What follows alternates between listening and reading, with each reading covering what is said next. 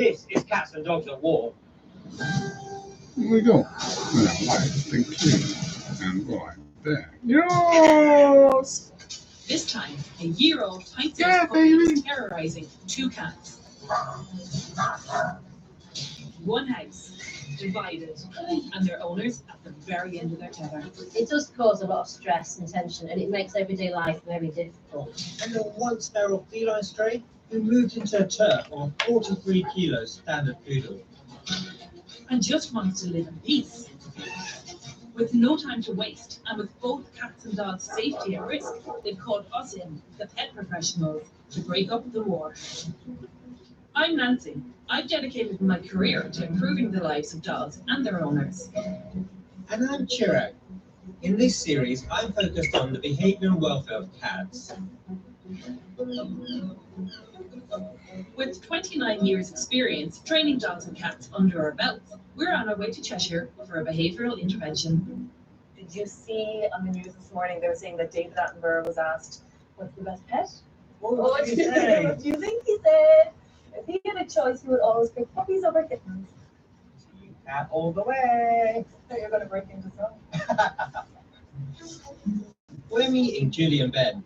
They've been married for 14 years and have an animal fanatic daughter, Evie. For the past 7 years, their family home has been shared by two adorable cats, 8-year-old Ernie and 7-year-old Molly. Molly is very independent. Ernie is a big, fluffy ginger Tom, but he's as gentle as any cat could be. But 12 months ago, Team Evie got away and the family brought home a puppy.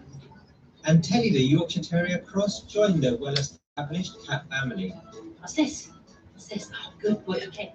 But no one could have foreseen that cute little Teddy was about to turn this harmonious home into utter carnage.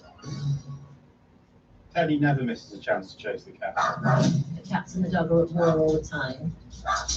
Teddy chases Molly downstairs, and she's hissing and swiping at him. Claws at him with her paw.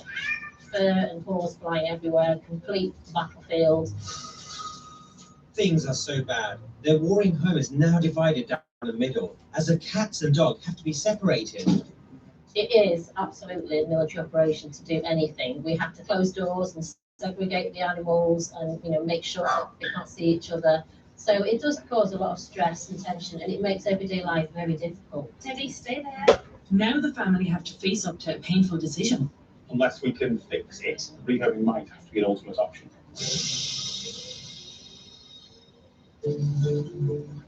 Rehoming? Not if Chirag and I have anything to do with it. We're going to get to the bottom of this problem once and for all. Hi, Chirag. I hear you have a plan going on. We do, yes. Got our little white flags to bring some peace and harmony back to your house. It's a real risk that one of these pets will need to be rehomed. And finally, We Anne, can't sort this out. I just lost at tennis. What's going on? What's the battle like at home? The situation is that we have to separate the cats from the dog. If we let them be in the same room, then Teddy will just be beside himself with excitement. He will run towards the cats. Molly will immediately disappear, and then Teddy will usually jump on top of Ernie and try and hump him. So you've got some footage, I think, that we might be able to watch. We have, Yeah.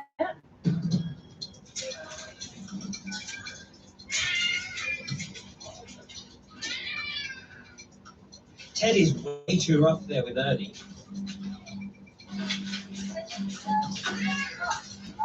But I can tell by Teddy's body language that he's not out to get these cats. He wants to play. Poor Molly. She's trying to get up high where she can find somewhere safe.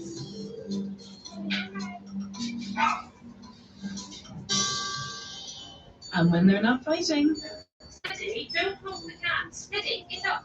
Oh dear, I think we've seen enough. I can see that you have a very, very tough situation on your hands. Yeah, it would just be so lovely, wouldn't it, to be able to leave doors open and let the cats have their house back again, and let Teddy be friends with the cats. You said the other day, didn't you? Well, we had a particularly terrible day with them, and the house was in chaos, and we were all arguing. And Do you know, you said Leanne, one of them's got to go, you busy you are. Teddy. I hope we're not beyond help, and I'd like to think. Leanne, I love you so much. I really, really, really, really do. Honestly. It's time for a pet intervention. In order to get Teddy and the cats back in the same room without a fight, Nancy and I will need to work with them both separately first. I want to meet the cats and start devising their training plan, but I need to make sure that they know that I'm friend, not foe. You've got a familiar bed that the cats use? Yeah, we have the cat seat in the garage, and this is their pillow that they usually lie on. Okay, perfect. So what we're going to do is I'm going to ask you to pass the bed to me, and then what I'm going to do is I'm just going to give the bed a little cuddle. Might look a little bit strange, but cats see the world through their nose, and if I smell like them, I'll be part of their group. We'll take you up to meet them. Let's go. Cats have over 200 million odor sensors in their nose, and smell is the primary way they identify objects and people. You know why? With an already fragile situation, first impressions really count. Just like a first date, if you try too hard, you can put them off. I'm going to try and avoid just direct staring, and I'm going to just keep my body nice and soft and let them take in smells about me and information about me rather than me forcing myself on them. If you kind of just ignore them, they're a little bit hard to get. It allows a cat to just take in information about me without being intimidated. Look at Ernie starting to walk towards us. His tail's up.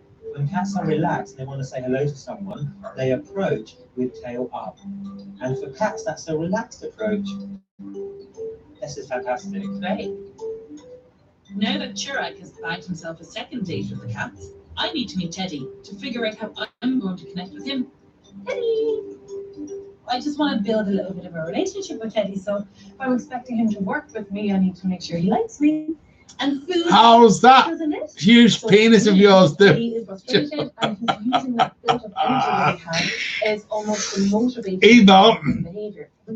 that is supposed to be quiet, all right? Outlet for his frustration. You're not supposed to mention things like that. That's between me and you. Free from fear. Do you think that might not be the troublemaker? And when I get my lovely hands on you.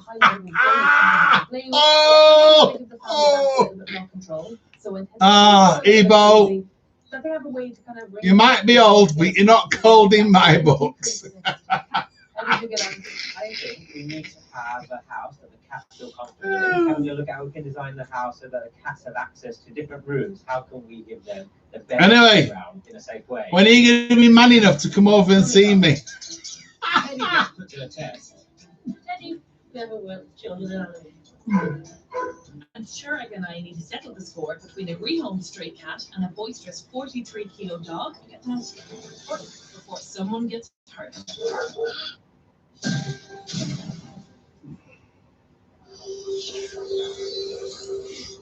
So we really put our hearts and souls into it.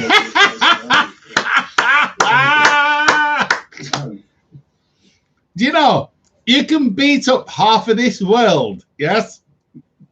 This is pretty But you simple. can't take me on by yourself. We love it here. Oh, Eva, I love you. Plus, we get really well with the Thompsons next door. I do. I do. Sorry, guys. Oh, you're lovely. You scare me, Joe. I know I do. But you scare me as well, you know. Hey, you. Look at you. You got them. I don't have them. Just so quiet, so peaceful.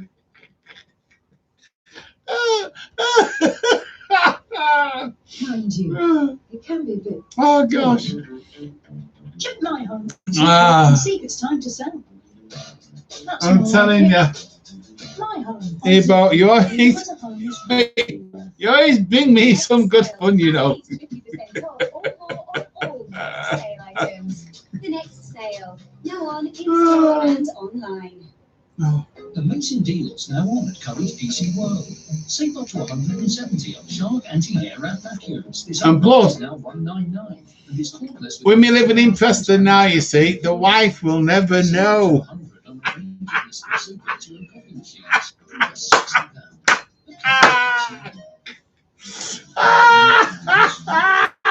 Launch your rocket into space.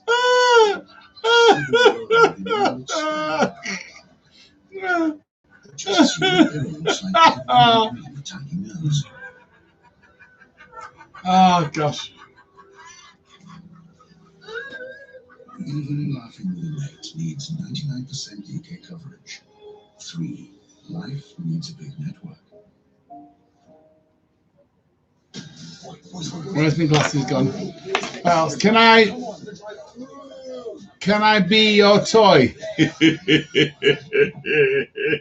brushing could stop the domino effect of gum disease, such as Evo, in order to be a boy toy, yeah, maybe even or toy boy, yeah, you've got to be at least 30 years. 30, yeah, not 3. All right, there's a difference. So, what means the word to you? Power it.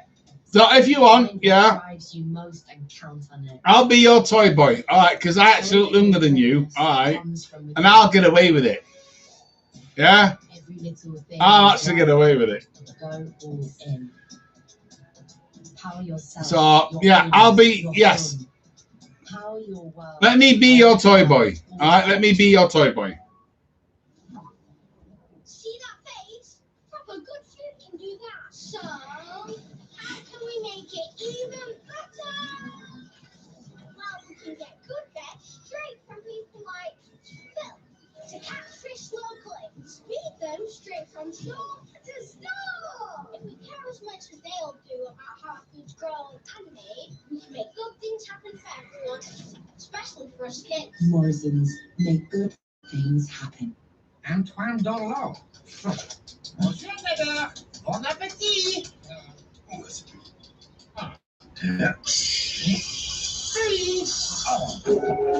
Oh la la.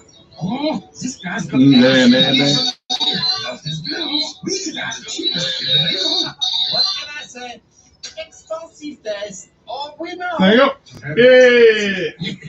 You cut your money with the neighborhood bills calculator. You worked, you saved, you bought your dream home.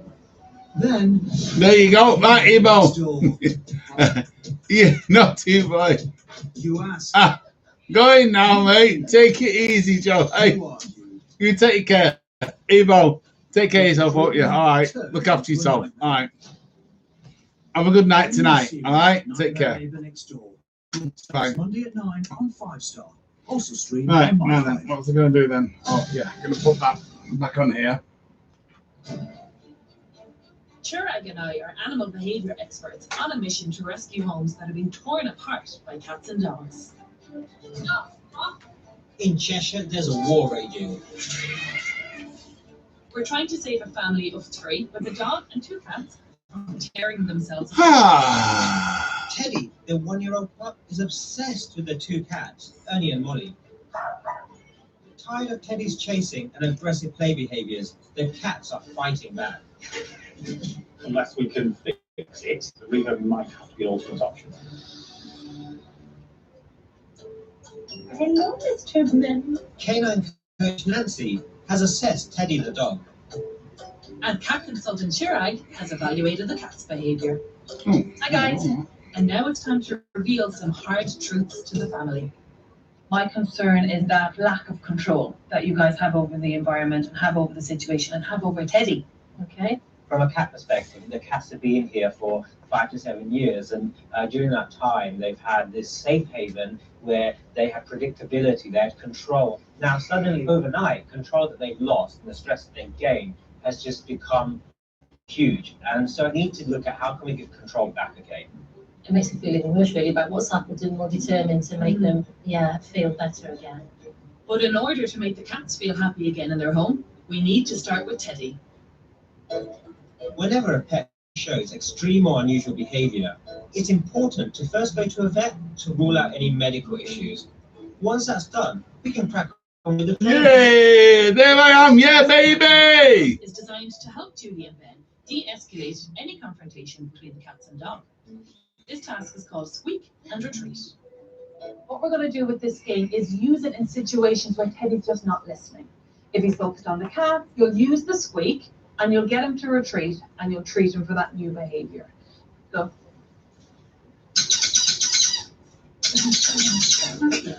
Teddy. There you go. Brilliant start, Teddy. He's going to run rings around our Nancy. Never worked with children and animals.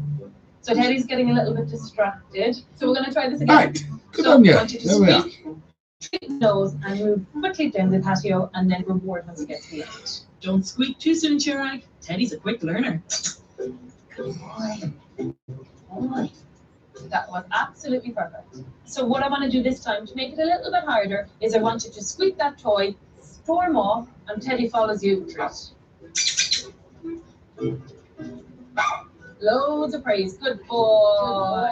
Well done, Teddy. I was quite pleased with how Teddy reacted to the task today. Well done, darling. He chased us when we squeaked things. He was quite happy to take food off us. So, you know, I was pleasantly surprised by Teddy's involvement, really.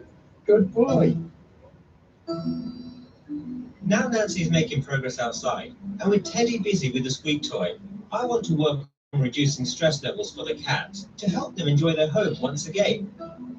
One way to do this is to make feeding time more fun.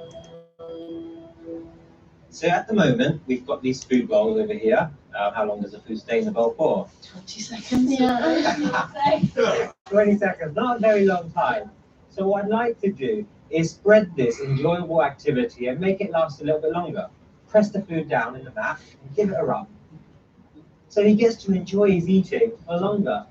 Never thought of doing that. Come on, Chirag. Didn't anyone ever teach you not to play with your food? There's a few different options with the cups that he can work on. Here we go, like that. See, he's moving the cup along. Oh, see, he's lifting his paw. Look at that.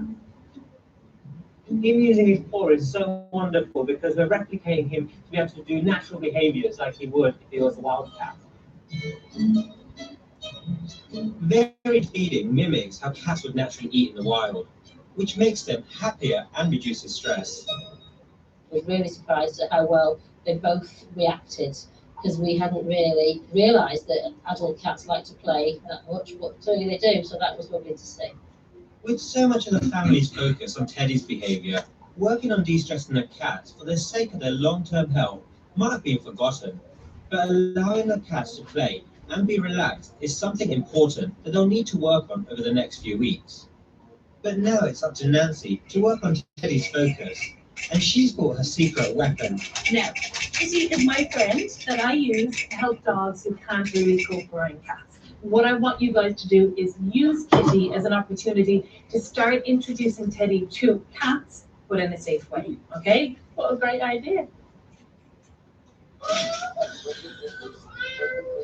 Good boy. Well, it's not exactly love at first sight, is it, Nancy? So what Teddy was showing us was, through his behavior, he was a little bit unsure, quite curious, and was interested in playing if he could just figure out what this cat was saying to him. This is going to help us when we do start introducing Teddy to Molly and Ernie. The next crucial job for Team Cat is to make the living room more feline friendly. I noticed in the home footage that Molly was trying to climb up high and get to safety, but had nowhere to go. So what I'd like to do is look at a system that we can have where the cats can walk through with confidence and comfort. These small modifications to the cat's habitat will give them back some control and help them avoid Teddy when he becomes too boisterous. Looking in your living room right now, I see a couple of really nice surfaces. I see this surface over here. Yeah. I can see this surface up here. So we can put one of their beds up there or a blanket or... Yeah, we can put up a little bookshelf here. Yeah. That might be one option for the cats to jump up here onto the bookshelf and then up here. Okay. Yeah, that sounds good. Yeah. Well, Nancy and I have done all we can for now. Time for us to say goodbye and to take our bag of tricks and to head off.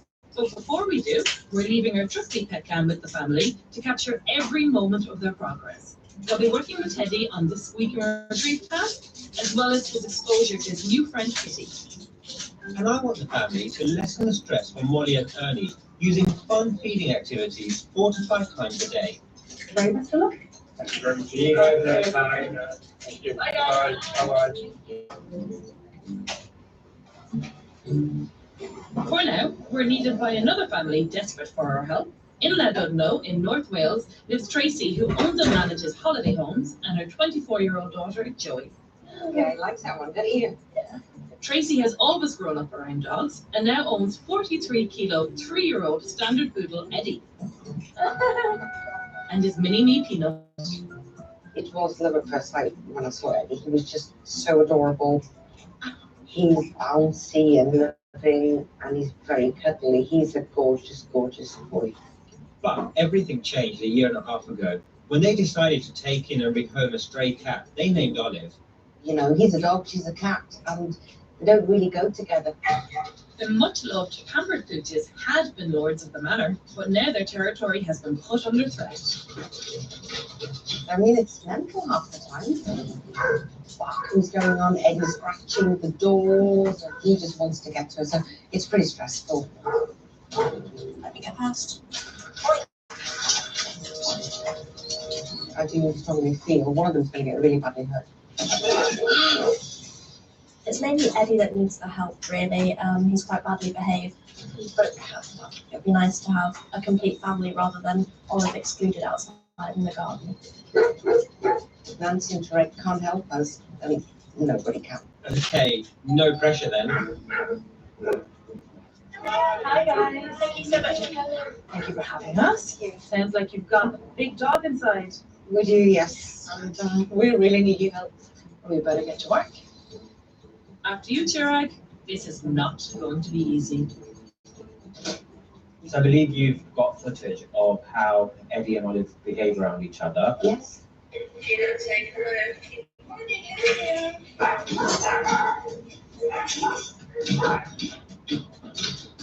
He's got the barking, he's got constant watching. That hypervigilance is non-stop. You can't sit there all morning. You're totally obsessed with that little girl. That would be extremely intimidating. I wouldn't want a dog looking at me like that. Yeah. Stay. Let me get past. Eddie is out of control, not to mention weighing 43 kilos, around 10 times that of an adult cat. And that's putting Olive in real danger. Both of Olive's doors are blocked, and so essentially she has no way out right now. This is really, really serious. Everyone's at risk here, including yourselves. I'm shocked by the footage of Eddie and Olive. And according to Tracy and Joey, that's not even the half of it. When Olive moved into a family home around 18 months ago, she upset the well-established balance. Now, for her own safety, she lives in a Wendy house in the garden. I need to work out how to get this new cat on the block, settled and secure, and end this war with Eddie.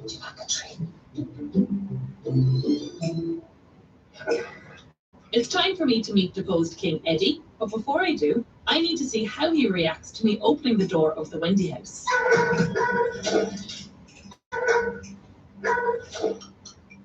Standard poodles are renowned for their intelligence. Eddie sees that yard as his own. Olive is an invader on his turf, and he's not going to stand for it. It's really important to see what elements of exposure to Olive stimulate Eddie and get him wound up. When I went to open the cat door, Eddie became that little bit more aroused, more barky, more excited, more fixated. It's easy to see how big dogs like Eddie can be intimidating. How was Eddie? Eddie can be out of control like that, and an out of control dog is a dangerous dog. Yeah, I'm very worried about Olive. And Olive's safety. She gets grabbed by the dog, gets knocked off a wall, she's going to break her leg. I'm really concerned how this is going to go. It's time to lay out some uncomfortable home truths for Tracy and Joey. I have real concerns for Olive's safety. Right. I think she's in great danger, and I really want to address this as soon as possible. I want us to work together to help her feel safe by teaching her a number of different activities using positive reinforcement. Okay. What you have in your hands here is what I call hindbrain duct. When dogs' bodies become filled with adrenaline, their behaviors are driven by the hind part of their brain. It's the part of the brain responsible for impulsive and reactive behaviors. So in Eddie's case, what looks like a hyper dog to Tracy is actually an out of control and potentially dangerous dog to me. When Eddie's calm and relaxed and able to focus, he's using the front part of his brain. When he becomes hyperactive and the behaviors I saw out in the conservatory, he starts using the hindbrain. Okay, so he's not in stealth when he's in hindbrain mode. We're really looking at dangerous territory. Coming up, Eddie and Olive confront each other. And I check in with Julie and Ben to see if the squeak and retreat and fake kitty training is bringing harmony to their home. Don't let go, because they don't want to scare the cat.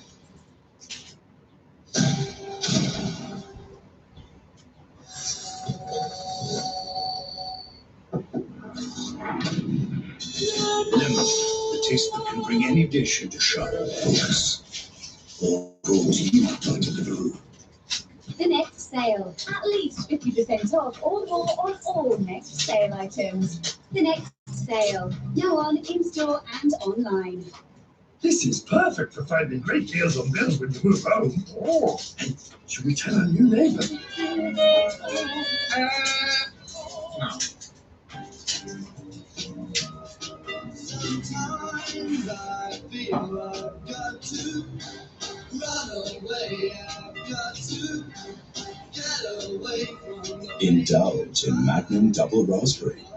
Pleasure has more than one layer.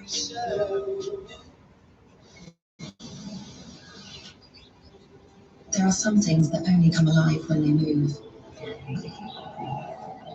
And you are one of them. So don't stand still. Try something new. Like one of our award-winning Nero electric hybrid and plug-in hybrid cars.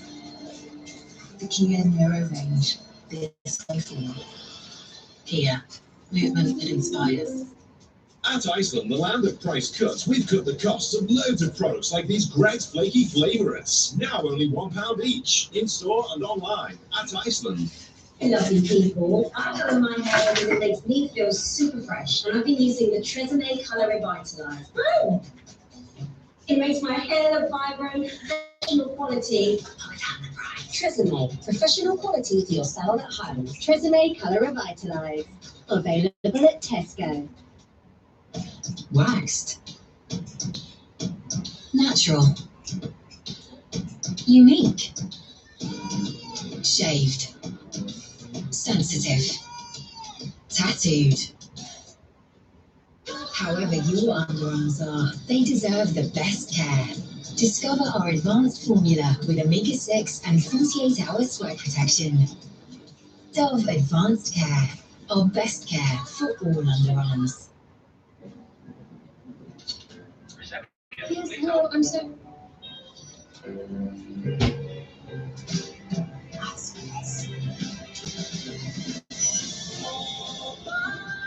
Go with us and get thousands of flexible booking options all in one app. It matters who you travel with. That's all protected. You could win this Porsche 911 Carrera 4 in the Omaze £1 million house draw, supporting the NSPCC and Childline. Combining sporting performance with luxurious comfort, the Porsche 911 offers you an incredible driving experience. So enter now at omaze.co.uk. With a twin-turbo flat six rear engine and advanced dynamic chassis system, this car is the ultimate in driving pleasure. Plus, with its timeless design, this Porsche 911 offers performance, precision, and iconic style. The best part? You'll be helping the NSPCC and Childline give thousands of vulnerable children the support they need to dream of a brighter future. There's one guaranteed winner, and it could be you. So for your chance to win this Porsche 911 Carrera 4 and our grand prize, a house in North Devon worth over £3 million, you must enter by midnight tonight at omaze.co.uk. Kind bars are packed with nuts as a #1 ingredient, with a drizzle of chocolate. They're a kind choice. Live kind.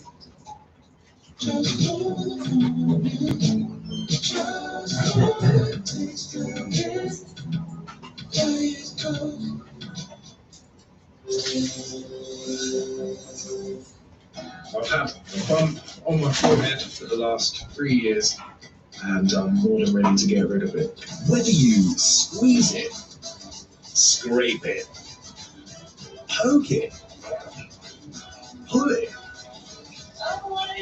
or pop it, you've got to remove it. Skin A&E continues Thursday at 9 on 5 Star. Also stream on My Bike.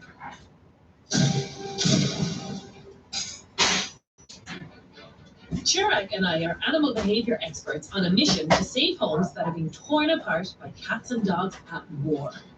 In Cheshire, Julie, Ben and Evie have been working on training tasks to finally end the battle between the cats Molly, Ernie and the newcomer Teddy. Teddy, we ever work with children and animals. And we left our trusty pet cam with the family so we can keep a track of their progress. And we met businesswoman Tracy and her daughter Joey in Llandudno. Their decision to take in a stray cat didn't go down well with their dog Eddie. 43-kilo Eddie was chasing tiny Olive out the family home. His territorial behaviour meant Olive's only safe space was a garden Wendy house. Totally obsessed with that little girl. Boy. Tracy's biggest problem is controlling her rampaging dog Eddie's territorial behaviour. If I'm ever going to stop the war between this cat and dog, I need Tracy to master an essential training technique. So recall will be really, really helpful for when Eddie's out in the garden and he's really hassling Olive in her Wendy house. Recall training is all about training your dog to come back when it's covered. It's an essential part of any pet dog's training because it means they can be off the lead. And it also means if there's a chance of your dog getting in trouble, you can call them back. All I'm going to do, put the foot behind my back, I'm going to say the word here, and I'm going to storm away. Here, good boy, good boy. He's already doing it, so I'm praising it as soon as he follows me. It looks easy enough, but we'll see. If Tracy and Joey can master this command, they'll be able to stop Eddie chasing Olive out of the house. Joey, you're up first. So I want you to go in front of Eddie. You're hiding your treat. Say the word, and off you go. Yeah. Storm off. Praise, praise, praise, praise, praise. Good boy. Come on, Joey. You need to be more assertive. That's not going to break up a fight. So if you're on the beach and you say to Eddie, here, do you think he's going to want to go?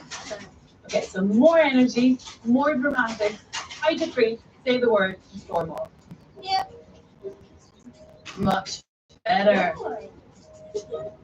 Without training, dogs don't understand the world. If they don't understand the world, they'll be insecure. Massive link between insecurity and aggression. I don't want that to happen here. I'm surprised with how well Eddie behaved actually, so looking forward to increasing the training, making it harder for him and making him achieve greater things really. Nancy has shown Tracy and Joey how to manage energetic teams. But if we're going to get this cat and dog under the same roof, I need to convince Olive it's safe to leave the Wendy house. Step 1 is a dog-proof physical barrier for the garden. So if we use this fence system, then Olive has her own access out of the Wendy house without any threat. Yeah, sounds good. Okay, perfect. I think that is good. Yeah. It might seem extreme, but cats are very territorial, and Tracy has to teach Olive that she has a bigger territory than just a Wendy house. I see what he's doing. It's very important that Olive is safe and feels she's in a safe place. With the safe zone set up outside, I want to teach Tracy and Joey some de-stressing techniques for Olive. With cats, if you give paw and do a little sit behaviour, these can be a relaxing behaviour that a cat can engage in, as opposed to going, I'm stressing out because Eddie's over there. Okay. We're going to see if she'll use a paw to get it out. Just wait for that paw to come up. There we go. Excellent. Nice. I didn't think you could train cats. I also thought it was more of a dog thing. So yeah, it was quite nice to see Olive, being able to be trained and give her paw for treats and stuff. Good girl. You're so clever. Okay, so I need you to pop Eddie on his lead. Inside, I'm continuing my training with Tracy and Eddie. Eddie currently associates the opening of the doors with chasing Olive, but if we can break that association, Olive might be able to safely re-enter the family home. What we're going to do is start from the very simple part, just touching the door handle, okay? Sheesh. If we think he's starting to go hind brave, we're going to stop and we're going to ask him to think. So, okay, stop. Close the door again and ask him to do anything that he knows that he uses as front brave. Eddie, sit. Big praise, good boy. And give him a treat. Open the door up very slightly. In the garden, Team Cat is going strong as I teach Olive to become more comfortable out of the Wendy house, and importantly, within eye line of Eddie. Good. So right now, Eddie sees Olive. He's super excited. What I want is cool, calm, collected, focused on you guys, ready to work and thinking. Yeah. Okay. So we only go to use the door. If he starts getting excited, we close it and come back in. Okay, now sit up. Perfect.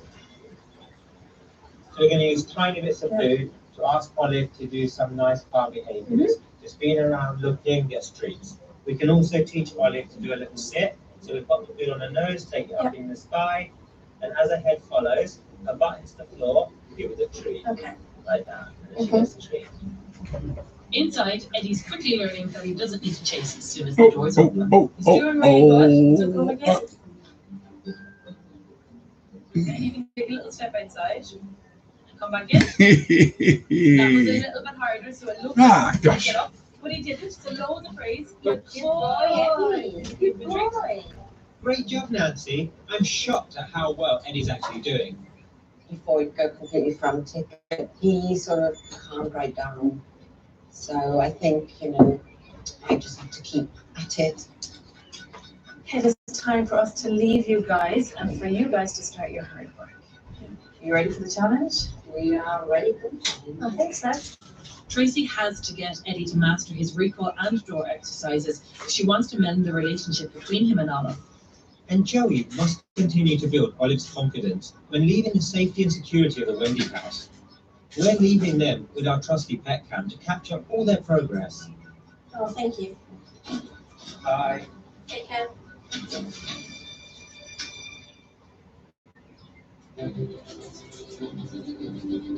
It's been 3 weeks since we met Ben and Julie in Cheshire. Today I'm back to check on the progress and to take the training to the next level. And I'm returning to drill in more discipline at Tracy and Joey's Animal War Zone in North Wales. Only a few weeks ago, this house was a battleground. Terrier Teddy was out of control, terrorizing poor Molly and Ernie. And the cats were stressed out and fighting back. I'm keen to hear how you guys have been getting on. Let's start with the cats. It's gone well with the cats. The family has used our pet cam to record everything. We've been feeding them in an interactive way, and we've been feeding them 4 or 5 times a day instead of just twice. The cat walks that you asked us to find somewhere in each room where the cats could be safe from being under attack, that's gone well. And he's climbed up to the top of the dresser and is sitting there having a snack. Excellent. So I love to hear that things are going well. And I'm not surprised. We're working with cats. What else do you expect? Hey, Chirag, don't forget about the dog. So tell me, what's been going on with Teddy? We've had some successes. So I think there was Squeaky Retreat, for example, which we had to do.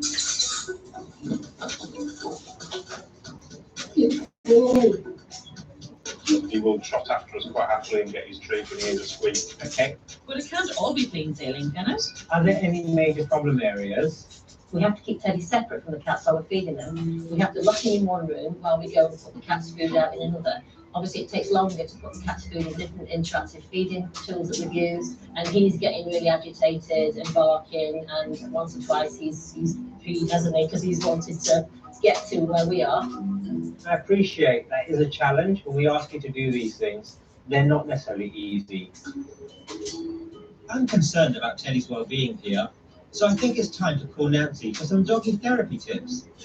Hi, Nancy. Julie says when the cats are being fed, Teddy is getting very distressed, barking, screaming. Okay, this really needs to be addressed.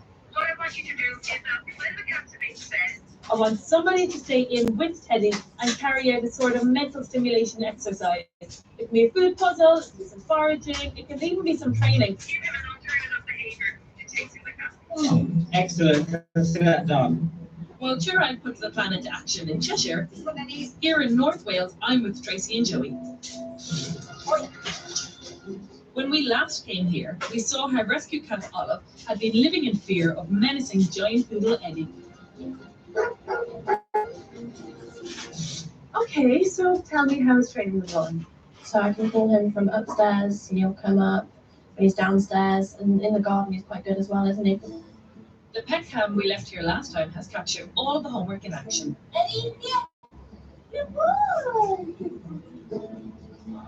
For me, the most challenging was opening the conservatory door. Good boy. Good boy. Good boy. I kept on having to watch Eddie's movements and the way he was thinking, but I've got to say, I'm really impressed, and so far it's gone well. Nice work, Eddie. At Ben and Julie's, I'm prepping the pets for a crucial mealtime exercise. If I can't keep Teddy distracted during Molly and Ernie's feeding, he might never leave the cats alone. which could spell the end of the road for one of these pets. Oh, thank goodness there he is. I'm going to work with Julie to change the cat's feeding habits. If they can adapt to eating off the ground, Teddy won't see them as potential playmates when they're in the same room. The goal is eventually Teddy will be coming in here while this is happening. And so I'd like to get the cats used to just being comfortable at height and then Teddy coming into the mix as well. Okay. Good girl. Nice. So we're going to see if we can encourage her to plant her bowl up here rather than stay on the floor. She's crying, which is excellent. The next step is to begin desensitizing the cats to Teddy's presence. Good. If we keep the cats calm now, we'll be one step closer to reuniting this warring furry family. Now, what I'd like you to do is just be pretending that you're talking to Teddy out in the hallway. Teddy, okay, good boy. Good. While you're doing that... Hi, Mike. It's only me. Give us a call, will you? All right. Bye now. This is a major breakthrough. With the cats up high, they're staying calm as they know Teddy can't reach them. And what I'm going to do is just pay the cats for staying at the station, which they're doing wonderful. Well done, Chirag. But now I need your help with Olive over here in Wales. Hello. Eddie's doing brilliant. They will do all the homework I asked them to do with Eddie. But how do we get Olive out and safe and in the same environment as Eddie? So I'd like you to invite her out using lots of nice goodies and reinforcers. And when she's outside, what I'd like to do is introduce pretend Eddie. It's a fake dog. Oh. And we can make pretend Eddie into more real life Eddie by taking some of Eddie's blankets and smell. Okay. She starts to learn, oh, the smell of Eddie equals good things. Okay, looking forward to the challenge. Bye. Ever since Olive has been living with Tracy, the scent of Eddie has meant danger. So if I can get Olive to interact with Chirag's fake dog, we really stand a chance of ending this feud. Okay, see what Olive's doing? Then she's starting to see fake Eddie. Okay, so just give her a chance to explore, and you keep moving fake Eddie about. What will be interesting to see is if you drop a little bit of the fish right by fake Eddie, will she go to take it? Okay, this is good. The benefit of having a fake Eddie is all about the May's gradient. For Olive, we want Olive to slowly but surely be introduced to Eddie while she's staying calm, while she's thinking, and while she's able to communicate as well. So it's an essential part of the program. As Olive is calm, I want to push the test one step further. Sorry, Chirag, but it's time for your fence to go. You can move fake Eddie about a little bit, get the tingle. Perfect. Olive! Look, that's good. And Tracy, this is where you can practice your card games. Do your best, Eddie. Go for it. Steady on, Tracy. We said bark, not roar. Okay, this is brilliant. Now that Olive is having a good sniff of Eddie, of Eddie's collar, this is great. So this is definitely progress towards the end goal of peace and harmony in the Olive Garden. Great work, Nancy. That's the first positive interaction Olive's had with a dog in this house. I was extremely happy with how Olive did in that task. However, the big risk comes when we introduce Olive to the real Eddie. That's when we've got real risk and a real danger to life. I'm so proud of you, Olive. Back in Cheshire, I want to attempt an integration exercise. Over the past few weeks, Teddy's slowly been getting used to Nancy's fake kitty. It's time to reintroduce him to the real thing. Julie, how are the cats doing? They're fine. Okay, good. So what we're going to do, Ben, you're going to hold on to Teddy for me. Yeah. So important you don't let go because you don't want to scare the cats. Okay. So I'm going to be watching Teddy's body language and making sure he's relaxed at each step. You're going to be making sure the cats are relaxed. Okay. Okay. See if it's nice Teddy can sit there. Sit. Good. Dignitary. This is a make or break moment. One confrontation now could undo all the hard work that everyone has put in so far. How are the cats doing, Julie? They're okay. They've both noticed Teddy, but they're okay. Okay, good. So Teddy's in the hallway now, and he's able to see the cats. Good boy, Teddy. Dogs can sometimes react aggressively when they're anxious or hyper, so it's crucial Chirag keeps Teddy calm here. Cats are happy, Teddy's happy, he's not barking and lunging, so this is excellent. That's amazing, Chirag. That's the closest Teddy and the cats have been for weeks. I'm quite amazed that Teddy was sitting like 10 feet away and not running in and chasing the cats. It's a shocker. Coming up, it's the ultimate test for both our families. As cats and dogs come face to face. How would you feel if I dropped the leash? Very nervous. To end the war.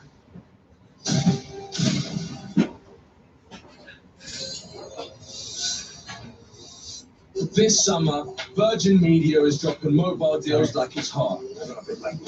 Check out our summer drop at virginmedia.com/mobile. We're the crews. Welcome to a better way to live. We have one house rule here. We don't go past the wall. Want to jump in? The only way to survive is if the pack stays together. Kill circle. You'll never guess what I said. Sorry. Never apologize for an effective kill circle. The Cruise 2 on New Age. Wipes, wipes, wipes. Cut the waste. Try Garnier micellar water with reusable eco pads. Micelles work like magnets to cleanse away dirt and remove makeup. With zero daily waste, Garnier micellar water and reusable eco pads. Now discover new micellar hyaluronic aloe water with hyaluronic acid. Skin is cleansed and feels plumped exclusively at Boots. I deserve more from my hair. New L'Oreal Elvive More Than Shampoo. Our first hybrid shampoo that cares like a mask. Concentrated with more nourishing actives for soft, silky hair. It's the product people are calling no ordinary shampoo. New Elvive More Than Shampoo by L'Oreal Paris. Search online. I'm worth it. Sergey, the neighborhood broadband checker says we have much faster internet than the mega cities. Sacre bleu! Internet is terrible! MGHS, the SUV for everyone who enjoys getting more out of life. More sophisticated design inside and out. More technology that helps keep you safe, secure, and connected. And with petrol and plug-in hybrid options on offer, there's even more choice too. The MGHS, available now for only $21,495 on the road. So why wait? Oh, sorry, kid. Maybe wait a few more years. MG, get more. It's time to set sail in the Omaze £1 million house draw, supporting the NSBCC and Childline. This spectacular dream house in Devon enjoys panoramic sea views that will take your breath away. One person is guaranteed to win. Wow. So enter now at omaze.co.uk. Stunning floor. Fleetwood was fabulous. Flood this open plan space with natural light. It really is an architectural masterpiece that puts you at the very heart of this beautiful environment. What's more, everything comes fully furnished, inside and out. Just imagine lounging on this palatial terrace before cooling off in your very own infinity pool, making every day feel like you're on holiday.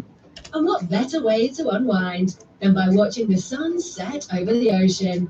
But that's not all. Enter at omaze.co.uk by midnight tonight, and you could also win this Porsche 911 Carrera 4.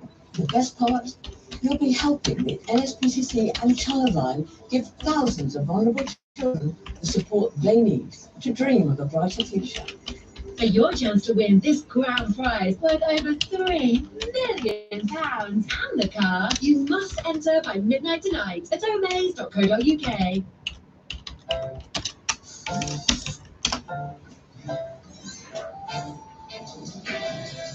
Yeah, ready for more. Just step outside, I can feel the effect. 2 nights, I'm ready, of course. Been locked down with a big toe, what's so wide, I'm ready to tour. Smell iconic. The new Lynx effect. We can call it couple dump. We can talk about working together. Teamwork. The ups and downs. You know, the power of partnerships. What do you think? Hello? Synergy. Good word. So it's a conversation. It's a podcast.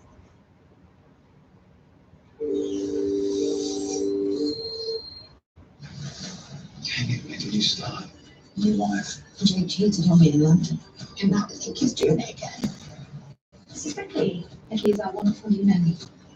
How about you stop accusing me? He just gets so angry. Jesus, Anna, is this how it's going to be?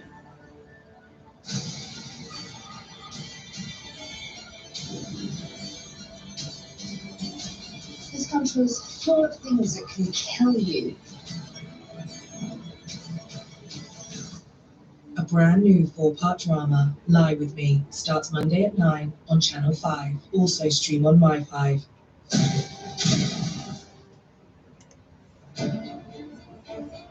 A few weeks ago, dog expert Nancy and I began working with 2 families Absolutely perfect. whose homes have been turned into a war zone by their fighting cats and dogs. In Wales, Tracy and Joey have been working hard on the tasks we set to continue building the confidence of their cat Olive. As they attempt to reintegrate her into the house after territorial poodle Eddie chased her out. And in Cheshire, Julie and Ben have had an incredible breakthrough in their training plan. He's seeing the cat, he's not barking and lunging. This is excellent. They've also built catwalks in the living room and even a safe haven upstairs. Oh my God, and it's even got a little sign saying Ernie and Molly's house. Teddy not allowed. But is it enough? Today we're back to see if Julie and Ben have done their homework and if we can put an end, once and for all, to their cat and dog nightmare. Hi, Nancy. Hi, how are you? Good, thank you. Julie, Ben and Evie were so fed up with this situation with their pets, they were threatening to rehome one of them. How are you feeling? Nervous. Whether it's going to be a complete ceasefire, thank you. We'll see. What we need to see is that you guys now have all the skills and the knowledge that you need to make sure that we can bring peace and harmony and keep everybody safe. We want to bring Teddy into the same room as the cats and see if Ben, Julie and Evie can keep the peace. So we're just going to get cats to their little trees where we want them. Excellent, look at that, that's beautiful, Ernie. Everyone needs to play their part here. One false move and all hell could break loose. Okay, Nancy, are you ready? You need to keep his focus on you. Okay, can you ask him to do a sit? Teddy, sit. Good boy. See? Good boy. Do you want to encourage him up onto the couch? Look at Molly just happily eating on a tree. Oh my goodness. Oh, if you guys want to take a seat beside him. Good boy. If we can get him sitting and lying down with Molly only inches away, that's going to be massive for Teddy. Sit. Sit. Good boy. Teddy. Teddy. Attention again. Well Look at me. done. Look at me. Teddy's really responsive, he's paying attention, and Ben is on the ball. They've been doing their homework. Molly's actually moved and jumped off the tree. Okay, so keep Teddy's focus. Lie down. Lie down. Wow. Well done, well done, wow. Good boy. So we've now got Teddy lying down, which is a really, really calm behaviour, showing us that he's not looking to flee and chase the cat. And Molly is literally inches away. I can't believe it. I'm amazed that he's as calm as he is, lying down and focused on the food when you can hear Ernie up there and Molly is 2 feet away. It's unbelievable. This is massive. So proud of Teddy. It goes to show that team cat and dog can come together to get amazing results. I was really, really surprised. Teddy listened to the commands, Ernie just carried on the whole way through, perfectly calmly. Molly perhaps was the biggest surprise because she even got down from her perch and moved around the room. Just went really well. I'm really happy. Good boy. In North Wales, it's time to see if we can finally welcome back Olive the cat into Tracy and Joey's family home. For a year and a half, Olive's been tormented by Eddie the Poodle's territorial behaviour. Hi guys, nice to see you all. We are back. Would you like to come in? A measure of success today is going to be able to see calm Eddie in the same space as Olive, and Olive wanting to be there without being attacked. For Olive's sake, I really do hope things have improved. As soon as we came outside, Eddie stayed with us and didn't make a beeline to Olive's Wendy house. That's good. Yes, there is improvement. So let's get Eddie on his lead. I'll go meet Olive and let's see what happens. Yeah, Ed. The fences I put up to divide the garden into a cat space and a dog space have been removed. How do you do? We can only declare the war over if Olive and Eddie can share the garden together. So Eddie's coming out now. Slowly, good boy. Good boy, Eddie. Nice and slowly. Hey, you're gonna stay around. Wow. Can you sit? You relax. Good. Sit. Sit. Good boy. Good boy. Go up here. Come up the floor. Good girl. Olive looked at him and then stayed there. She relaxed. She came over to me and did a sit. Just see a feuding feline and canine. Just feet away from each other. This is why we do what we do. I'm shocked at how far Eddie and Olive have come, but I want to push this final test just one step further. Tracy, how would you feel if I dropped the lead? Very nervous. Okay, ready? 3, 2, 1. Good boy, Eddie. This is Eddie. Good. Nice. Yes, Eddie. Tracy has his complete attention. Good girl. Asking for a paw? Give me a paw. Good boy, Eddie. Who's a clever boy? I was not expecting to see that magical moment. We got it. Job well done. So happy. There's Alice, good boy. And you're going inside. Tracy, this is amazing. It is. I'm feeling pretty happy about it, yeah. Also proud of Olive and Eddie that they played ball and showed everything that they've learned, yeah. Job done? Yes. I think cases like this really show you that it doesn't matter about your pet's history. There's always room for change. And with positive reinforcement, patience, and listening to your pets, you can get magical results.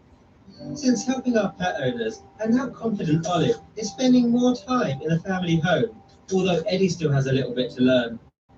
And in Cheshire, Teddy and Ernie are now firm friends. Teddy and Molly are taking things slower.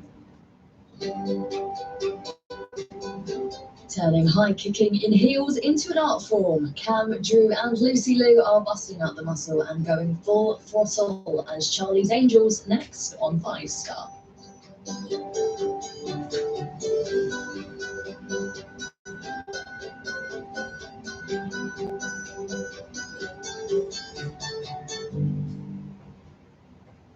You bought your dream home. Then you met next door. You asked. You pleaded. You argued. But the dream turns into a nightmare. A new series of Nightmare Neighbor Next Door starts Monday at 9 on 5 Star. Also stream on My5.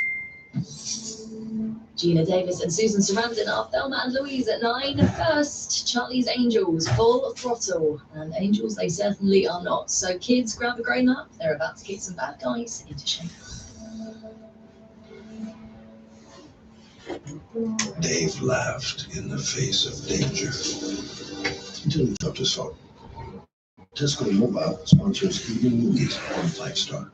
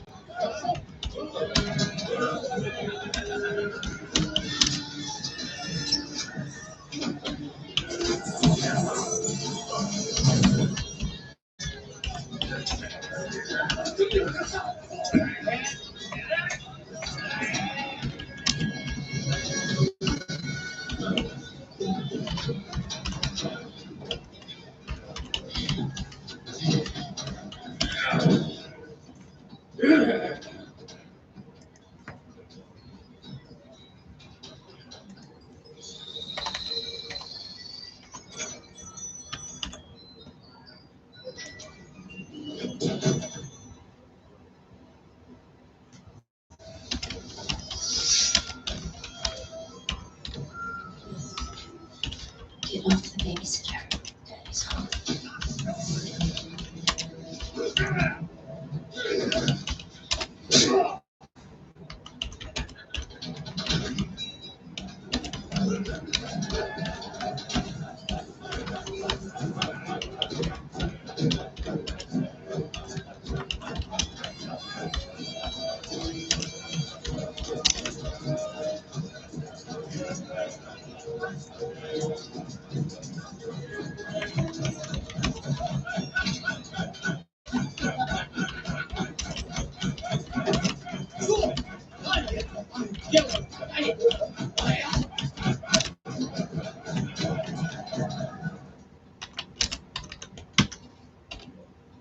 Done yet, Angel?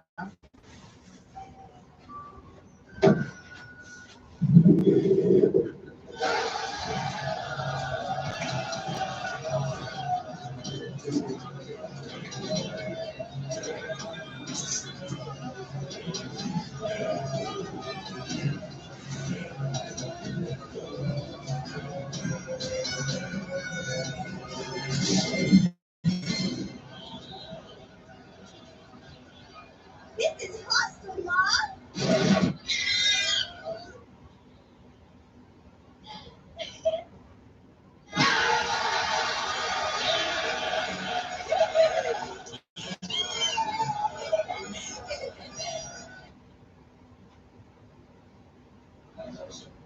Good job.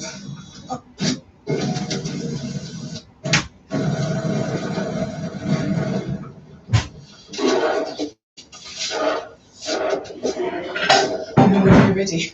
Well, then that's what they'll find, isn't it?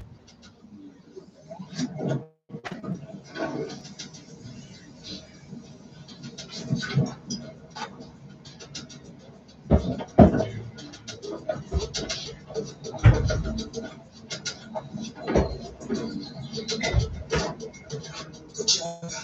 Oh, go. We did it. Good. They're here.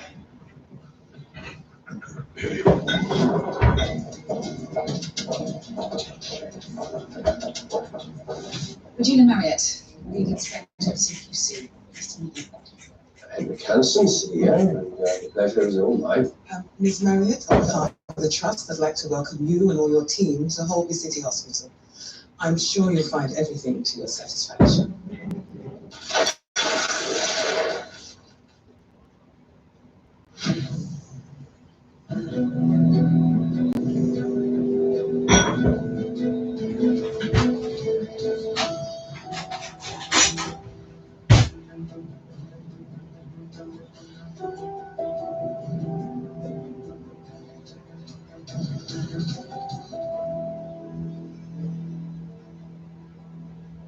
Anything I can do to facilitate your stay? You only have to ask. Risk assessment, patient outcome data, all there. My colleagues will be reviewing your policies and procedures in due course. It'd be good to see your serious incident reporting. Rory Lysett, special advisor to the team. Well, I have taken the liberty of compiling an analysis on that issue. Impressive. It's signposted my concerns.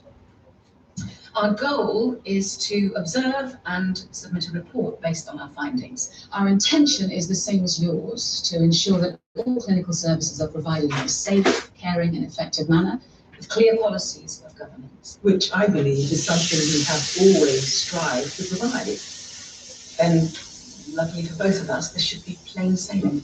Speaking of lucky, how is Nurse Simpson? She's on leave. Now, as you know, individual inspectors will be undertaking ward observations. Right. I have put together a detailed plan. No, thank you, Ms. McGarry. We'll be conducting one-to-one interviews as per the itinerary you sent through last night. Did you not receive it? Well, yes, we did indeed, and we've instructed the relevant individuals as requested. No, I didn't get that correspondence. Ms. McGarry, I wonder if you'd like to ask Mr. Fletcher to guide our guests towards their respective wards, please. Excellent idea.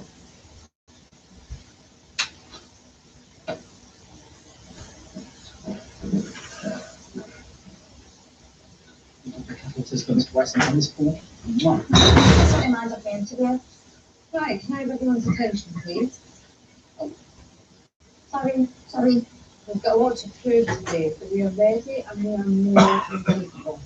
And no jump top suit, Harris was going for 5 minutes, is going to tell me otherwise. Miss Goddard? Yeah. Rory Lassett, special advisor to the CQ.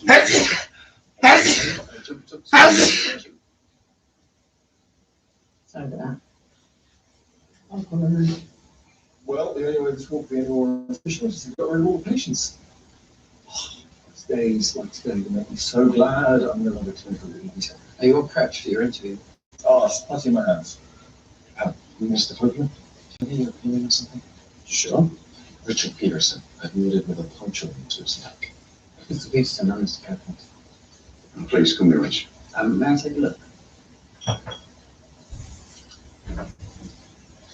Stupid muck came out of nowhere and tripped me up. I was on my way to work. I tried to bend it off and then it bit me. Right. And have you had a tetanus in the last 10 years? Yeah, I think so. Okay, great. Well, we'll get that all cleaned up and get you on some antibiotics. We'll also need to do an ultrasound and do blood tests. Man's best friend, eh? See you in a bit. You don't believe that, do you? No. So sure no. Okay. Can you just focus on the medical today, please? We have enough on our plates.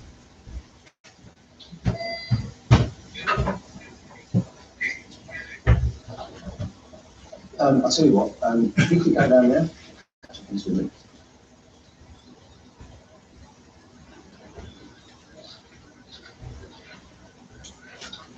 Didn't hear you come in last night. What, your mobile fall down the back of your mobile? I'm working, so unless there's something I can get you. How about a daughter that actually just kept her dad? Yeah, sorry, seems to be all out of that.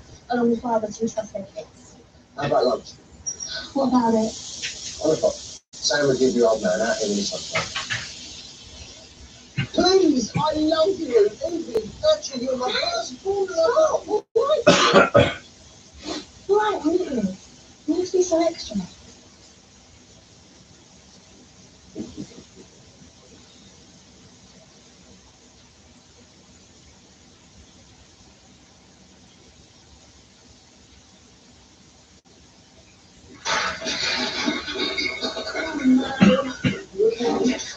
Yeah, just being clumsy, that's all.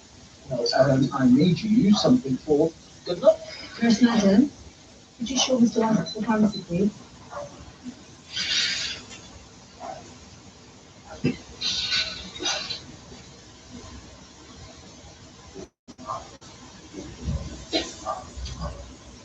Hudson. You okay? I'm just a bit stressed, which you haven't noticed. Something a good back rub might cure. You know what under scrutiny, so just maybe tone it down a bit. So. Nothing wrong with a bit of fun. What's going on? Actually, there is. There's a lot longer that let me get in sack for sleeping with my F1. Sexy, come on, the old boss. Completely. Come on.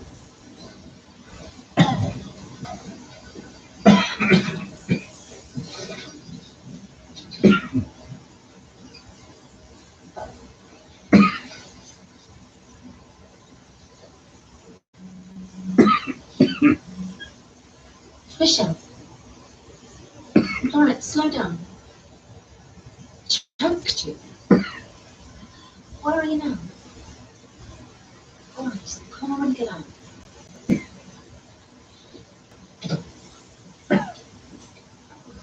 I need a hand. Told you before, sweetheart, that's what the little girl built it for. Yeah, I was hoping that you'd be able to show us around to tell everyone I showed Collins to obstetrics. Yes, of course. Is Jonathan would like to communicate? I mean, we're like one big up family. A dysfunctional one. One that could bring each other's necks sometimes. But it's only all families. Except this isn't your family, is it, Mr. Levy? This is your place of work, and these people are your colleagues. Yes, of course, yes. I was just. Mr. Levy, I wanted to ask you about the car accident that led to you fitting Mr. Copeland with a stone in the back. I'm sorry? At the time, were you aware of the major incident protocols? Yes, of course it was, yes. I mean, it was a split-second decision. I want to save Mr. Copeland's life. And the subsequent hospital investigation. Yes, well, Mr. Copeland was competent. Yeah, I'm sure.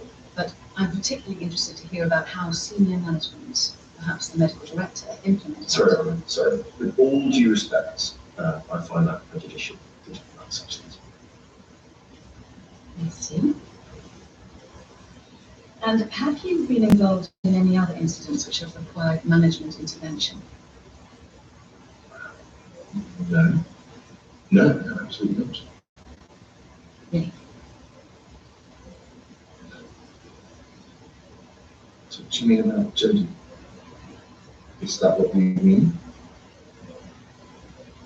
Do you know about that? Mr. Levy? Lane Hudson, 49. Cara found her collapsed in her living room. Brought to ED, has multiple sclerosis. Amlodipine, 10 milligrams daily for hypertension, recently diagnosed with type 2 diabetes. Medication metformin 10 grams daily. Basically, one was Cara. Okay. The paramedics have said that they found a necrotic patch on her abdomen. I've ordered FBCs, urines, and anything. Josh, you can treat her. No one knows more about her medical history than me. Okay. Put her on IV antibiotics. We'll have to get it drained, but you run everything past me first. Right?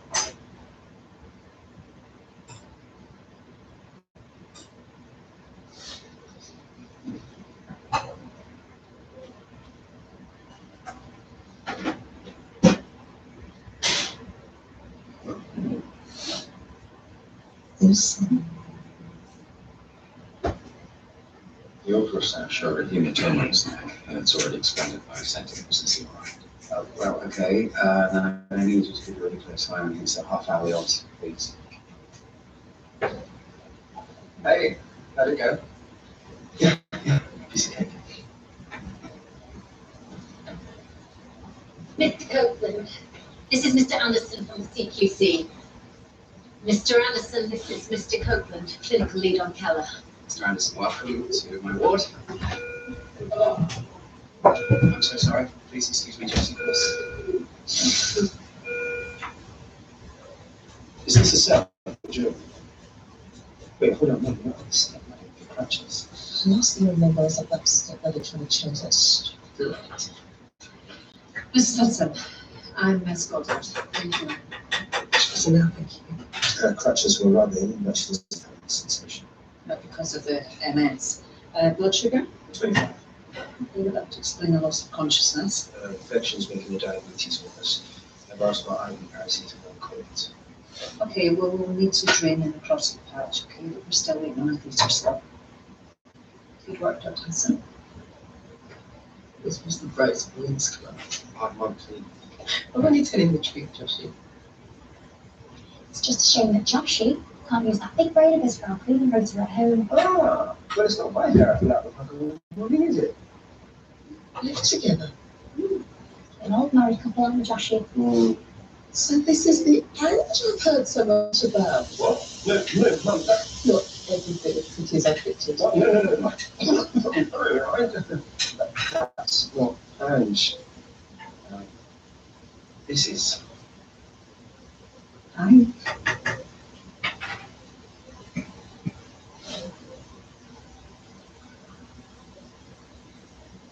Michelle, what did the doctor say? No, I'm not angry, just calm down. Of course you should have been. Leave it with me. Sort it.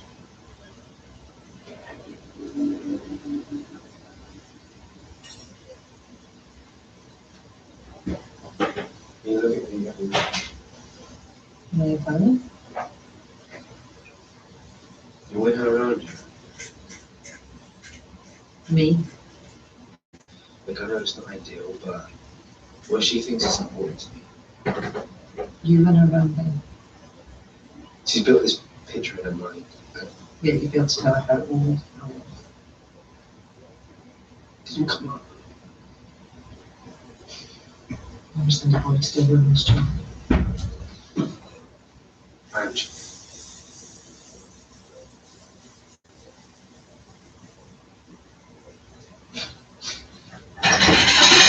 for your interview? Running late apparently. Thanks to Hansel, I've already had to step out of one surgery this morning, so it's going to be due. Don't. I'll just leave. Go. I'll speak to Hanson. Well, it won't be long now, Miss Miller. I think Chloe's waited long enough. I've told her she can get back to work. In this marriage, it will be very short. Clearly, your patience isn't shared. What are you playing at? What? Today, all this. Bending over backwards. Anyone would think you wanted us to fail. On the contrary, we succeed with them. I've seen these people firsthand. Now, if they put us into special measures, they can close wards, take control of our budgets. This hospital has multiple problems on every level. I can't handle it on my own. No, you're not on your own, Henrik. But we don't believe it. All right, boy. Should I go? No, you should wait. I'm doing my very best for this hospital. Are you?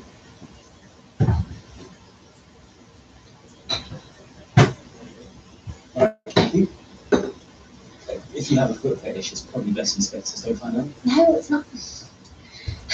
Okay, if you must know, it's custom content. MIP. Subscription only. Is it? How do you do that? Well, people are paying to see my feed. You know, can earn 1 hour and half a day here. Wow.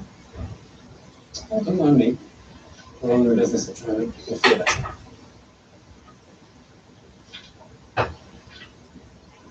I'm sorry about before. Must be a bit shock. Could say that. I'm sure you're a nice person.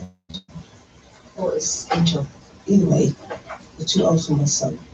I really think this is a conversation we should have with George. I should have had much of a childhood. I always hoped that when he started earning, that he could finally have the freedom to enjoy his youth. I'm not forcing him to anything. No, you're not putting a stop to it either. All right now. Yeah. It's been a tough week. I suppose we'll do that to you.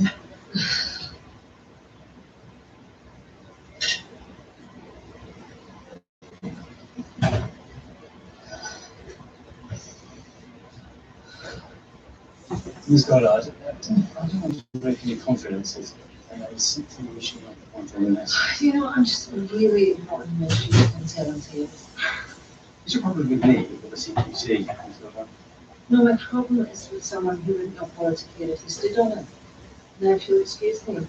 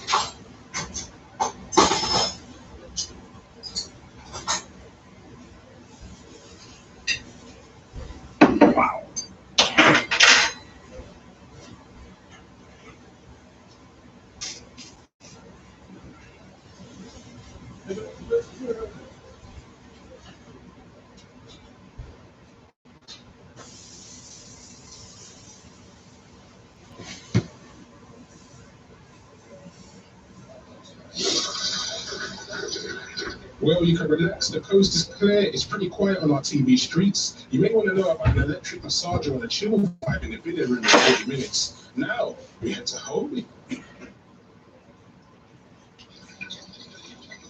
No. You've got to be kidding me.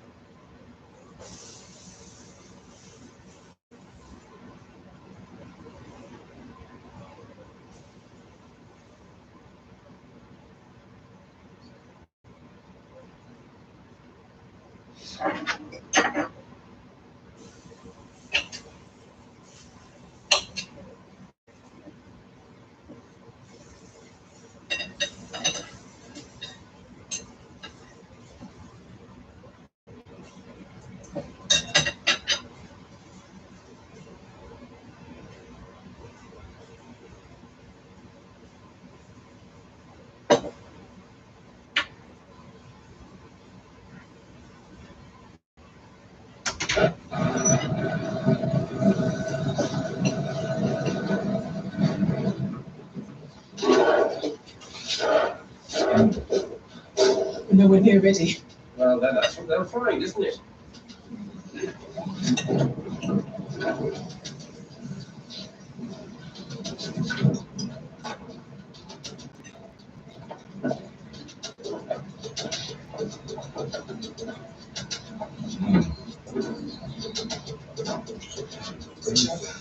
Oh. Good. They're here.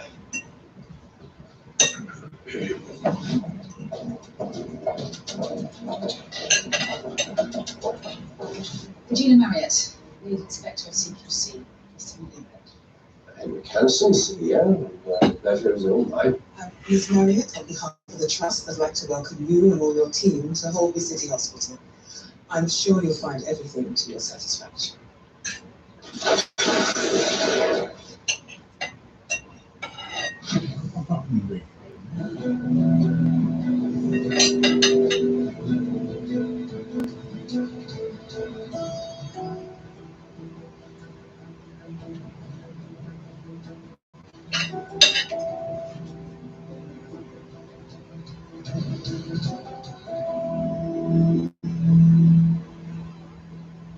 Anything I can do to facilitate your stay, you only have to ask. Risk assessment, patient outcome data, all there.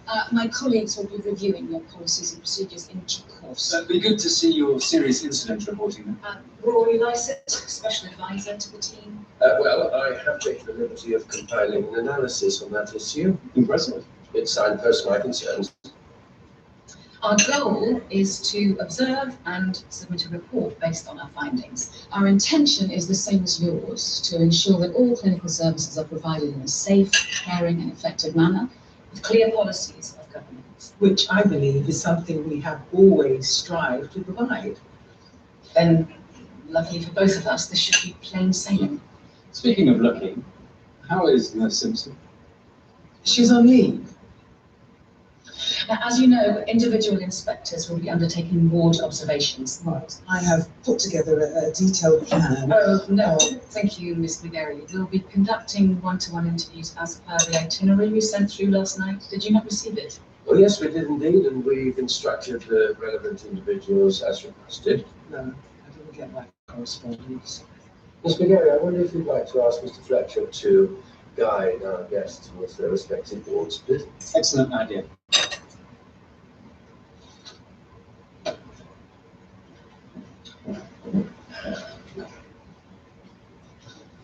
Just for Mr. Rice and this point. That's what reminds of the interview. Right, can I have everyone's attention, please? Sorry. We've got a lot to prove today, but we are ready and we are more than capable. And no jumped up suit, parachuted in for 5 minutes is going to tell me otherwise. Ms. Goddard? Yeah. Rory Lysett, Special Advisor to the CQC, aka a jumped up suit in a parachute. Sorry about that. Oh, Rory. Well, the only way this won't be any more efficient is if we got rid of all the patients. Stays, like stay, I'll be so glad I'm no longer tempted to eat. Are you all prepped for your interview? Oh, it's putty in my hands. Oh, Mr. Copeland, can I get your opinion on something? Sure. Richard Peterson, admitted with a puncture wound to his neck. Mr. Peterson, I'm Mr. Copeland. Please come here, Rich. May I take a look? Stupid muck came out of nowhere and tripped me up. I was on my way to work. Tried to fend it off and then it bit me. Right. And have you had a tetanus in the last 10 years? Yeah, I think so. Okay, great. Well, we'll get that all cleaned up and get you on some antibiotics. We also need to do an ultrasound and do blood tests. Man's best friend, eh?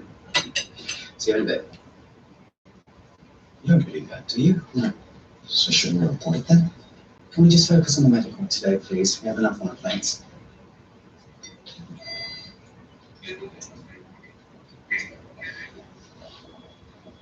I'll tell you what, if you keep going down there, I'll catch up in 2 minutes.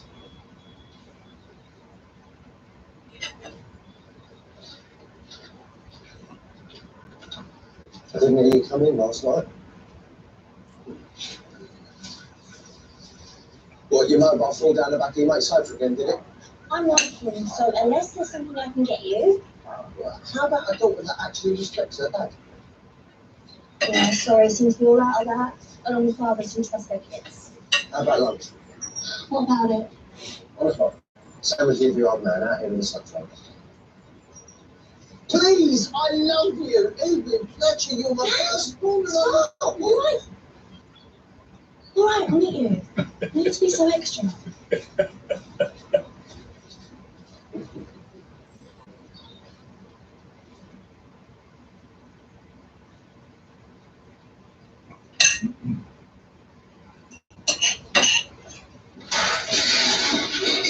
Oh no. Yeah, just being clumsy, that's all. Well, I need you something for good luck. Nurse Madam, could you show Mr. West to the pharmacy, please?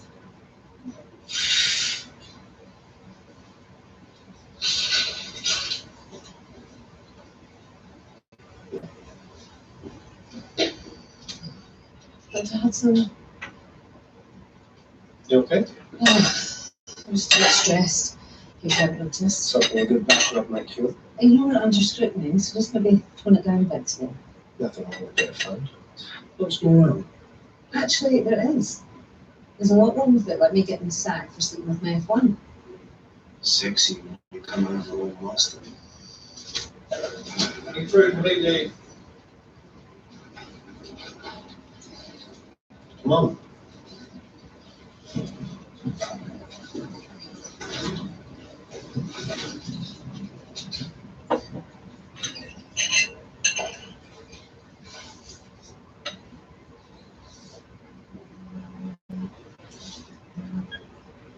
Michelle.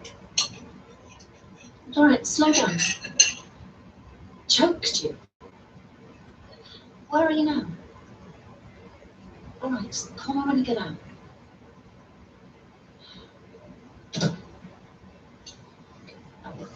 I need a hand. Told you before, sweetheart, that's what the little blue pills are for. Yeah, I was hoping that you'd be able to show me some answers to tell everyone I showed Collins for obstetrics. Yes, of course. Mr. Anderson, if you'd like to follow me. I mean, we're like one big happy family. A dysfunctional one, and one that could wring each other's necks sometimes. But that's the all.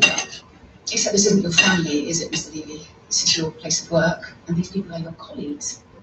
Yes, yes, of course, yes. I was just. Mr. Levy, I wanted to ask you about the car accident that led to you fitting Mr. Copeland with a stoma bag. I'm sorry. At the time, were you aware of the major incident protocols? Yes, yes, of course it was. Yes. I mean, it was a split-second decision. And one that saved Mr. Copeland's life. And the subsequent hospital investigation? Yes, well, Mr. Copeland was competent. No, I'm sure, but I'm particularly interested to hear about how senior management, perhaps the medical director, implemented. Sorry. With all due respect, I find that prejudicial to talk about such things. I see. And have you been involved in any other incidents which have required management intervention? No. No, absolutely not. Really? So what do you mean about Jodie? Is that what you mean? Do you know about that? Mr. Levy? Name Hudson. Good name. Kara found her collapsed in her living room. According to Levy, has multiple sclerosis. Amlodipine, 10 milligrams daily for hypertension, recently diagnosed with type 2 diabetes. Medication metformin, 10 grams daily. Basically, my mom's Kara. Okay. The paramedics said that they found a necrotic patch on her abdomen. I've ordered FBCs, urines, and Oh, Josh, you can't treat them. no one knows more about her medical history than me. Okay. Put her on IV antibiotics. I'll have to get it drained, but you run everything past me first. Okay?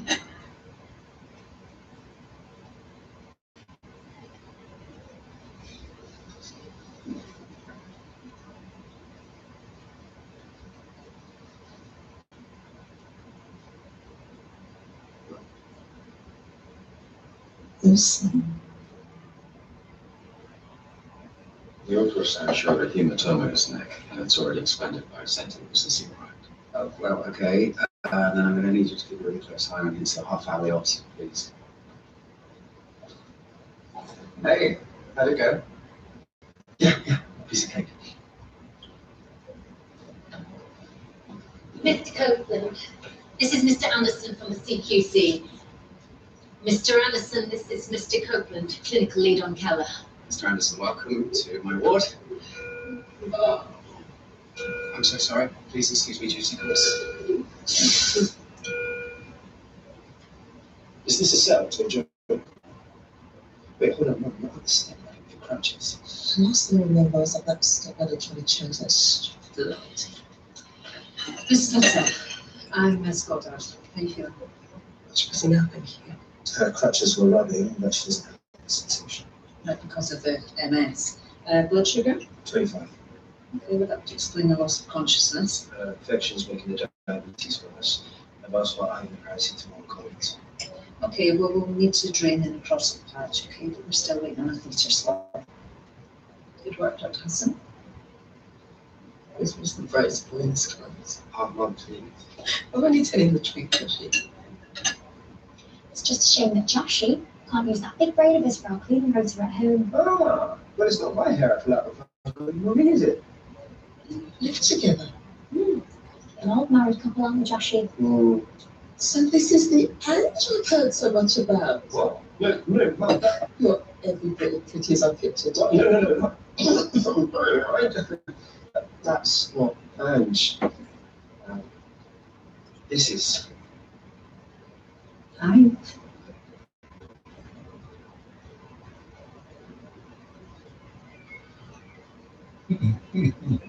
Michelle, what did the doctor say? No, I'm not angry, just calm down. Well, of course you shouldn't have been. Leave it with me. Sort it.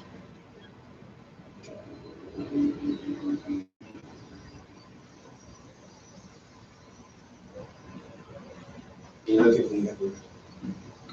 Really fine. You win her around. Me? Look, I know it's not ideal, but what she thinks is important to me. You and around then. She's put this picture in her mind. Yeah, you'd be able to tell her how it would. Didn't come up. Never seen a boy do women's job. Ange.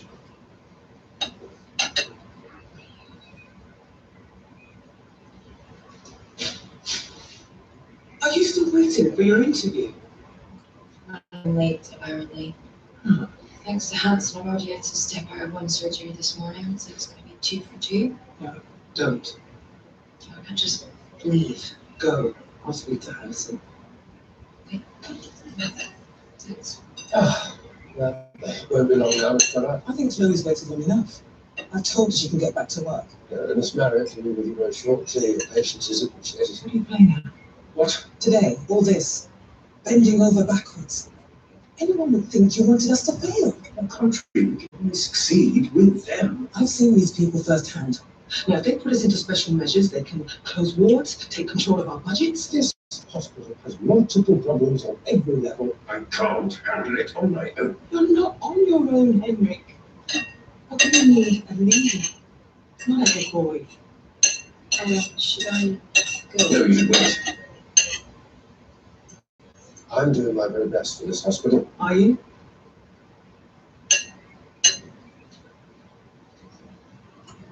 Right, Kinky. If you have a foot fetish, it's probably best you step to find out. No, it's not. Okay, if you must know, it's custom content. MIP. Subscription only. Is it? Why would you even do that? Well, people are paying to see my feed. You know, we can earn more an hour than kind of half a day here. Wow. Oh, don't mind me. We're all in the business of trying to make people feel better.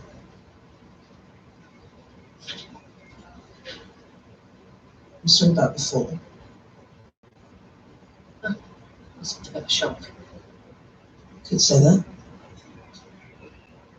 I'm sure you're a nice person, Angela. What is Angel? Either way, You're too old for my son. I really think this is a conversation you should have with Josh. She never had much of a childhood.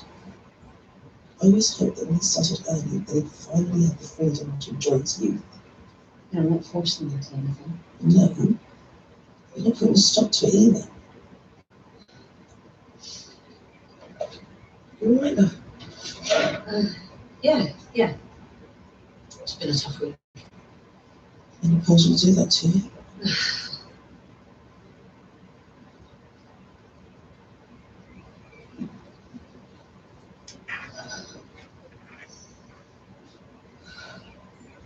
Ms. Goddard, Do that to you. No, you're not putting a stop to it either. You're right now. Yeah. It's been a tough week. And your pause will do that to you.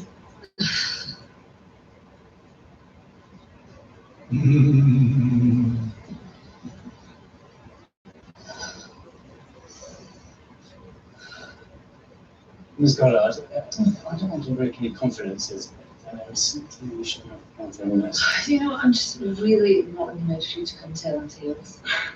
Is your problem with me or the CQC, Ms. Goddard? No, my problem is with someone who would know quality care if he stood on it. Now, if you'll excuse me.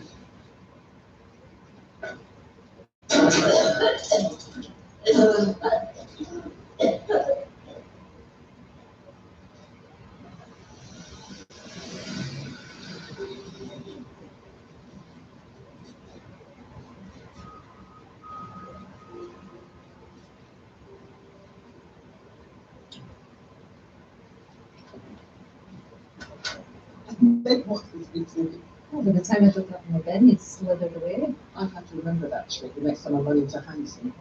Sounds like your day's going just as well as mine. I have the feeling that the CQC might think that I'm part of the problem rather than part of the solution. Well, Josh's mother is one of my patients. Wow. Well, you win, hands down. Day from hell. And obviously she makes them too old for me. Well, you are. But you still got all your teeth, right? Yeah. Well, God knows I'm beginning to think she's right. She's just concerned. Give her time. No, I mean, I think I'm perimenopausal. Well, you're in some illustrious company. It's just every time the inspector comes near, you know, I'm like sweating buckets. They're rating us on clinical performance, not menstrual cycles. You know, I didn't want any more children, obviously. It's funny, isn't it, though, when the decision's taken from them. What's left? A gorgeous, kick-ass woman who's at the top of her game. She sounds great. She is. Do you know where I found her purse this morning? In the fridge.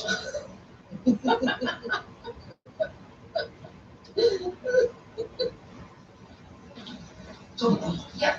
Have you seen Fletch? No, I'm not sure he is. He's just my theatre. To ask him a favour. This guy, she's skin.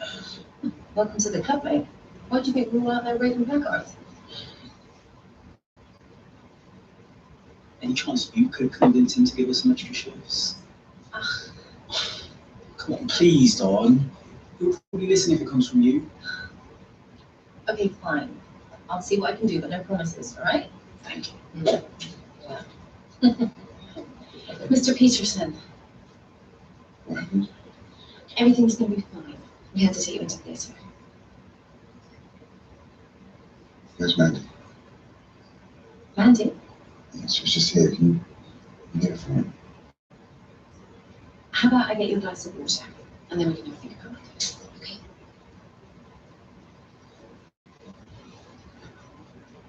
So you think Dr. Dunn could have been stopped sooner? Dr. Dunn took advantage of a system that was made in his own image.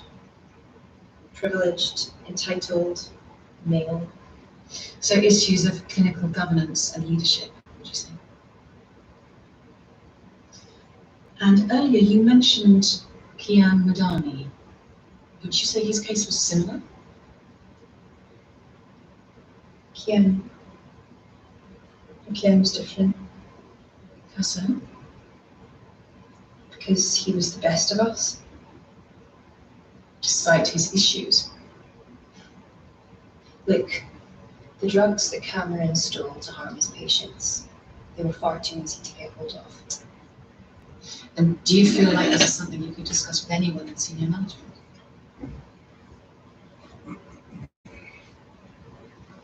I was thinking about what you said about Mr. Peterson's part. I really think we should get the police involved. I think we should call Ration leaving first. And just like, see that, just like. Why the goons squad can't make their own team, we'll never know. Has anyone seen my dad? Not so scared. He's got a lot on today, love. I can pass on a message. Don't bother. Dad's giving me up as usual. He's just busy. He's always busy.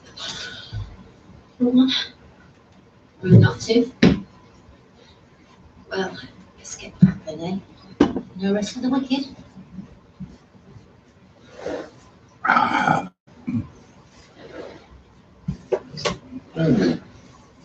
Sweet treat.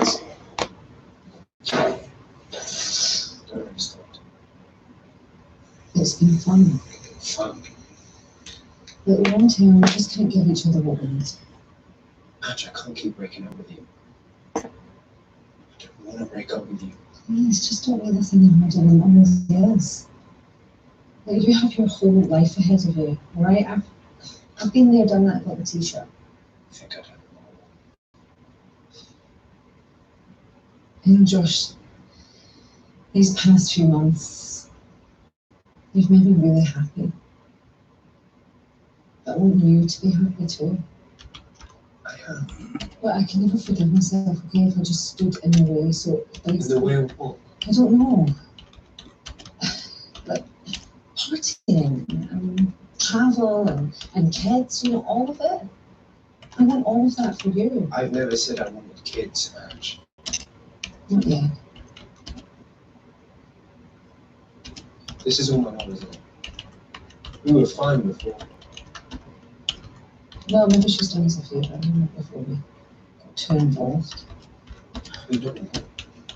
Well, I had no idea your mom had MS, and she had no idea how old I was. I can make this right. Talk to her. And what? Then what? You know, we just go back to the way things were. Don't be so bad.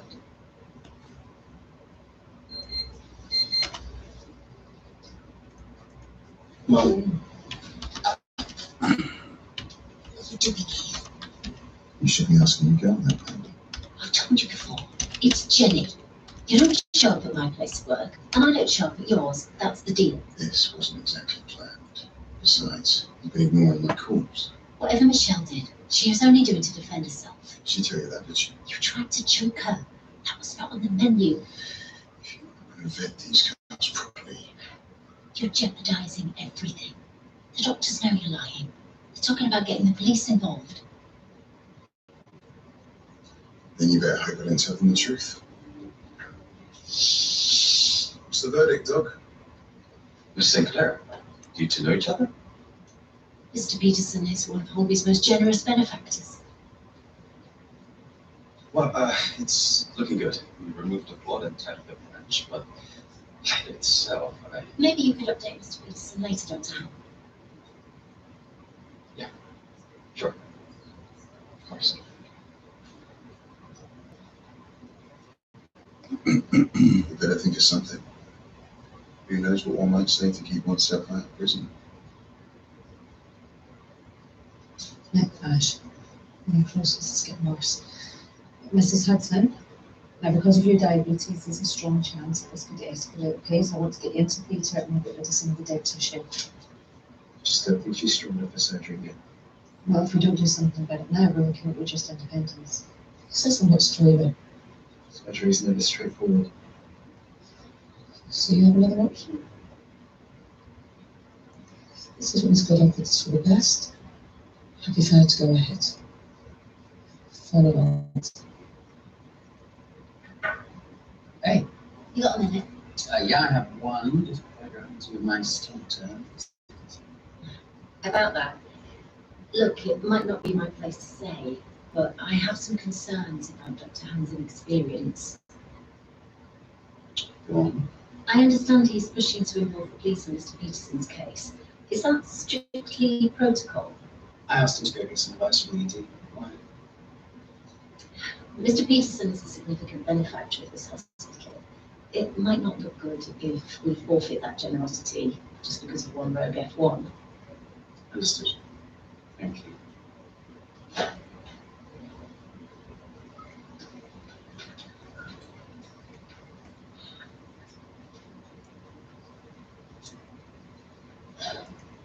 I mostly work alongside Louis. Louis? Louis Gary, he's a nurse in AAU. Of course. I've learned a lot from him. He was so patient and kind and really encouraging. You know, I've never heard him say a bad words against anyone.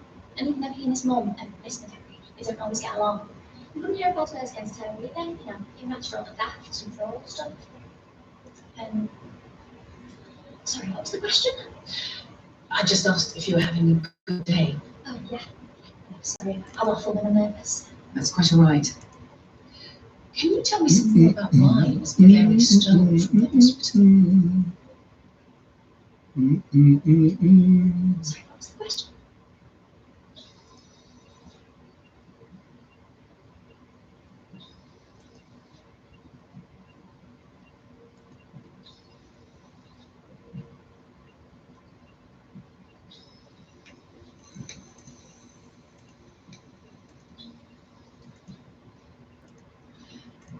Let's get up on. I can't apologise enough for the misunderstanding, officer. I'm impressed. No reason. I still want compensation for what that bitch did to me. No refunds. Well, then you go then. And none of the usual dross. Better class this time. Someone fresh. Something like we were speaking with earlier. Sweet treats. Hey, cutting into the dead tissue.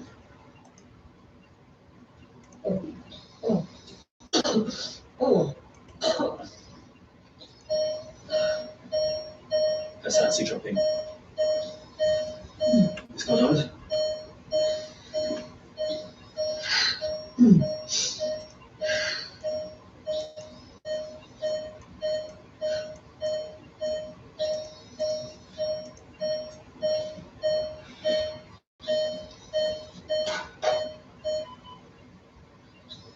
She's making good progress.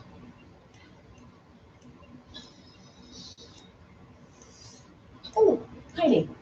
Managed to pull some strings with Fletch. There you go.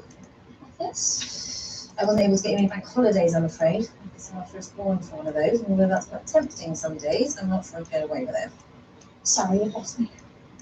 But Louis said that you were short of money, so I had a word with Fletch, and he's agreed to give you some of Louis' extra shifts. So was I'm blabbing to you. I thought he was just concerned. It's not his business. I would put stuff online, it's my body. You've been putting your body on the internet. So as I told you.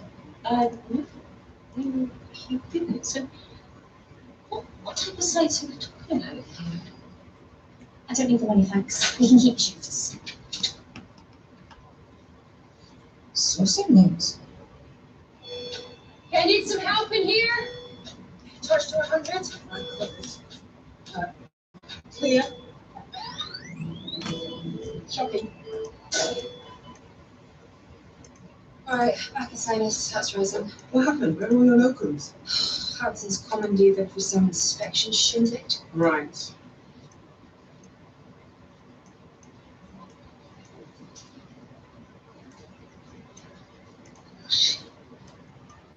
It's okay, Mum. Cedric went well. Thanks for that. I love her. Well, She's too old for you, Josie. it just nothing to do with it. It has everything to do with it. You told us so many models. I don't want to wake up not knowing the name of the person next to me. And I don't want to be alone anymore. But never alone. You were never alone. Sweetheart, I was the same age that you are now when I had you. The single best day of my life. And I know that one day you will make me a wonderful father. That's something Ange can't give you. Have I ever said I wanted kids? Making a mistake. It's my mistake to make. Love you, Mum. Sorry, I made my decision.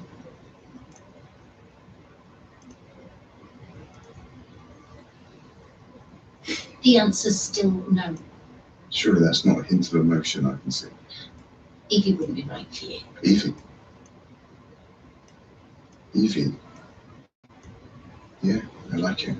Rich, she's my boyfriend's daughter, not to mention an employee of this hospital. And? And it takes time to bring someone on side. I was playing the long game with her. She has contacts with local girls. If you insist on doing this now, bang goes my investment. I'll double the price.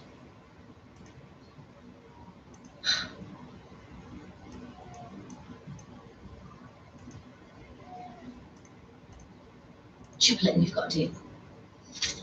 Who do you think you are? What? I didn't ask for your help. Maybe we should talk about something else. No, don't mind me. Why would you talk to Donna? Because I didn't want you to feel like you didn't have any other option. I'm not ashamed of what I do, Louis. And more importantly, it's my choice. Well, maybe not the best choice I've ever made. Then maybe I should be paid a wage that means I don't have to invent other ways of paying my bills. I know you were just trying to help, but I do not need some bloke thinking he's got the right to tell me what I can and can't do.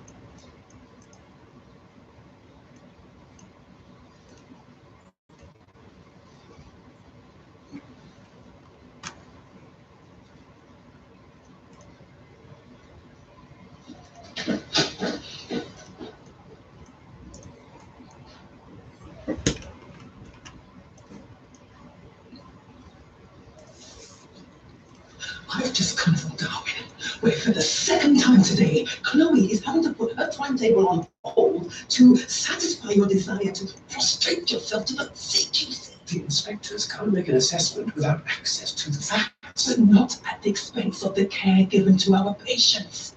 Without the inspectors, our patients will not get the very best care we can provide. Thank you for your time, Mr. Copeland. Mr. Hanson, Miss McGarry, I think it's time we have a chat, don't you?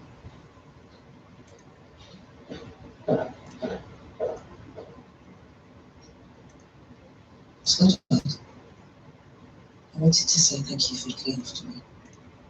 No, it's fine. It's what I get paid for. And I'm sorry to both of you for what I said. I just want to trust there's a grown man, like Joshy. Josh knows what's best for himself, even when I don't agree. Thank you, Mrs. Hudson. Please, me alone. And you can go check on him.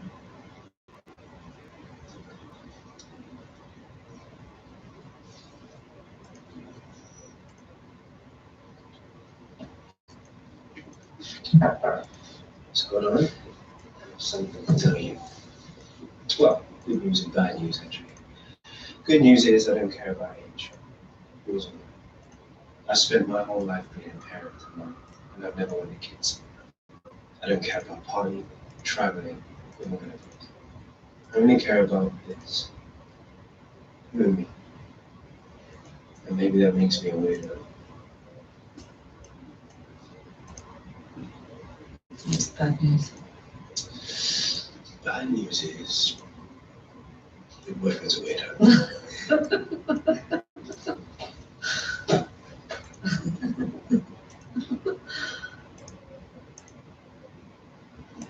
What's going on? It's time for me to leave. Oh no, so soon, Mr. Lysa. It's certainly been an education. I how you managed to run it all whilst pregnant is beyond me. Excuse me? You need to state the obvious, but hot flushes, nausea, aches and pain. Or maybe I don't miss everything, even when I step in it. Right, I'll submit my report on AAU in due course. Good luck.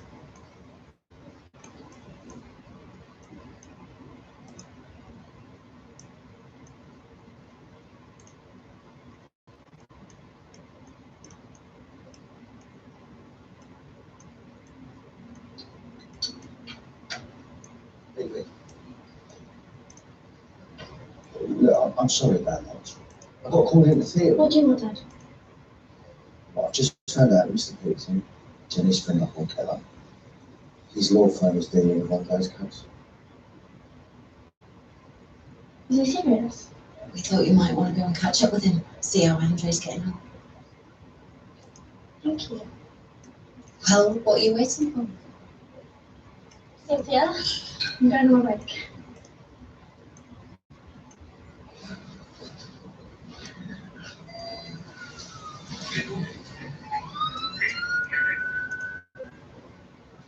We'll do that. No?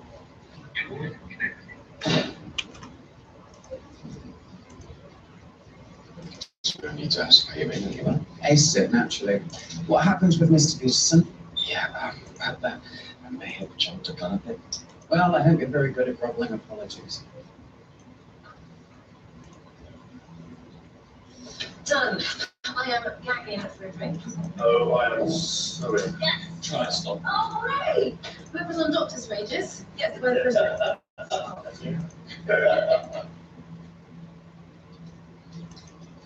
Excuse me. You Mr. Peterson? Please, come in, Rich. You must be Evie? I'll take a seat.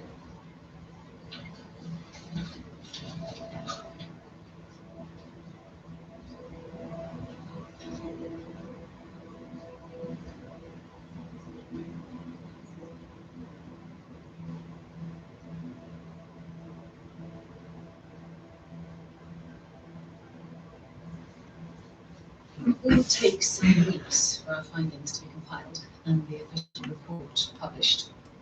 Is there nothing you can tell us? Corroboration of all evidence will be needed before any formal recommendation can be given.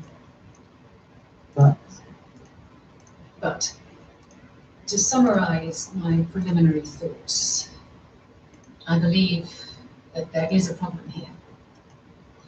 And that problem is you, Mr. Hanson. Me? I wouldn't be surprised if we were to recommend that this hospital be put into special measures.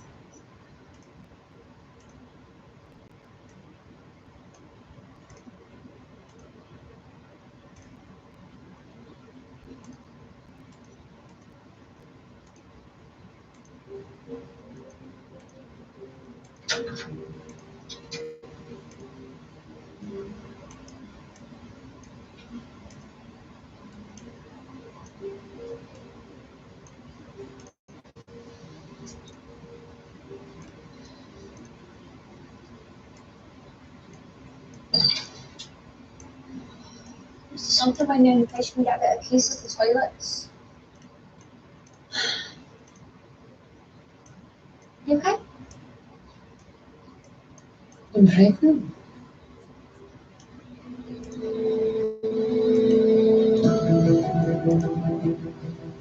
Holby City back next week on Tuesday night. Details of organisations offering information and support with child sexual abuse are available at bbc.co.uk. At the time, I was like, oh God, they say don't go back to your ex, and is this just going to be like a little summer fling? And 6 years later, Nina and her boyfriend are still going strong. Maybe I need to call up my ex. Finally. And show life. It's 6:30 p.m. on a Sunday evening in Bromsgrove. It's a bank holiday. Bank holiday. Normally it's a bit more of a peaceful one, but I've got a feeling Might not be the case tonight. Well, we'll get through it together. Paramedics Natalka Greenwood and Sam Watson are about to start a 12-hour shift. I don't mind nights, actually. I don't know about you, but I don't mind them that much. Should we jump in the front just in case? Sometimes you think, I haven't done enough sleep for this, and that 3 a.m., 4 a.m. lull, you are just like, oh my God, how am I going to get through it? I have a good 7 hours, I think. That's good. We got about 6, so Right, not bad at all. broken, but not too bad. But it's kind of peaceful in a really strange way. See what tonight brings in all of it. Over in Worcester, paramedics Ed Hurd and Nick Carson are also leaving the hub to begin their night shift. If I could work out how to make a 12-hour shift feel like a 3-hour shift, I would be a very, very popular chap. And if you feel the caffeine warm. Nights, yeah, I mean, we have different times of feeling energized and quiet and whatever, but I think as long as we can keep each other laughing, it gets us through. At 6:47 p.m, a call comes through to control. Hello, ambulance service. This is I need numbers, please. My leg is having a bit of an explosion. Okay, and when you say an episode, what do you mean? He's very vacant, I was flickering, it's a kind of stroke episode. Is it actually working only for one of those procedures? Okay, he's responding to your voice, yeah? Very. Natalka and Sam are the nearest paramedic crew to the location. So, unknown, 52-year-old male, and he's unconscious at the moment, clearly stroke. When we get this job come through, 52-year-old, now fallen unconscious, possibly having a stroke, you start thinking, this chap could be quite poorly. You wouldn't normally be unconscious with a stroke. But massively, 52-year-olds should really be quite healthy, but it's also an age range where things potentially do start to go wrong. Let's get in and see what's going on.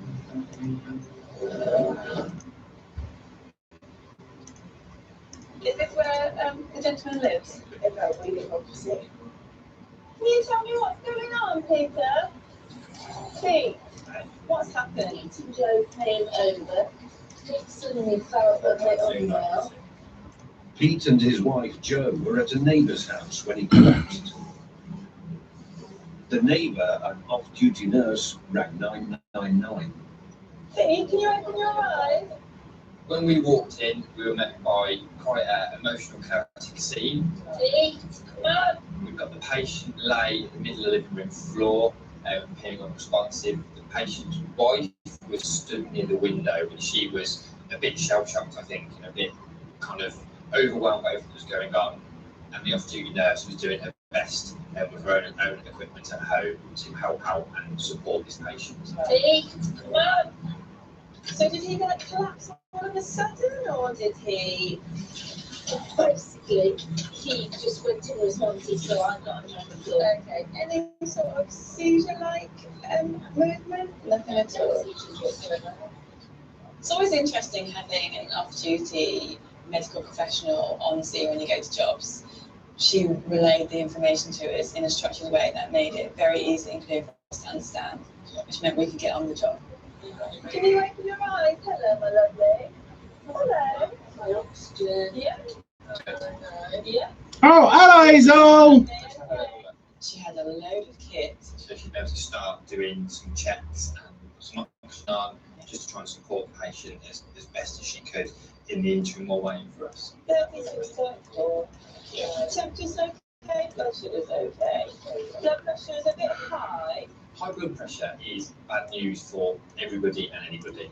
It can give you severe headaches. It can also increase your risk of a stroke or a bleed in your brain, as it's putting so much pressure on the blood vessels. Brilliant night last night. Absolutely fantastic on. Can you hear me? Yeah, can you nod? Yeah? Okay, can you try and speak to me, Peter? I need to know what's going on. Are you in pain, Pete? It was quite obvious from really as soon as we started trying to talk to Pete that He was in excruciating agony. He was grimacing and he was trying to curl into a ball. He just looked so uncomfortable. We knew we had to do something for him. Are you in pain? Your head? Okay, alright. Can I just sign a report to you, right? I need to look at people's. Why are you going to do that if he just told you that he feels like his head's going to explode, you stupid woman?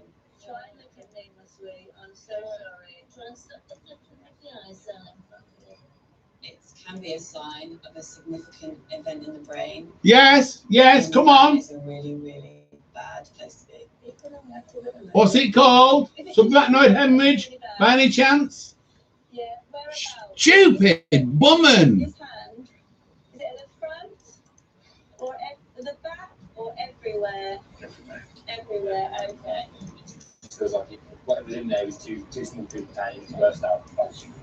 Okay. Women. Pain is that significant. Potentially the Hey. pressure inside their head is so high that it's causing bleed on the brain. Yes. There's nowhere for that blood to go. There's nowhere for the brain to go. So why are you telling him to open his eyes then? Stupid woman. As Natalka and Sam treat people. And you call yourself a professional? 9 miles to the south of Worcester, someone else rings for help. Oh. It was really, really, honestly, it was brilliant. They had me in tears. I'm just so emotional. It was just so nice to tell you. Wow.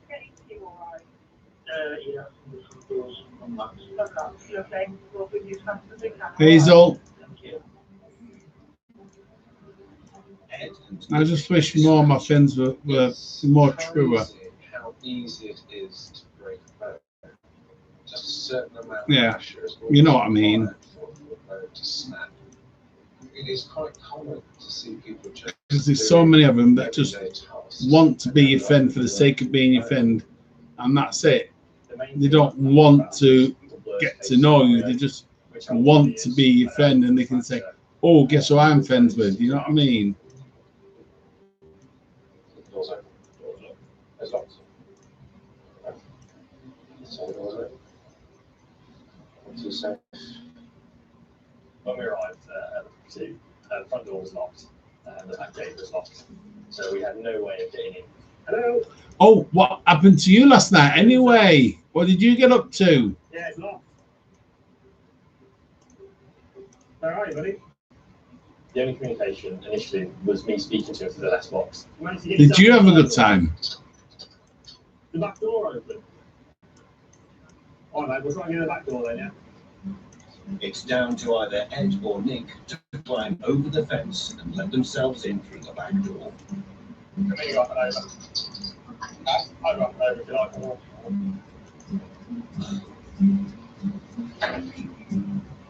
And because there's nothing but 3 and I'm only 5'9", so maybe he would have been crap on TV tonight, I'm watching lots and lots and lots of catch-up TV that I've not watched in 2 weeks.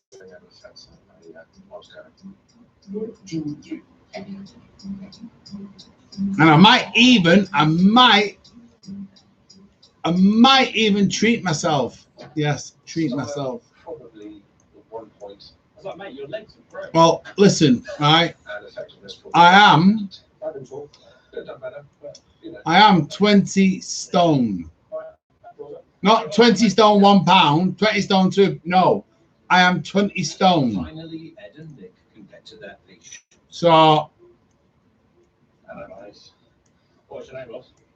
Ken, Ed, Nick. So what have you done? you know, Yeah, sausage go. yes, I know. I've just had dinner. 65-year-old I Ken don't was feel riding full. his motorbike in the back garden No. when he slipped and fell. Did you hear a crack? Yeah. You heard a crack. The fact that Ken said when he fell, he heard a massive crack. I think he probably knows he's done something significant. Ken, you know what's going to come after we take jeans off? That's good. It's always the way, mate. It's always the way, isn't it? Always do the gardening when you're off jeans. Somehow he managed to crawl from the garden into his house to get to the phone. Yeah. Yeah. Okay. Yeah, sure. You have definitely heard it today. Yeah. What, until 5? Oh, you missed it all. You missed all the triumph and trials and tribulations today then, didn't you? Oh my gosh, woman, you should have seen me. I was crying. We lost. Wimbledon. Yes, the man I wanted to win lost. It was, honestly, it hurt me. It really hurt me. I was crying. I really was crying.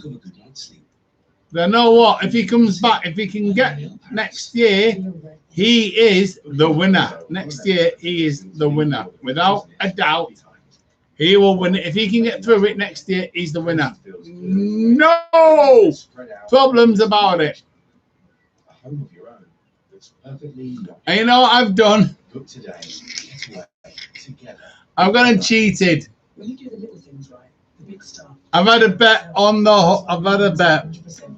on England, and I've had a bet on Italy. All right. Yeah, I know I shouldn't gamble, but I did. And the thing is that I gambled that England would lose, and I did a double that Italy would win Wimbledon and win the Euros. But I've also put down that England would win as well. So there you go. They're going to win tonight, unfortunately. Yeah, they're going to win. What a shame.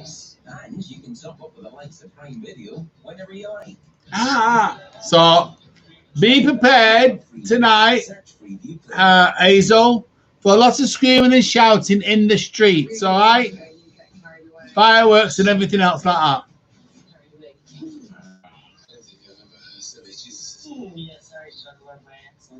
No way! Start off betting on them. Yes. Nigel, I'm betting on those that will win, not those that will lose. Oh, you must bet England. Listen, I've served my queen and my country. I know how to salute a flag. All right? Not wave a flag, salute a flag. Yeah, right. Ed and Nick are with 65-year-old Ken, who slipped. Yeah. Listen, you keep having your wet dreams, Nigel, all right? Because that's all they are.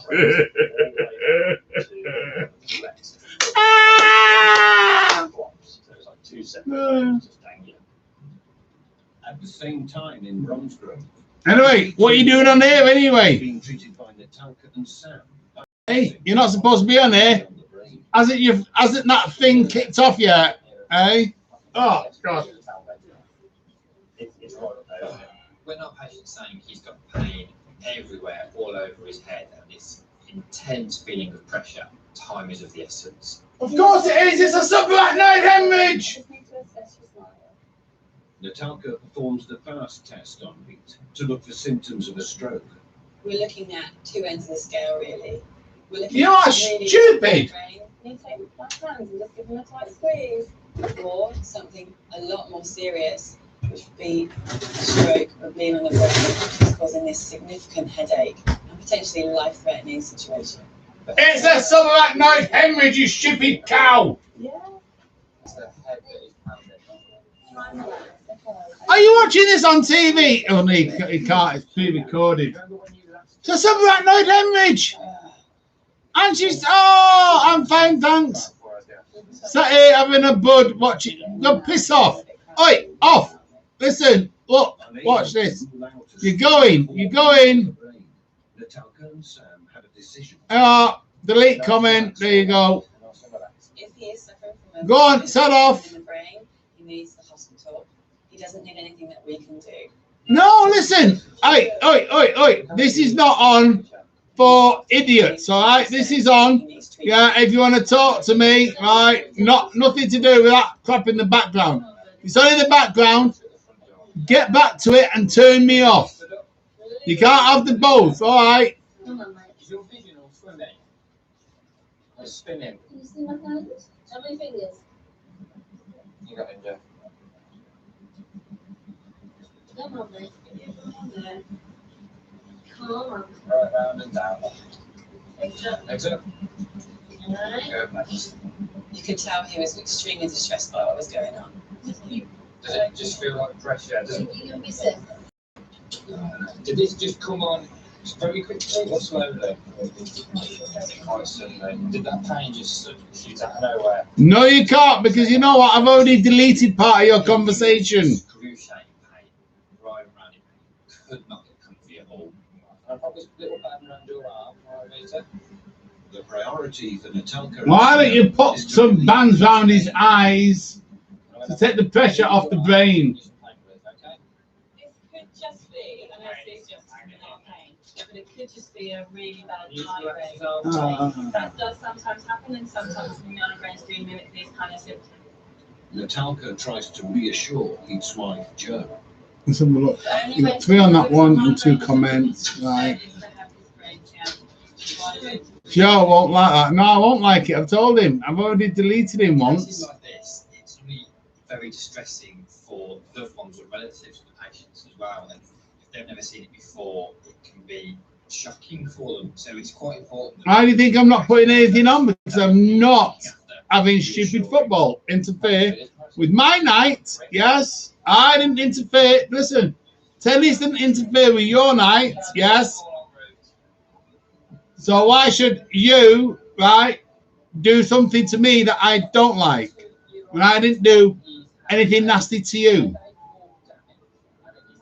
Sudden event at about 1840, where the pain is felt like his head is going to explode. Sudden 10 out of 10 pain. We quite often call ahead to the hospital with some of our most serious cases, as this allows the hospital to get their specialist teams ready to meet us there. So it expedites the whole journey for the patient and means they get the best care straight away. Oh, wow. Is that pain really coming up? No, I wanted Novak to win. I Don't didn't. want to take any chances. My money wasn't on Novak to win. My money was on Italy to win. The potential for it to be a stroke was so high that you act on that. And he's a dangerous, dangerous player. Even Novak admitted it. We have to. And if he comes back and he gets through to the finals next year, he's taking it. And I'll put £100 on that. He'll get through. If he's in the finals next year, he'll take it. Ed and Nick are still with Ken, who's badly broken his leg. What's your pain score at the moment? Out of 10? Yeah, 7. About 7. I think Ken must be in agony. Honestly, he took it so well. Maybe the adrenaline was still running and he hadn't quite realised what had happened. Do you take ibuprofen? Yeah, so we're going to give you 2 paracetamol, 2 ibuprofen now. We're going to get you some gas and air. We're going to get you laying and moving on your side. We're going to get you out. All right. Before they can move him, Ed and Nick need to evaluate the full extent of the damage to Ken's leg. I'll crack on with that. I'll go move the trucks. Wow. It was a very good game. He had me on the edge of my seat. I kept on screaming. He made me scream like a bitch. Yep. He made me scream like a bitch. Not a lot of men can do that, but he did. Wiggle your toes for me. Yeah. Check the movement, make sure that they can still move their toes. If I see him in the street, I'll be kicking his ass, saying you made me scream like a bitch, and you didn't even win for me. That's what I'll say. I will. I'll say it to him when I see him. Pain there? Yeah, we pain here. I'll be any man's bitch as long as they do one thing: win.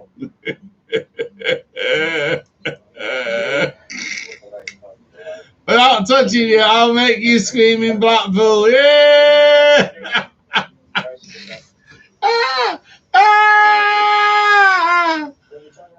Pisshead. Oh, lovely.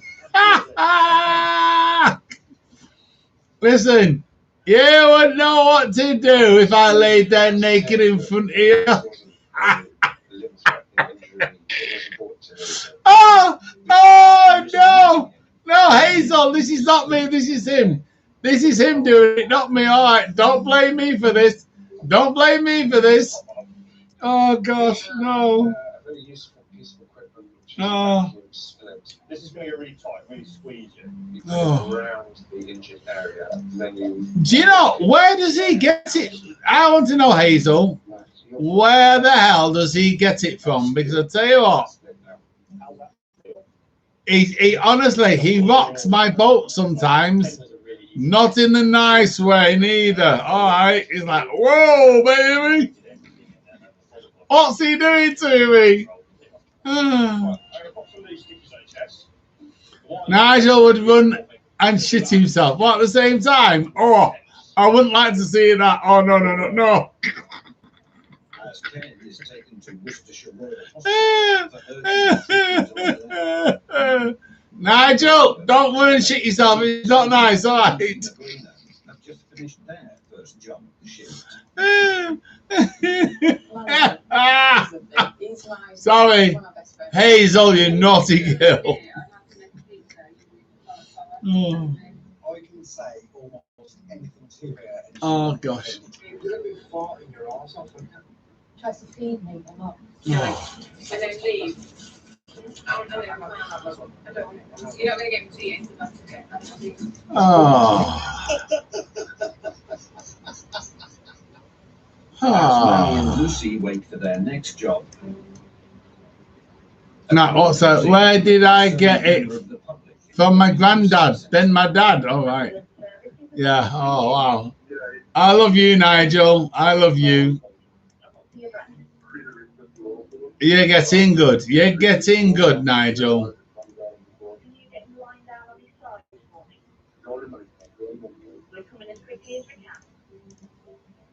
Manny and Lucy take the call. That's why I've turned out this way. Whoa! You're definitely a minx, you aren't you, Nigel?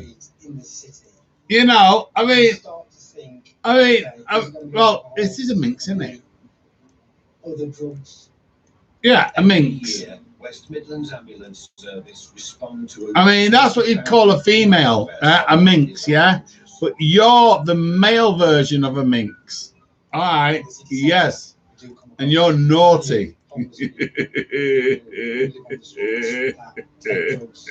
our assistance to essentially. 5 minutes. You're a naughty minx, you are. Arrive to a patient that experience tells them they may need to be wary of.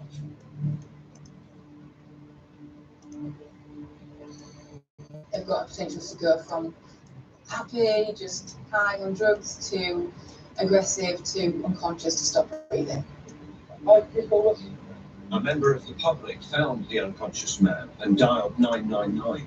Hello. How are we doing today? As we arrived on the scene, I could see that the Wow. man was laying on his side. Hello. Hello, mister. I was quiet and innocent till I met you lot. Then you made me your bitch. I did not.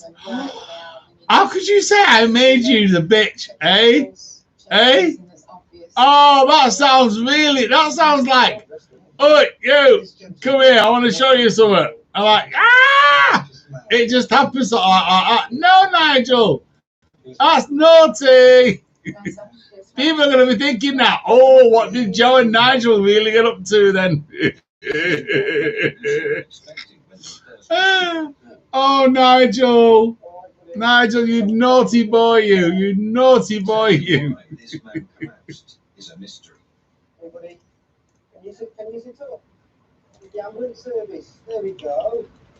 It's the ambulance service. Not alcohol. Do you want to wake up for me, pal? Yeah. It's the ambulance service. Are they Scousers? Is that what you call them? Scousers? Red flags.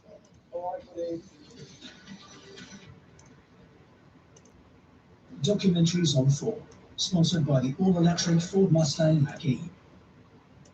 Listen up, new Wonder Water from L'Oreal Paris works wonders. Right, so Nigel, you didn't. I know you didn't. To reflect light for a glassy shine, silky touch. Hair is entice me around. No wonder one sold it. Listen, Hazel, that's what they all say when they come and meet us, lot. It's your fault. It's your fault. Well, maybe that's all. But listen, all right, listen. If it's our fault, yeah. Place on the beach. It just feels like a holiday where the family can get. Then how is it, right? A home of your own. I only affect the men, not the women. I rest my case, Your Honour.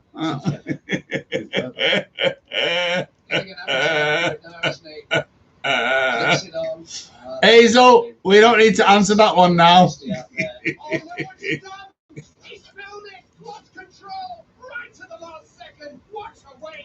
Bad swap. Swapping your big match tickets for a cheaper option.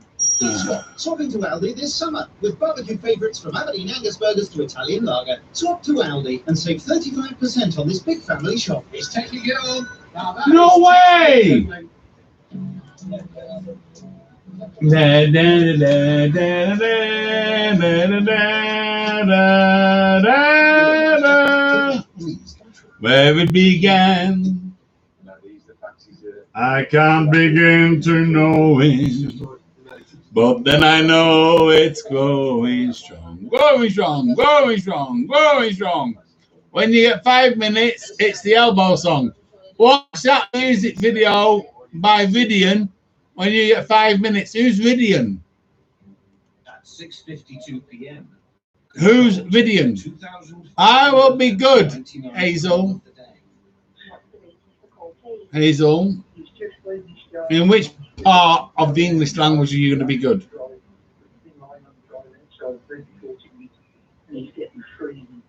Has he been injured where this happened? No, he's made his went and he fell backwards and he can't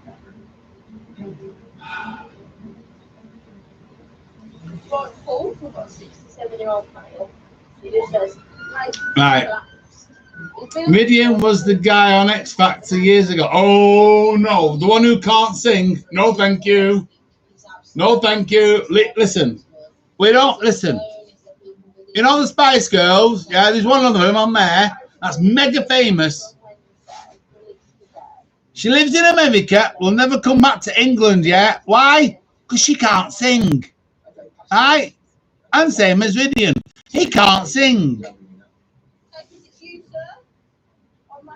So listen, I'm not going to make somebody famous by listening to their damn stupid songs when they can't sing.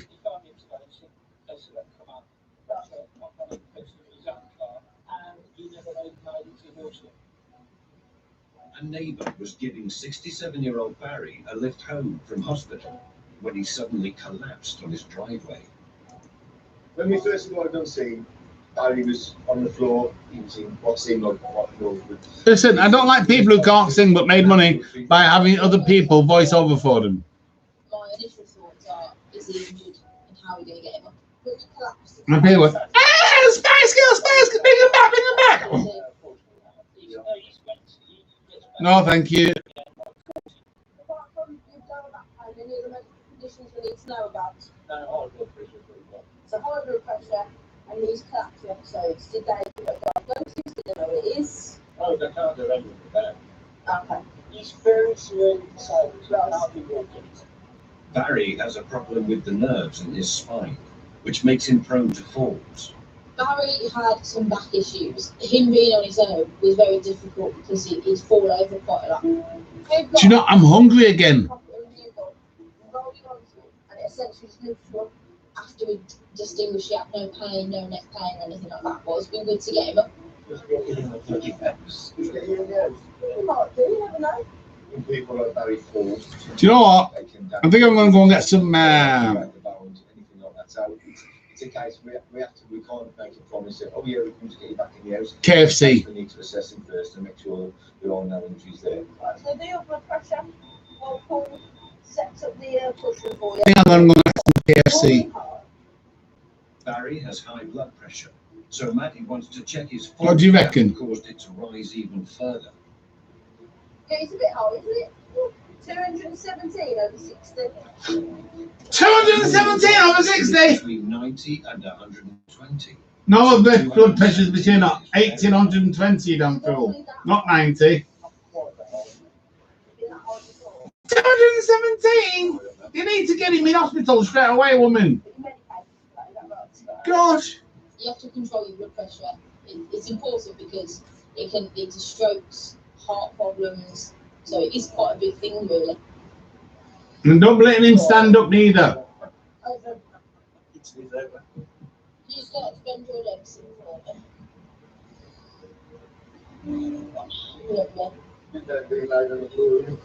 Lovely. One last one comes up, and then you're Wow, look at his colour. one last shuffle. Finally, Maddie and Paul are able to get Barry into the warmth of his own home. Better? Let's pop you inside. You've got the brakes, yeah? Thanks, Rob. Thanks, Rob. We're going to go to our kids and we're going to do some observations. Is that all right? Wow. Because Barry lives alone. He was tired Right. before. Okay. You'll have to come out on one of my nights out for a late 50th I haven't had yet with Leanne and Gary. Oh, isn't that lovely? Okay then. Well, I'm gonna go and get some. I think I'm gonna get some chicken. Unconscious, but is now coming round. The best place for us to treat a patient is on the back of the ambulance if they've been outside. It's our offices. We've got all. Gonna go and get some chicken. If they were to go a bit sick. There you go. We did get a lot out of this gentleman in the street. He groaned when I trucking, which is good. Corn on the cob. What's your name?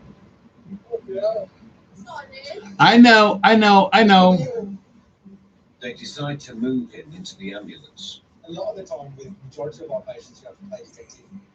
But I've had a good day, haven't I? I've had a good day, and last time I had KFC. Anything that we can find that helps in the My birthday, wasn't it? I think was it my birthday? To identify what could have caused this. So it's over 2 months ago. 4, 8, 10 weeks. 10 weeks. So come on. Conscious patients, there's always a risk that they'll come round and they'll become quite aggressive. Right, I'm going to go and get some KFC and some corn on the cob. Manny and Lucy need to make sure there's nothing seriously wrong with him. The ambulance, and we just want to help you. Let's get some checks. There's nothing that's going to come my way when Manny said that I'm not going to feel like it's got my back. The man can't tell Manny and Lucy what's wrong, but continues to reject their attempts to help him, and he's being verbally abusive towards them. 37.3. Okay. That's all right. Just relax, okay? But obviously all of you normal. He's on spice, kick him out. His oxygen levels were good, his breathing rate was good, his blood pressure was pretty good. You're going to speak to us. Just lie down. You had a drink? You have? What have you been drinking? Doesn't smell bad. No. Just want to take it in, The cause of the man's collapse is still unclear, but Manny and Lucy can't Hazel? leave him on his own. Hazel, you're not gonna believe this. Because he needed to be monitored, there's a massive risk of him aspirating, vomiting, choking his own vomit.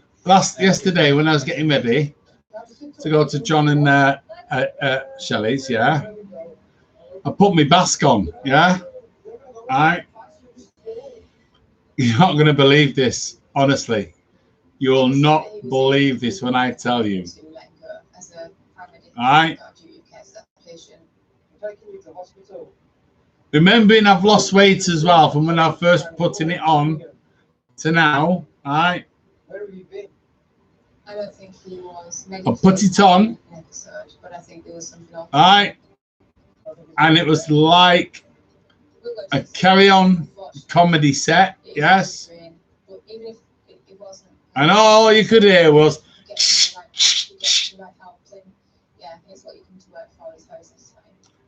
It fell apart Many on my body. handed over their patient to Birmingham City Hospital. Paramedics Mark McDonough. I'm being serious. It fell apart on my body. All I could hear was tear, tear, tear. Right, and that was it. My body was just there, like, take it off. Hazel, how does that happen? How does that happen? So anyway, I had to put another one on, yeah, right, a white one, because I've been using this black one for the year, yeah, and I've been losing weight, so it should not have done what it did. So anyway, I put the white one on. That's perfect. Back in about 15 minutes. 52 heavy loads. All right. See you in about 15 minutes. Paramedics are sent to over 12,000 cases of severe back pain every year. Mohammed Ahmadi, this is Mark. I've back pain with my leg. Okay. I've been sort of stumbling around, mainly sort of putting pressure on the walls and things to try and get around. 36-year-old Mohammed was in so much agony, he was forced to ring for help. Where's the pain exactly right now in your leg?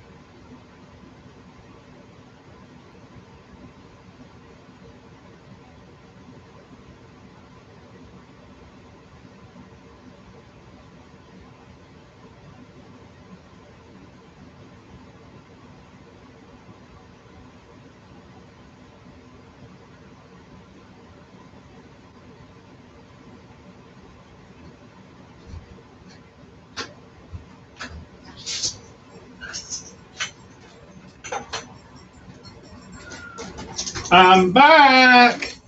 I'm back. I got my food. I got my food. I got my food. Yep. Well, there you go. You see.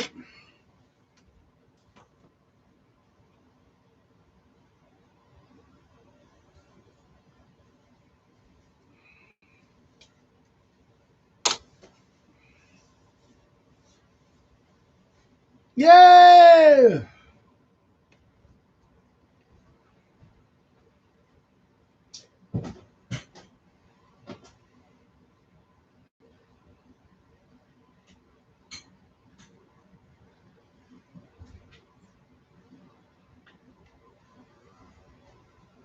Okay, here we go.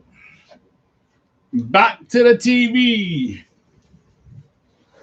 Back to TV. Leo, yes, he just gone to get piece KFC. Yes. And look, I'm back.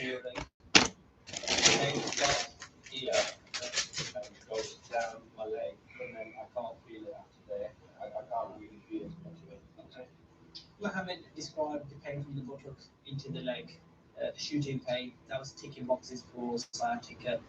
But it became a bit of a mystery when he started mentioning his lower limb becoming numb. So I have a quick feel. You said it's numb. Can you feel me pressing all up? Yes. Can you wiggle your toes for me? Go on, I'm there. Yeah. Yeah, everybody can't feel Baby, come back. You can't feel it there. My first impression when Mohammed was going through his signs and symptoms. There you go. You see, yeah. A simple process.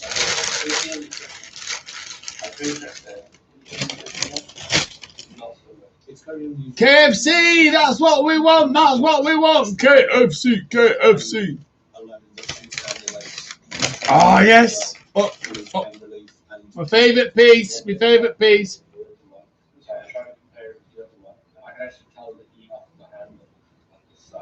Having one leg colder than the other could mean not enough blood's flowing into that leg. Broken. If that continues for a while, you know, he can potentially lose the use of that leg.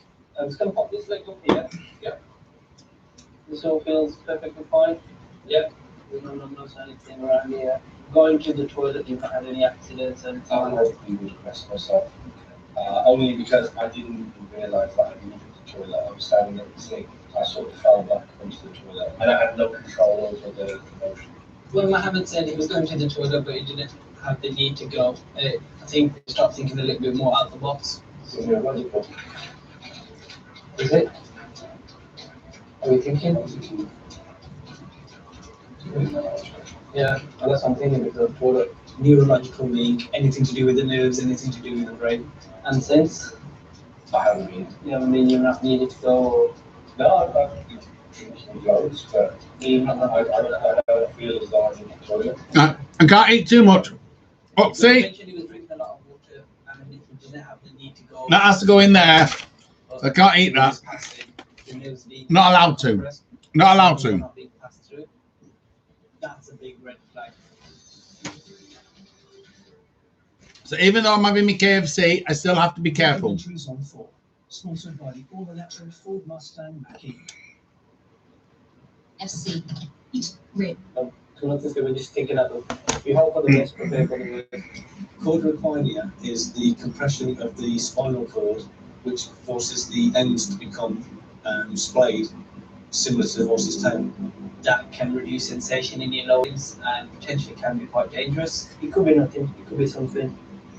However, best place to find out what it is, hospital.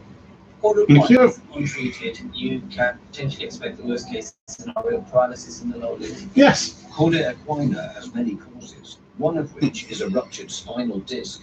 Otherwise, you're doing okay. Not really. Only you can make this world seem right. Only you. Corn in the cob, here we go. The best place for Mohammed at that time was hospital. If it was what we were thinking, quadrant minor, then that needs scans and that needs treatment. In some cases, it does need a surgical intervention. However, we couldn't do any of that. We're very limited on what we can do. The impression I got was that you just had to come and check that was it. Initially, Cheers. it's all the same, but when you start talking about how Hazel, it's beautiful. you realise that's coming out in the end, that needs more treatment than just paramedics. I'd rather treat him for that and know that he's going okay than under-treat him and him being immobilised for the rest of his life. Hopefully it's nothing. Hopefully it's nothing, but When I woke up this morning, I was like, I slept a little. Yeah. Pretty much all that. the fact that it's carried out. It's actually like worse. Yeah. Mohammed is only the second case that I've ever come across with the potential to have this problem. It can be rare. It's not something that you hear all the time that I've had coin. It's something that's very rare. Mohammed is taken to Heartlands Hospital, where he'll undergo an MRI scan to discover if How many hospitals does Birmingham have? Meanwhile, Barry is finally indoors after collapsing on his driveway. What you been building here? All that up. You built them from scratch. It's alright, isn't it? You found you sell them out. No, it was just hobby. Just a hobby, yeah. Lovely. What's this, Barry? What we're going to do with it? I don't know. Because Throw him away and just go the you keys. can't really leave you at home if you can't walk around anywhere. That's dangerous, isn't it? Barry's fiercely independent. He wants to stay in his own hour. He wants to do things himself. There comes a time when somebody with the mobility issues that he has, that you need someone to come in and give you an hand. You've got good neighbours, but they can't be there all the time. What we can do from Oh, look at that. Nice skewer. Nice skewer. I'm saving that. I'm saving that. They can assess your house, assess your needs, and see what they can do for you. This is a plan for the future. Right now, Maddie and Paul are concerned about leaving Barry. I don't really feel safe leaving you here. If you think Wow. taking all your tablets, you'll feel okay to mobilise around the house. I might have one more glass of wine. We'll let the paragraphs in. We'll get you up to have a little walk around and see how you actually are. If we feel that that's normal mobility for you, we can leave you here. But you can't lie to us. You've got to say, oh, it's a bit decreased. We have to assess him properly first. We have to assess his mobility. And I couldn't promise that we'd leave him at home because I have a duty of care to look out for him. And if it was the best decision for him to go in, we would have had to take him in. This one's kicking now. If you're paying Mm. Wow. As Maddie and That's Paul nice. wait for Barry's pain medication. Right, one more piece of chicken. Chicken. Chicken. They also keep an eye on his blood pressure to make sure it's coming down. You should probably speak to your GP about that. Yeah, I used to that. And why aren't you anymore? Get in the mood too much. Well, the blood pressure's up, yeah. All drugs. Chicken. He said he can let you go to the toilet a lot. And with limited mobility, that's a problem for some people. The ones that can give you high blood pressure, they're done. But it's important that we try and get across them. If you can't take one, there's always another one you can take. Right. That one for. Yeah, you're not better when you're on their plane, do they, aren't you? Well, we're ringing it before. Yeah. You normally move. Yeah.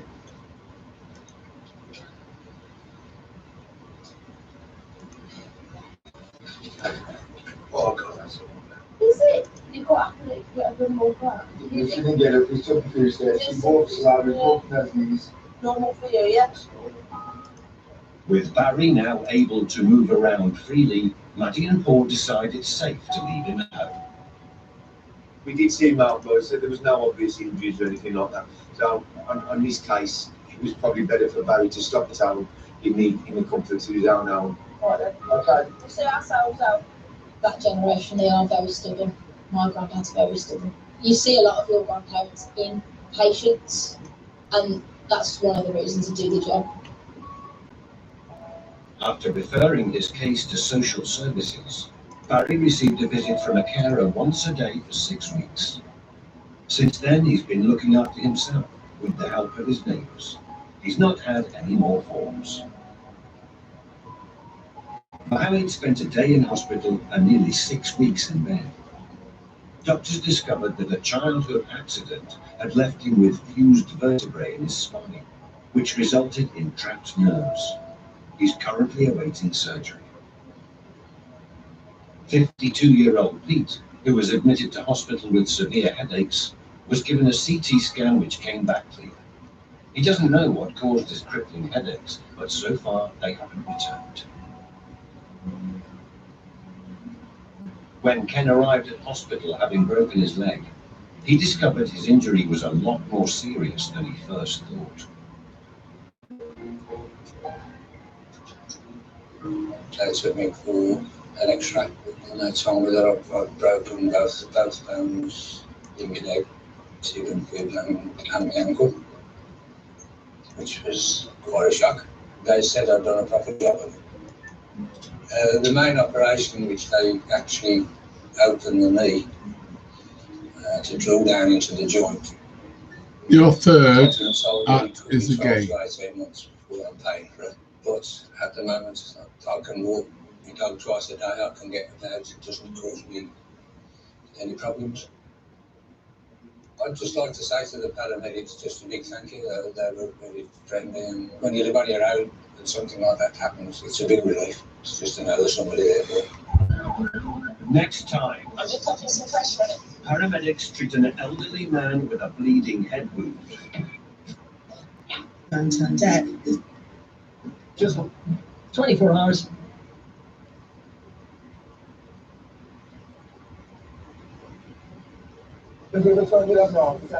And show light million emergencies every year. Each one with a story to tell. And working the Sunday night shift are paramedic Rob Armstrong and technician Mike Horton. They're keeping themselves entertained while waiting for the next job. My dinner party, I would have. That's all right. I don't know with his proper dog. I love the banter. Alan, it's great eating this food. If you do it every so often, boy, I wish they'd cut some of the fat off before they cook it. What's wrong with it? It's good. Stick is good. Yeah, man.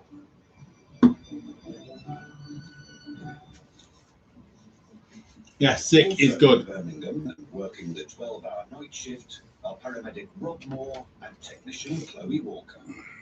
I've known Chloe for just over a year already.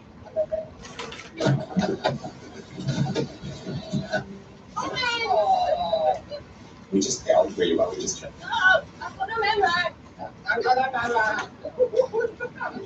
You do take advantage of me massively in the sense that I have such a nervous disposition.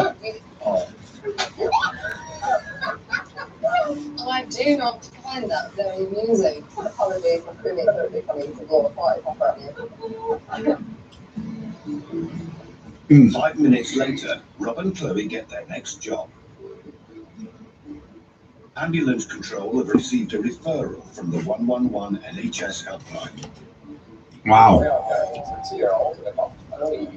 Everybody feels the same, that when you get a child through, all you think about is the screaming and crying. We're big, strange people that come into the house, and it's not normal for children. So we don't always get the best reception. But ultimately, it's a child that's not very well. Hello. Do you mind if I just put the dogs away? Yeah, all the way here, 1 second. I love dogs. I love dogs. I don't like going to houses with dogs for a few reasons. I know colleagues that have been injured by dogs who are the dogs that won't hurt anyone, the dog's fine, they won't hurt you, and they've been bitten by that dog. So I'm always extra cautious about being in houses with dogs. And I've also been outside that I just hope for a missing emergency. With the dogs safely locked away, Rob and Chloe are shown into the house by the patient's mother, Angie. How many dogs do you have? The minute we got inside there, the noise was crazy.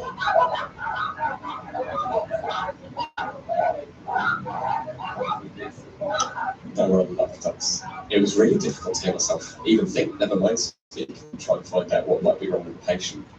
This is better. Right. Hello. Is this little one we're here to see? What's their name? Echo. My name's Rob, and this is Chloe. 2-year-old Echo has been awake and crying all night, struggling to breathe. Wow. Is it just tonight? Now that was well deserved. That was well deserved.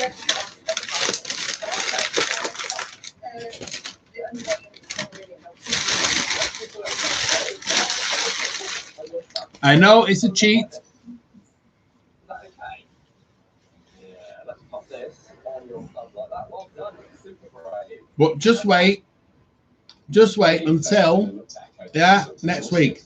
There was a kid there who was just really, really, And I'm ready for it. So there you go. often a bit of a warning sign for us that something can This is wrong when someone's put so much energy into just breathing. the last one now until December. Can I have a little listen to your lungs with this? All right. Don't forget, last week is my mother in Birmingham. The week before, it was Helen's wedding. This week, I thank you. Yeah. So I am. That's it now. And I've still kept it 20, 2, 23, 21, 20 stone. Yeah. So there you go. Walking up the middle of the road. Mate, you probably want to stay out of the road. It's not very safe for you. Oh, bless you. Do you want some blankets? All right. Just put up. We'll just turn them on for a minute. All right. Yeah. There's some blankets and some water. All right. No worries. Look after yourself. Keep safe. God bless.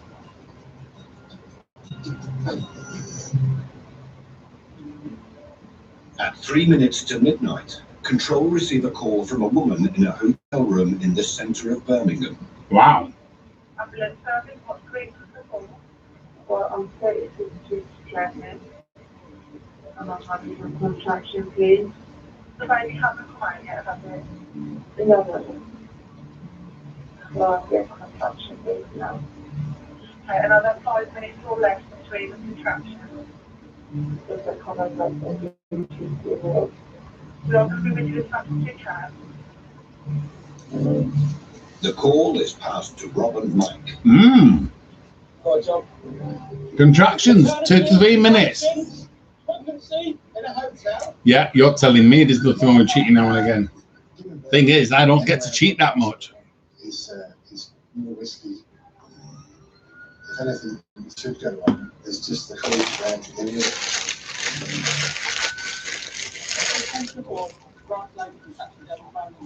The only thing I cheat with this day and age, Hazel, is a little bit of food. Yeah. I've never cheated on partners. Once they start, you can't stop. I don't understand. You know what? If it does go wrong, For being a gay man, with that downstairs, yeah, I should be the one who's cheating. Not those with teeny weeny. Gee. As you know, Neil. Who do you think? You know who I'm talking about, don't you, Neil? It could be down to Rob and Mike to deliver this baby on their own. Yeah, all right. It's just a question for you, mate. Are we the only two sides in this case? Thank you, Chief.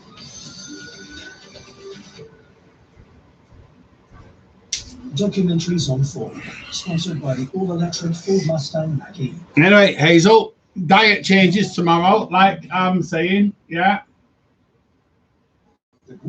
It's 90 tomorrow.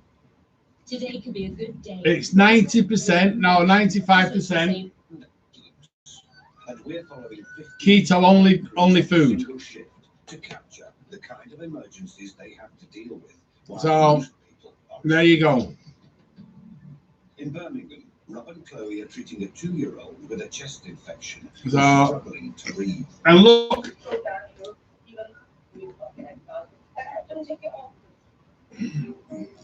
12 miles away near the city centre. I've got 2 towels, yeah, Just arrived at a hotel.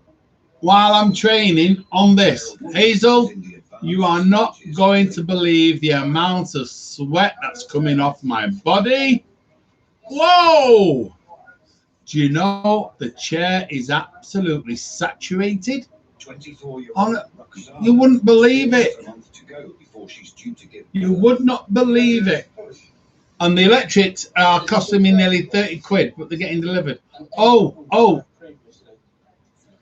my credit card got broken into.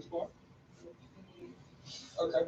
This lady already had a two-breast, 28 weeks. So the risk of this being a pregnancy. They had to cancel my card yesterday, and they're going to issue me with a new one. The thing is, Hazel, right, is that it was £5 parking fee in London.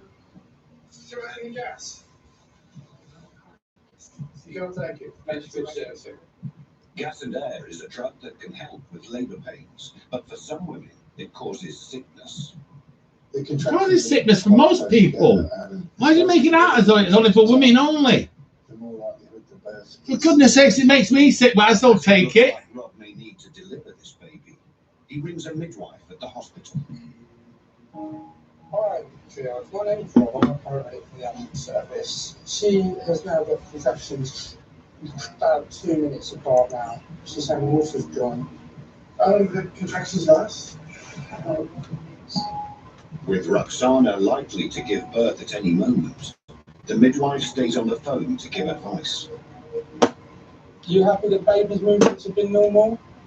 No, it wasn't lifting around like this time. I would say baby wasn't moving as normal.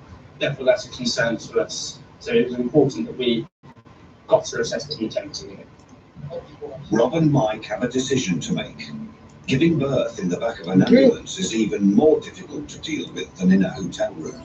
But as Roxana hasn't felt the baby move for some time, they decide to head for the hospital. You had to go outside. Yeah, really good. Let us know when you get another contraction. It's really important, okay? Get one coming now. Okay. Okay, we'll just get going. We'll get coming to you because they're about a minute apart. All right, cheers. Thanks, bye. If we can get a bed up there, and that lift up, great. We will be going in on those.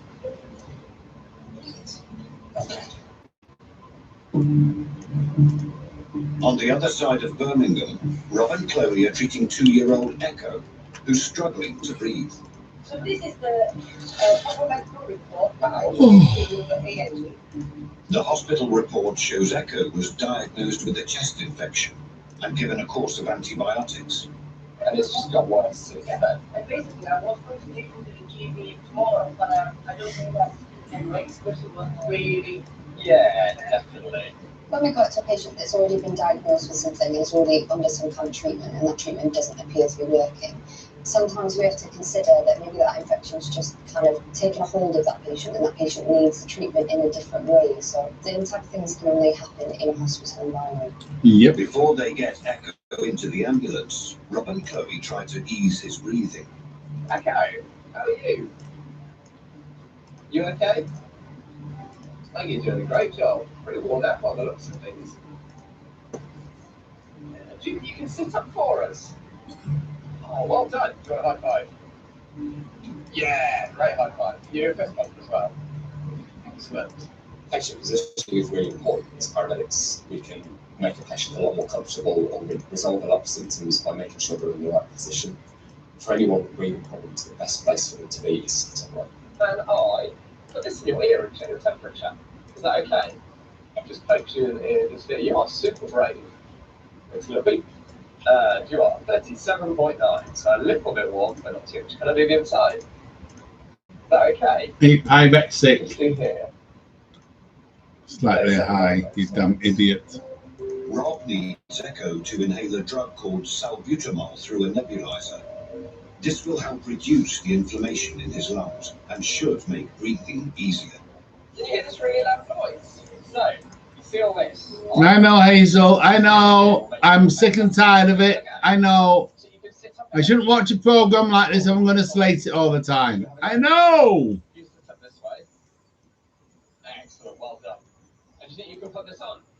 So it goes just on your mouth. Now, I just wish that. This is going to make you feel loads better. Can you feel this? It comes out. Oh. Maybe if you sit with him. Yeah. I'll sit next to him. Gently as you can. He did not like that nebulizer, did he? And noise and the hits. They hiss and they sting. Yeah, it's not great, but Echo particularly did not enjoy it, did he? What we don't want to do, if he's not going to have it at all, he's not going to have it. Plan B is to try and get Echo to accept the mask, but this time with the gas switched off. See if we can get her comfortable with the concept of it. Can you hold on to that and keep it safe? No! I need to look like a photo. Oh dear. Echo, who's that? Is this his again? Who's that? Oh, look. Despite Rob and Chloe's best efforts, Echo's having none of it. Aww. I don't think we're going to have much success with this nebulizer, are we? The place he wants to be is with the doctors, really. Essentially, we're only about 10 minutes, 15 minutes max drive away from the hospital working in Birmingham. So if we can get them to a different kind of environment, then we make that decision to just go. Rob tries one more time to get Echo to accept the nebulizer. Do you want to try some medicine? What's that noise? Oh, what's this look? What's it saying? Can you hear? Oh, you know what it says? Yeah, you can breathe a little bit there. Doing really well. Should we let the lights go funky colours? You ready? Oh, wow! Look at that! Can you see the blue? Loads of blue. Distraction is a really useful tool for us with every patient, whether they're in pain or if they're upset. If we can distract them, and it can often take their mind away from whatever is upsetting them and make the experience so much more pleasant. Ready? So we change them to this one. Wow! Look at that. What colour is it now? Again. Again! Yeah, again! Yeah!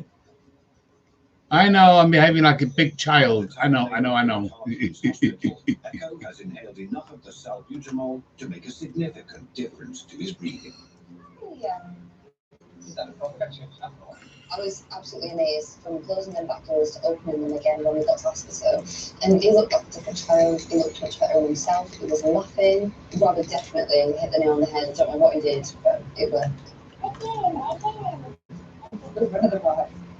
Echo will now be seen by the paediatric team. If there's ever a time when you come away from a job and think we've really achieved something here, I think that was one of those times. Yes.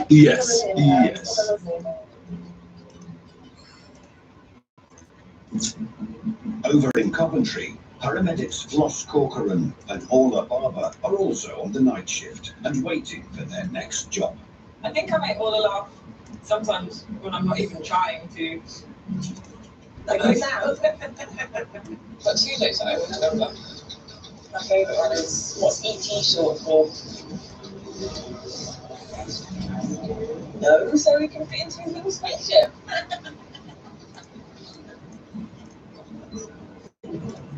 Dash is horrendous. Look at you. You're so laughing. You were laughing at it. They were about you.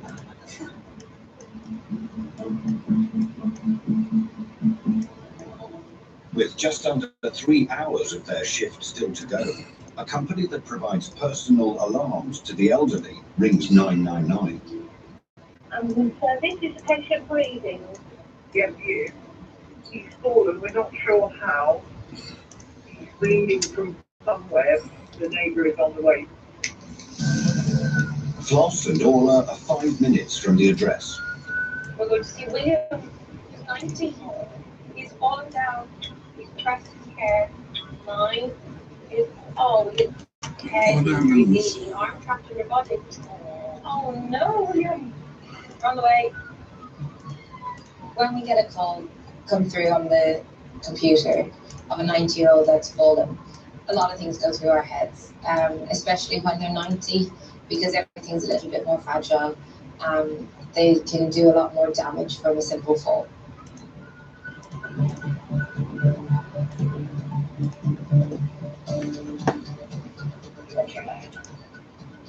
I love you. I know you do. They've got so many stories to tell. They've lived such a life, and it really intrigues me to find out the sort of person behind the patient, I suppose.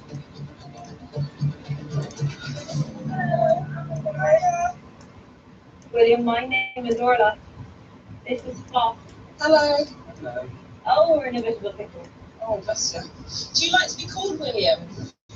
Oh, I'm sorry. Until I did just there. 90-year-old Michael fell getting out of bed and pressed his personal alarm. He lives alone. His neighbour Mike was alerted by the care company and came straight round.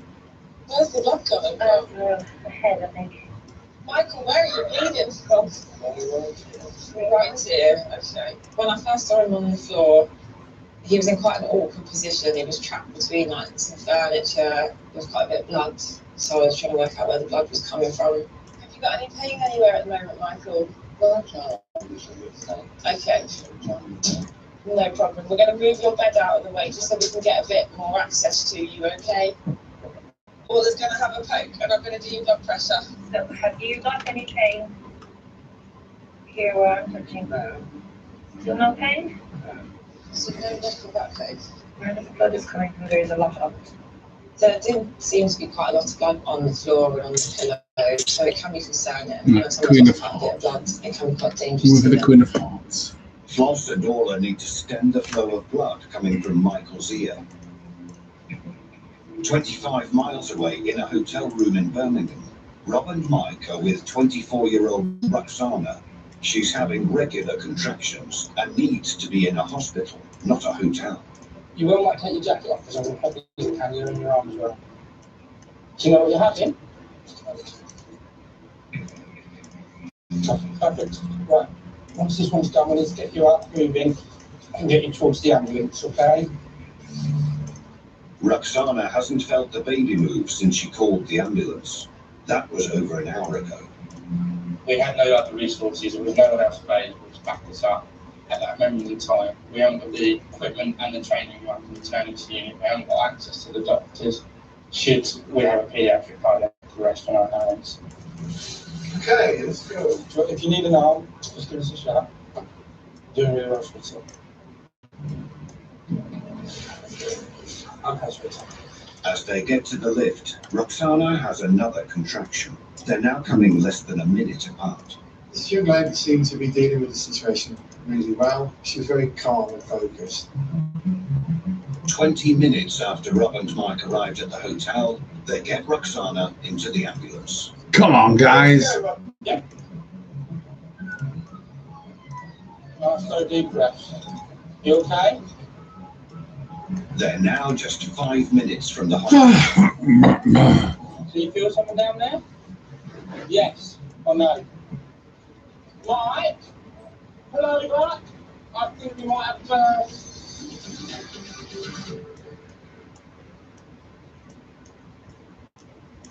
Documentaries on 4, sponsored by the all-electric Ford Mustang Mach-E.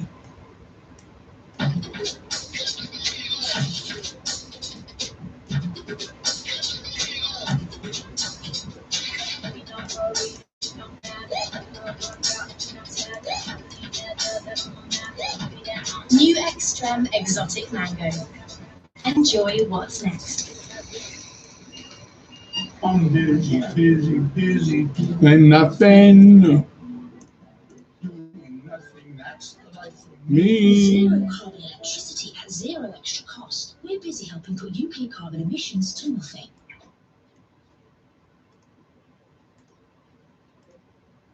For Amy, this t-shirt isn't just a t-shirt. What would you do? It's repeated. Also, love his apron. This seconds.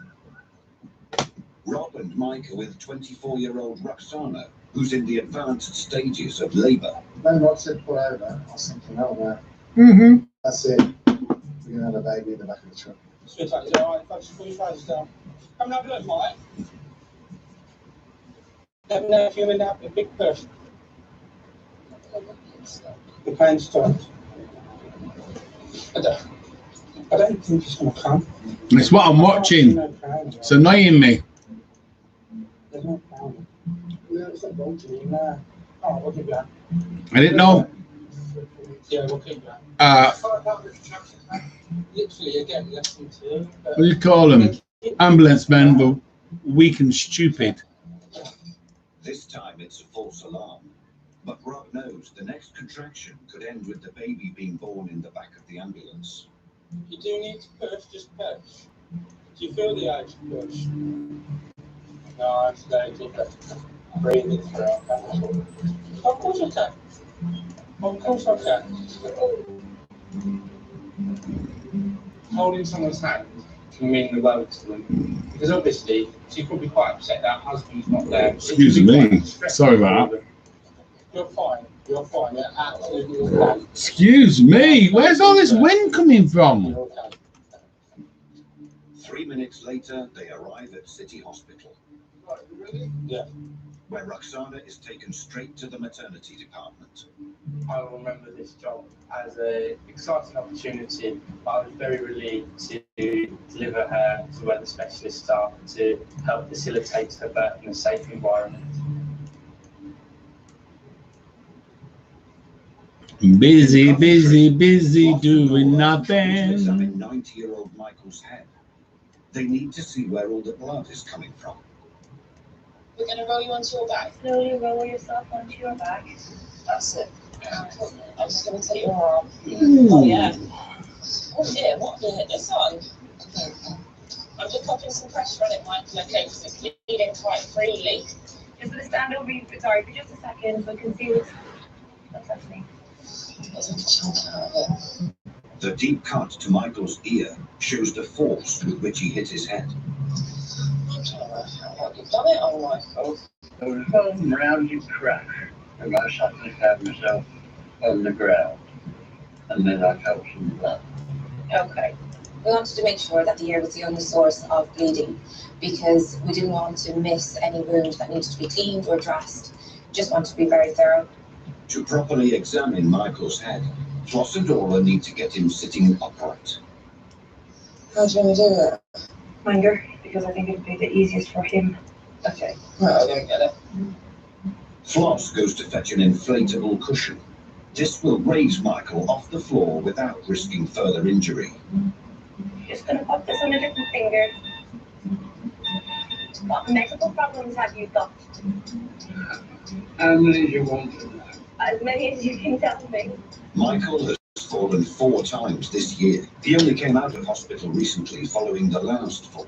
Any breathing problems? No, only when I'm trying to run up the road.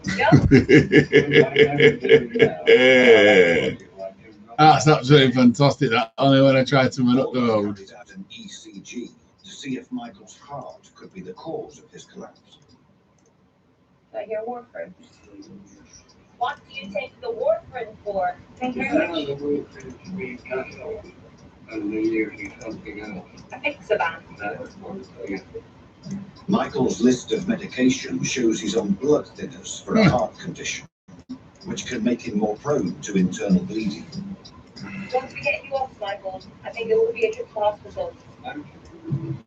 First, Floss and Orla need to get Michael off the floor, slowly and safely. Right, Michael, what we'd like you to do, if you can just roll towards Orla, I'm going to slide this cushion underneath you. It does feel a little bit strange, but just lie back onto your back for us. That's it. You're doing fantastic.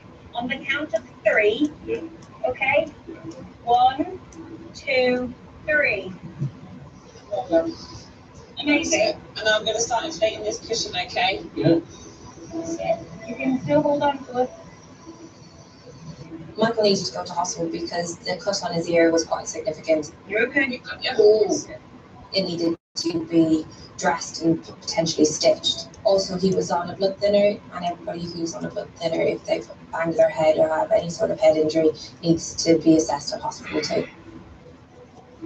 His medical history makes the decision an easy one. Does it Michael does? needs to go to hospital.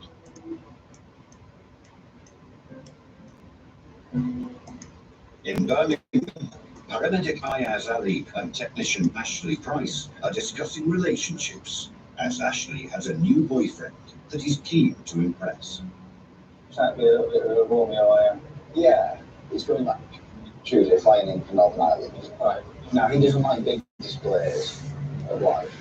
Affection or anything like that. So instead of picking up, what I'm planning on doing is, you know, the people that stand there with boards, with their like names on. I'm tempted to do that, but with like either flowers and banner, or we've been really dramatic about it. You just said he doesn't like all of that, and you're going to do all of that. Well, yeah.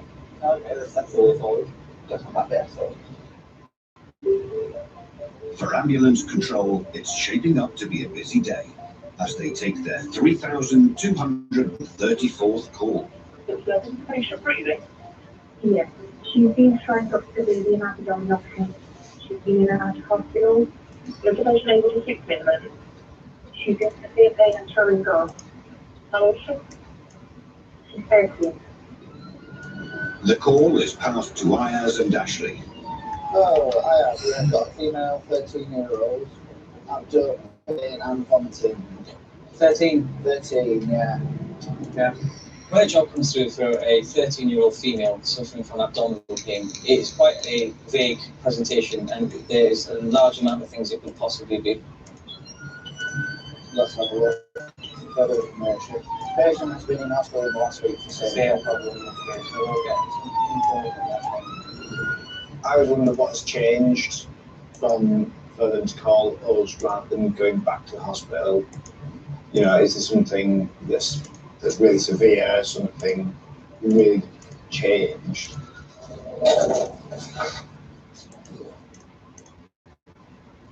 Hello. You're actually hello. What's your name? What are you doing? Hello there. What's been going on? 13-year-old Mia is being cared for by her mother, Goldish, and her grandmother. She's been in pain for about, I would say, over 1 month ago. She's been screaming in agony, so I then took her to the GP. They suggested, oh, maybe Karen Cramsey for a couple of weeks, but then through the night she was screaming, I had to take her to hospital. Okay, where's the pain at the moment, so? All over or just one specific point? Can you just slow it down just a little bit? To begin with, Ashley takes Mia's pulse and listens to her bowel sounds. We look for indications like a fast heart rate, how painful it looks, their colour, is there signs of shock. Many things that we try and put together to try and deduce what's going on. But we are slightly tachy. With this patient, she was tachycardic, which is a fast heart rate. Yeah, but how fast was it? The reason why someone will have a faster than normal heart rate could be that they're starting to fight an infection, that they're in pain. We have to look at the reason as to why something is abnormal. She has been today, and The hospital gave Mia anti-sickness medication and an antibiotic. he's in that they've had different times to try. Yeah. And they've not made a difference. She's literally walking around trying to strengthen. Have they started the period? When it comes to the abdomen and abdominal related issues, it's always difficult to come up with one single impression because there are so many organs in there and so many things can go wrong. It's very difficult to say exactly what it is.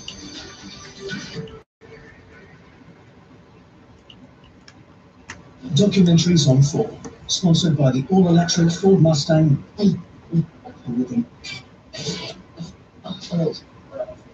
Where's that hurting? When you see vomiting and diarrhea, I think it's very easy to instantly go down the route of gastroenteritis, stomach bug. But that could also be a side effect of pain. With pain, some people go into shock. The body wants to eject everything that's in there. Ayaz and Ashley need to be sure Mia's symptoms aren't a sign of something more serious. Straighten this leg for me. That's it. And you lift that all the way to the top. So you touch my hand, this leg. Straighten the leg out, all the way out. That's it. That's it. If you can't lift your right leg up and whilst it's straight, that's a sign that we look for appendicitis. Where's that hurting? I was checking her appendix to rule out appendicitis, rule out any gallbladder problems, bladder problems, and kidney issues. Yeah, I just need to get a spot of it on your finger, okay? I'll scratch between 1, 2, 3. How often are you feeling the cramps now? Is it constantly there or is it Constantly, she's saying, but then she's getting a little in between now, like a sharp. sort of weird, sort of like, Yes. What we're doing back, still don't know what's caused. It's going to be to the hospital. She's showing signs of infection. There were a couple of indications that she might have had an infection. A raised blood sugar when she's been vomiting could indicate the body's using reserves up and producing more, so it can fight an infection, along with a heart rate that's slightly higher. It's the end of a busy weekend. With the nearest A&E at full stretch, patients are being sent to other hospitals. Yeah, just a quick question for you. I know Good Hope's on a diet at the moment. You they still like tech pediatrics? Beautiful.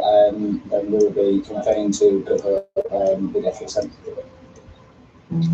This will be Mia's second visit to A&E in 5 days. Right, so just round to the back of the ambulance, alright. Well, we're going to take her into hospital because there's a reoccurrence, so we want to get that rechecked. To show there was nothing new. They have a lot more tests that they can do at the hospital to try and get that diagnosis. I'm happy. It's an 8-minute drive to Good Hope Hospital, where Mia will undergo a full assessment by the paediatric team.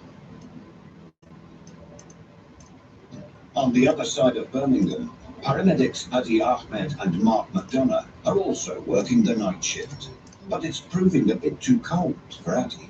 I'm not built for this weather. I mean, you're alright, you know, you pack on your layers, you're ready, you're like a holiday, you know. You're alright, but me, it's not happening. I'm a tropical being. You need someone you can have a banter with, you can have a laugh with. Yeah. Otherwise, those 12 hours are going to drag. It's a really long shift if you can't have a laugh with your crewmate. It's not long before control sends through a call from the southwest of Birmingham. So we're going to a unknown female. She's 92, bless her. Grandson with patient for access, breathing getting worse. 9 minutes later, Adi and Mark arrive at the woman's address. Hello, what's happening today, guys? Yes. Okay.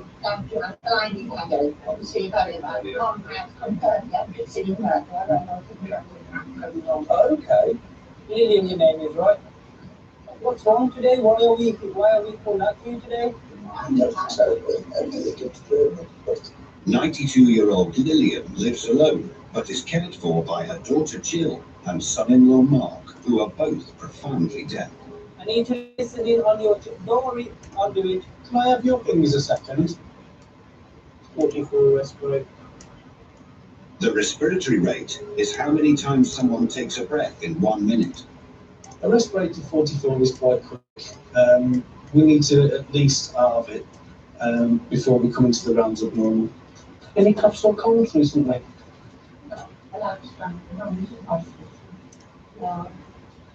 Being in and out 4 times this year. Right, okay. It was during Lillian's last visit to hospital with pneumonia that she was diagnosed with emphysema, a lung condition often linked to smoking, which can occur even if the patient hasn't smoked in many years. Okay, let's get this one. Nice one. Was it nice and clear, Jessica? It was clear, it's just shallow and fast. They told me they could cure the pneumonia. Yeah. But they couldn't cure the emphysema. As Lillian's chest sounds are clear, Adi and Mark look for another reason to explain her rapid breathing. Does Mum suffer with anxiety at all? Shortness of breath. Anxiety. Have you still got the headache now? You have. Have you taken anything for that headache? Took some paracetamol. What time was that? After dinner. I usually have some paracetamol about now when I have some Horlicks. and a couple of biscuits before I go to bed. Horlicks and biscuits. You're making me jealous. How long have you had this headache? It was last like this. Just after I had dinner. Tonight. Did you say she normally has emphysema flare-ups when they're associated with a headache? The last time I was in, she had raging headache, terrible headache. I'm tempted to err on the side of caution and pop you into hospital. It's only for a checkup, and let's see what happens. Yeah. If they keep you, they keep you. If they don't, Yeah. you'll be back home later. A patient's history is very valuable. It points out the direction we need to follow. If they've had these symptoms before and they were conveyed to hospital and they needed hospital treatment, we're not going to disturb that. We're going to take them to the hospital and get them treated the way they did last time. Right then. Can you manage? Oh. No. I got you.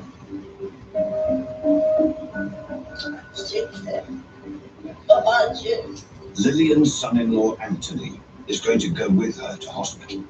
Come on then. That's it. That's it. You can sit down now for me. Beautiful. Well done. Thanks, Annie. Ready? It's okay. Okay. Nice and relaxed. We've just come off the curve, that's all. I won't let anything bad happen to you, okay? Bedside manner is absolutely essential in the ambulance service. It's the one thing that we can't teach, yet puts the patient at ease far more than any of the drugs that we carry. Okay, here we go. Hold tight then, sweetheart, here we go. At the Queen Elizabeth Hospital, Lillian will undergo a series of tests to identify why she suddenly found herself struggling to breathe. Over in Coventry, it's half an hour after they arrived, and Floss and Orla are finally able to fully examine Michael's bloodied head. It's just hard to see, isn't it? What's those cutting what's hair? It's just all matted hair. It's not that good, is it? Yeah. Using the sterile solution, they clean and disinfect the whole area. Sorry, sweet, if this pulls. We dressed Michael's ear to make sure that the infection, if there was one, didn't get worse. Put a bandage on it to help it to stop bleeding. Does that feel alright? Not too tight? No. Beautiful. Yes, Michael's neighbour Mike is going to go with him to hospital in the ambulance. Oh, look, it's daylight. When did that happen? Michael was a lovely patient. He was a real gent Yes, I'm around, Michael, okay. and quite a good sense of humour as well. He was laughing and joking with us. It was, a shame that he had to go to hospital and that he'd injured himself, but he was a lovely patient to have dealt with and a nice way to have ended the shift. As dawn breaks over the West Midlands, Michael arrives at University Hospital, Coventry in Warwickshire. He needed stitches to his ear and stayed in hospital for 2 weeks to recover. He was then transferred to a care home where he's now living happily.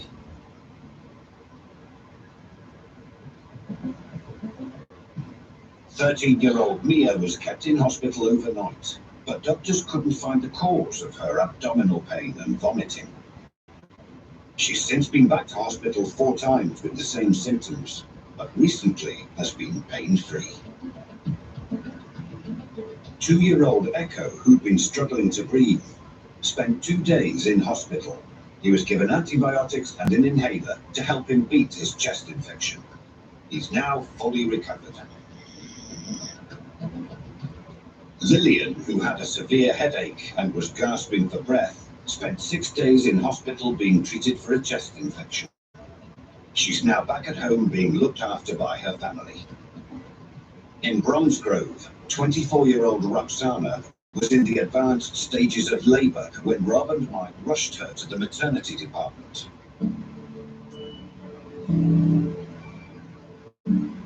Roxana and her family are now settled in their new home with a new baby boy. As soon as I went in, within half an hour, he was born. He was a month early and he weighed about £5 for like a month early baby. He was a good weight. We named him Jakob. Roxana's husband just made it to the hospital in time for the birth. The next day, her 2 young sons came to meet their new baby brother. His brothers, they play with him, like give the toys to him. So it's like both like fight over each other now who wants to carry him. Paramedics, they're really nice. They're really happy with that. Holding onto my hands. So it's like, I really need someone now.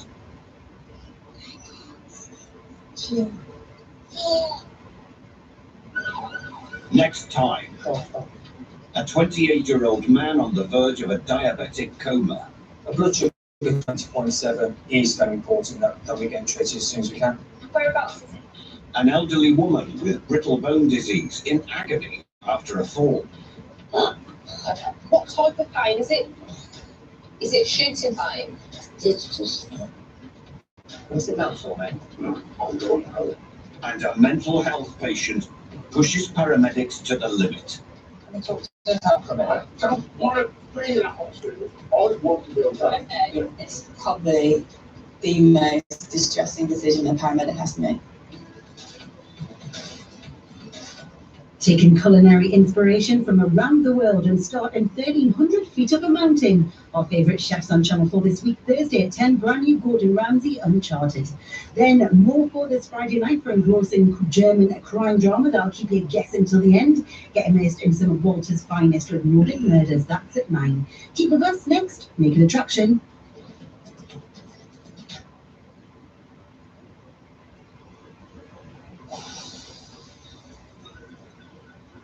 Challenge your thinking with documentaries on 4, sponsored by the all-electric Ford Mustang Mach-E. Tenzing natural energy, a different way to energize your cells. Purely from plants, low calorie, and sustainable. Nice. For every time someone told you to wash your face, for every second your skin felt dry like sandpaper, for every minute you chose to keep going, this fight is for you. Cleansing and moisturizing formulas your skin deserves. La Roche-Posay, dermatologist recommended skincare. Discover now at Boots. The boost out of the worst. North and south, they're both the best. The only one border is a kiss. 'Cause I love being here with you. I love the sea, I love the shore. The rocks and waters more. With you there ain't never be a bore. 'Cause I love being here with you. Waxed. Natural. Unique. Shaved. Sensitive. Tattooed. However your underarms are, they deserve the best care. Discover our advanced formula with omega-6 and 48-hour sweat protection. Dove Advanced Care, our best care for all underarms. Shop now, pay later, and feel fabulous with the new summer collection, Star by Julian McDonald, exclusively at Freeman's. Be more free. Bring imagination to life. Thank you. Sophology, feel at home on a sofa you love.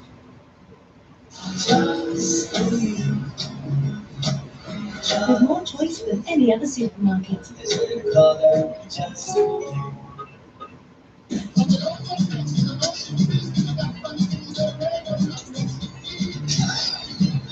Anchor, into the food, Rotterdam. Hello! Is that your kitchen? Oh, gives it a tour. Oh, come on, show us round.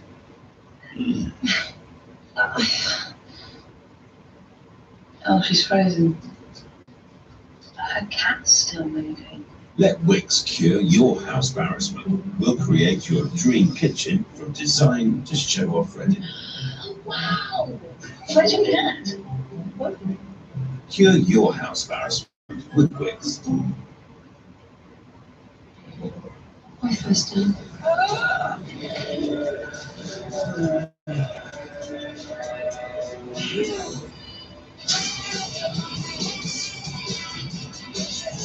Why yourself a broadband range.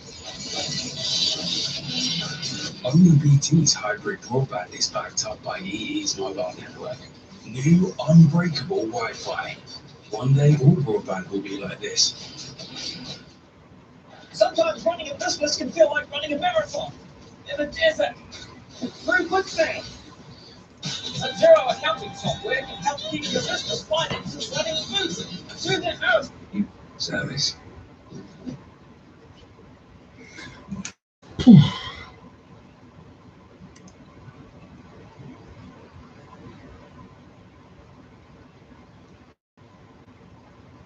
He's on 5-star. Even if they didn't do it, it turns out they most likely witnesses, and somebody better talk to them. Get out of the APB and see what we get back. All right. The reason to believe they've left the state. That's very possible. Yeah, why don't we go ahead and let the Bureau in on this?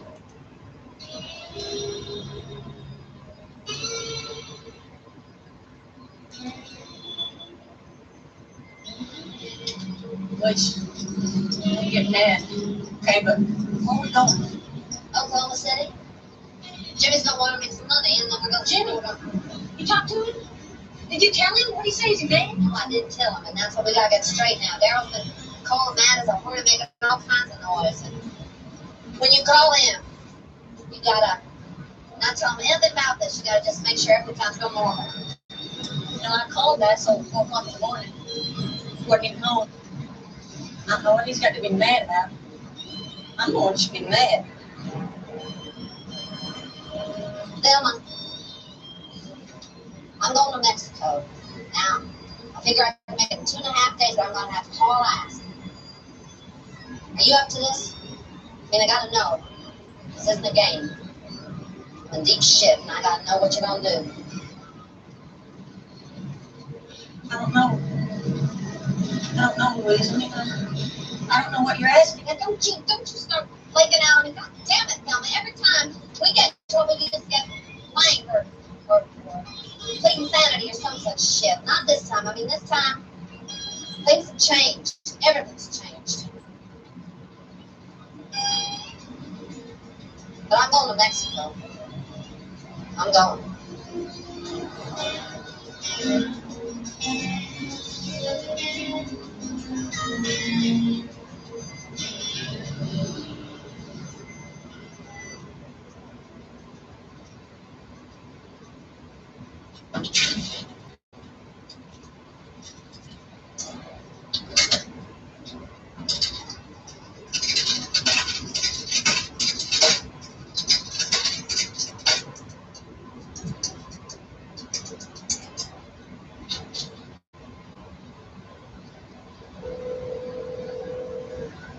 Louise, So you answered the phone? I was afraid I missed you. I got it. I was afraid I couldn't get a check cashed on Saturday. You did it. Trying to mine at the club. You didn't tell me it was for you. No, I didn't say what it was for. I told him I'll buy a car. Good, that's real good. Listen, where do I go? It's a place called the Vagabond Motel. It's at 1921 North, East 23rd. It's under Peaches. What? That's the code word. I miss you, Peaches. Thanks, Jimmy. I appreciate it.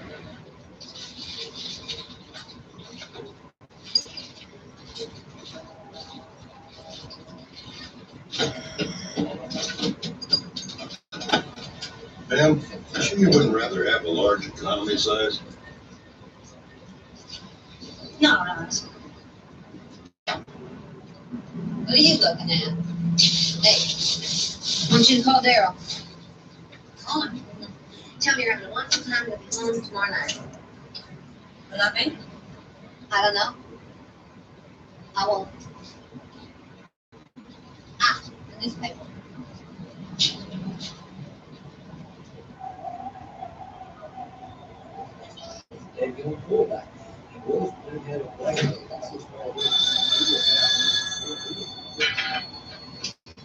Yes, Daryl. Oh,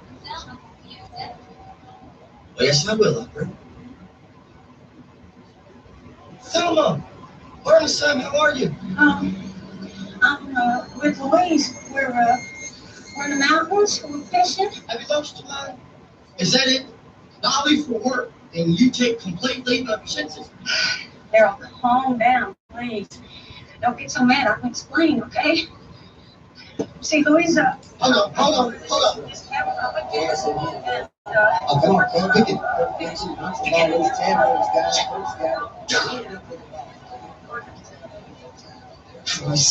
we're just gonna stay there, you know, fish and hang out and stuff, and we'll just be gone one more.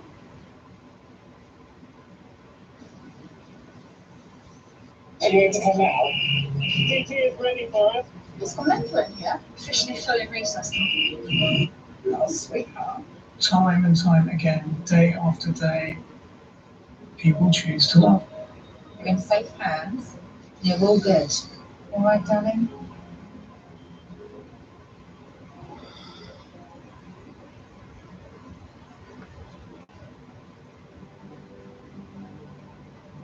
Life is full of setbacks. Ones that hit you hardest are unforeseen, and you're totally unprepared for what is coming next. As a trauma surgeon, what we do is about restoring function, improving pain. It's about getting people back on their feet again. It's okay, you're in a safe place. Part of your role is not just managing the physical injury, but supporting them through the mental toll that major trauma can bring. It's not just a fracture in front of you, it's a patient, it's a person. And being able to help someone through the darkest parts of their life and out to the other end is one of the wonderful parts of the job.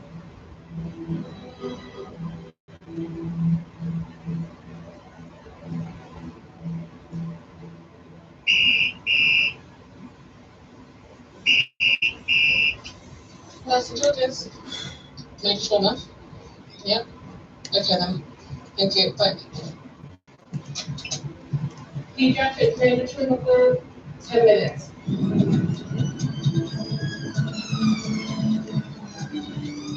Carl. It's Carl versus the child.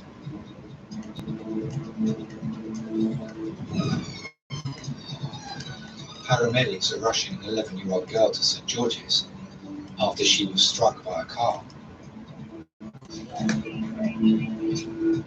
Dr. James is on call in the emergency department. The paediatric trauma calls can be some of the most difficult to deal with, both in terms of the injuries but also emotionally. 11-year-old has a shoulder. It's not just the child that you're going to be treating and talking to, but you're also going to be talking to the parents who themselves are going to be scared and anxious and worried. It's 11. Do you want to do phone ring? Yeah, sure. All right. Yeah. Being a new dad, you can only begin to think how stressful being in that environment is. The girl's mother is travelling with her in the ambulance. Shanti loves school. She was rushing around because she doesn't want to be late. She doesn't ever want to get told off. I waved to her through the window and I was like, hurry up. So she's run off down the street. And then probably 10 minutes later, I got a call and I just ran down the road. Kind of ran, and then I stopped. She was lying in the road, not moving.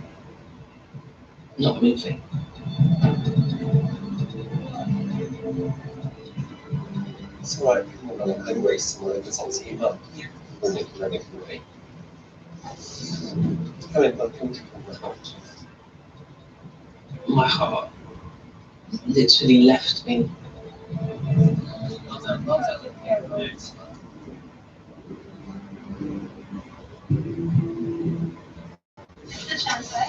Let me know. Chances my way to school today. We ran in because she was a bit late. Car slowed down, let a few people cross. Sped up again, she hadn't seen anyone else. And Shantae's run across the road. So it was about 20 miles an hour on the road. There was a bullseye to the window screen, but it was her shoulder. Shantae remembers it being her shoulder.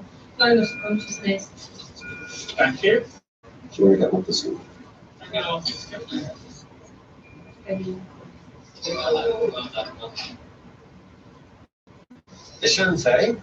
Ashante, hi, I'm James, one of the trauma doctors. Yeah, everyone's here just looking after you, okay?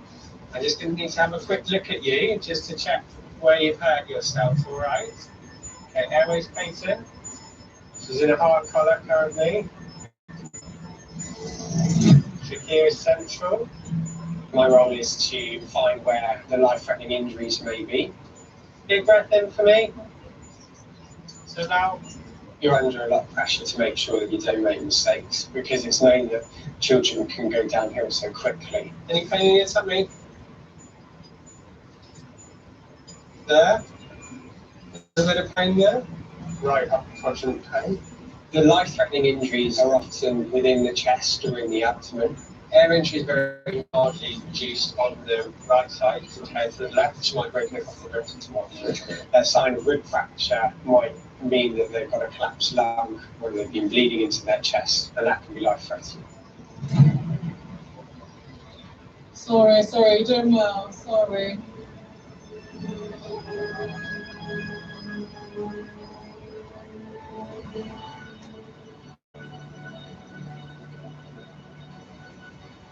I was just fearing the worst. How many more times are we going to go to the hospital for Shan? She's been through enough.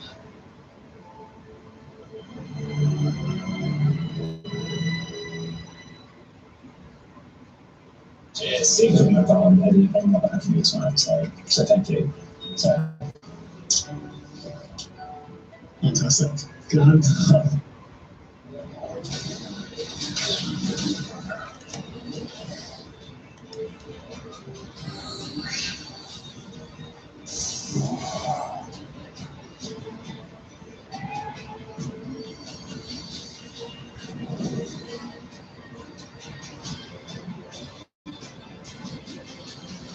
Welcome back to Endless Adventures with 2-for-1 cinema tickets with Meerkat Movies. Tired of clean clothes that lose their freshness too soon? Now they can smell fresh for weeks. Add Le Mans Unstoppable's in-wash scent boosters directly into the drum before every wash and enjoy non-stop freshness that lasts and lasts. Le Mans Unstoppables, non-stop freshness for weeks. This summer, Virgin Media is dropping mobile deals like it's hot. Check out our summer deals drop at virginmedia.com. Friday's Euro Millions can make 20 UK winners' dreams come true. Not that dream, this one. Euro Millions from the National Lottery. Player app, online and in store. The last thing you have time for is cleaning the floor on your hands and knees. There's a better way. Stand up to danger with a flash speed boss. Cleans up the attach the wet cloth to the flash speed box. Speed box sticky bits. Sticky bits. A bloody awkward bits. That thingy go in the bin. It's quick, easy, and hygiene. Use our absorbent wet cloth, a 2 times thicker and wetter Flash Speed Box for daily hygienic floor cleaning. Booking a Verbo holiday home means leaving all the craziness behind. Well, maybe not all of it. Crazy feels good when it has room to spread out in a place on the beach. It just feels like a holiday where the family can get away together. A home of your own that's perfectly not your own. Book today and get away together with Verbo. The evil veg are back. Will you munch with us? We've got to eat them to defeat them. Join Backpack Casino and get 50 free spins and play slots as new as the new tricks these dogs have learned.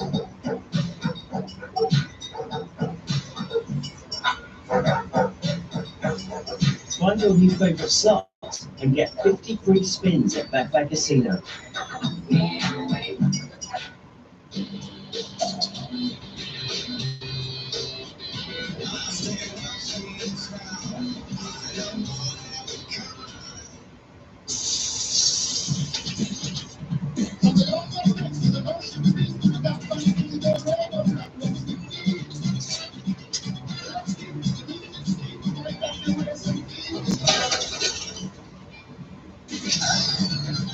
Anchor into the free butter the moon.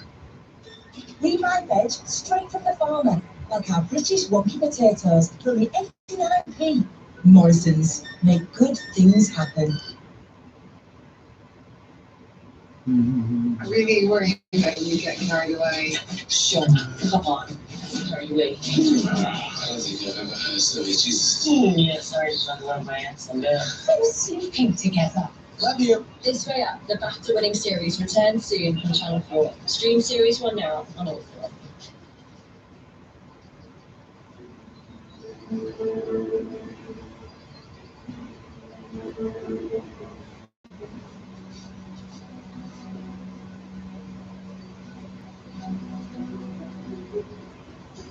One day I had a peppermint in my mouth, and I was talking to someone because we didn't have the glass. Yeah. And as I was talking, the peppermint flew out and landed on the floor.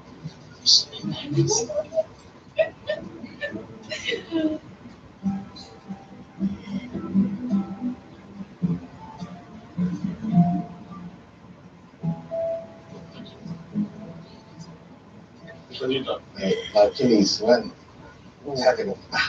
Oh, this went down. Like, nah, man. I found it. I sound like boots hitting each other.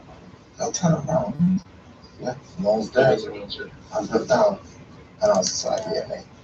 I was like, mate, get me off. I'm done. Yeah. I haven't played for years. I used to play at a decent level. I always took football seriously. I was always one of the best footballers in that kind of the local kind of area. I played like 3-4 years, got back in it. Injured. This. However, we used to go to church on Sundays. So my parents didn't let me play football in the Sunday league. And that's the only place where you can really, you're really going to get anywhere from. So it was only till year 10 where they said, okay, Reece, you can go and play football now. You come off straight away. Oh yeah, I rolled off. So I did 1 year at Tooting and Mitcham. My first season, scored loads of goals and was looked at here and there by different clubs. Got scouted by Crystal Palace. Yeah, that's you done it. So you don't try to do that anymore. Yeah, that's all, mate. I went from playing Sunday league. My first game was against Russia under 16s. All of a sudden, you're in amongst some of the best players in England. So it's an amazing feeling. Yeah, is it Reece? Yes. Yeah, do you want to come in? So take it easy. Hi. Best of luck. Thank you. All right, I'm Vicky. Nice to meet you. Nice to meet you, Vicky. How can we help you? All right, so I think I've blown my Achilles. What happened? Yeah, so I was playing football, turned to run the other way, put my heel down, I just hit it. You heard the pop, did you? Bang. Right, let's have a little look. So I grew up in South London, an area called Mitcham. Yeah, it's got very swollen, hasn't it? I definitely didn't have a privileged upbringing, that's for sure. For many years, no one in the family worked, so we just get through each day, each week, each month, as you can, really. It's painful. Oh, jeez. I'll say that at the end. But once I'm on the field, once I'm on the training ground, nothing else matters, which was peaceful, It was a world from my world, it was my escape. Try and push me down with this foot. Lovely. And try this one. Oh, yeah, doesn't want to go, does it? Yeah, I did feel disadvantaged in a lot of senses.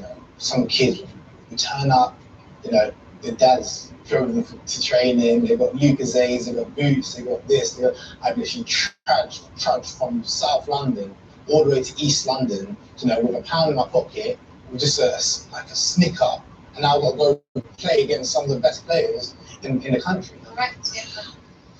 As I say, that mechanism that you said, that quick, that big pop, and often people say it sounds like a gunshot kind of. Yeah. Sound. Yeah, but are you going to get shot on the football pitch? Right, you're going to be in plaster. What? Where? Yeah, I'll put plaster on you this evening. This evening? Yeah. Okay. All right. Yeah. So, I know it's not definite, I'm always very about you. a moment. Yeah, fine. Unfortunately, I didn't get a pro. Just didn't work out for me.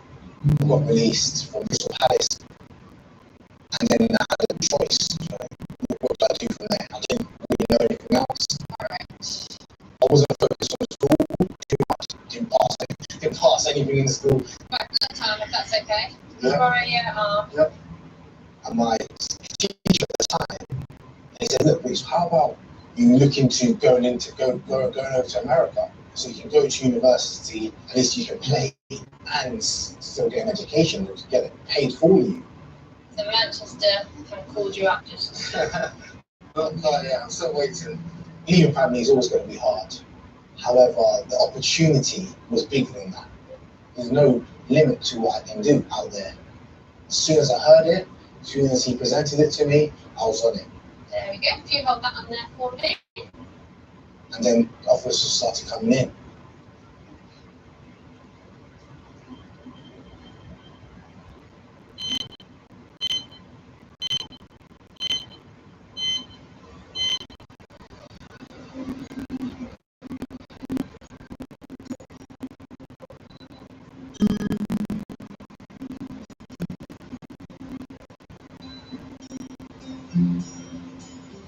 Right, my lovely lady, I've just got some painkillers for you. They're really strong and it goes a little bit up each nose. Sounds a bit funny. All right, 1, 2, 3, go. Doctors are assessing 11-year-old Ashanti for internal injuries after she was hit by a car on her way into school. There's no indication for CT head, is there? No loss of consciousness. There's your X-ray chest, X-ray pelvis, X-ray neck. Hold the CT up. Okay, just try and reduce radiation.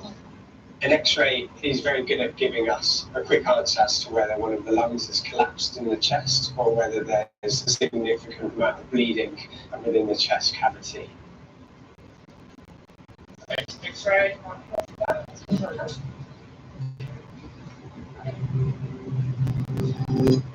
Okay, we have any breathing for me? Okay, big breath in. Good, and breathe normally. Slow down.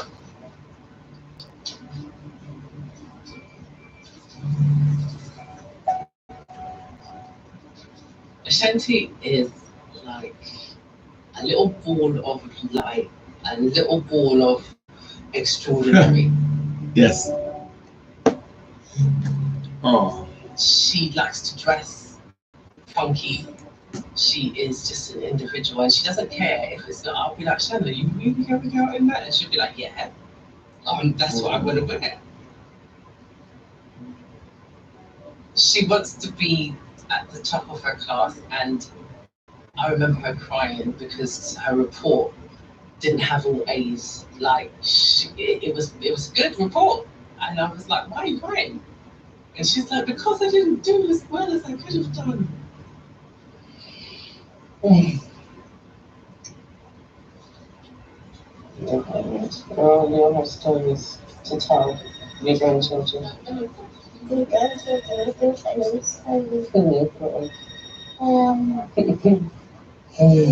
do I do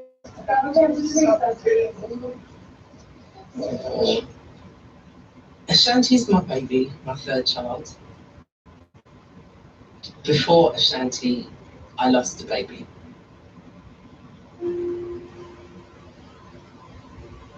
When we went for our 3-month scan, it was then that we found out that it didn't survive.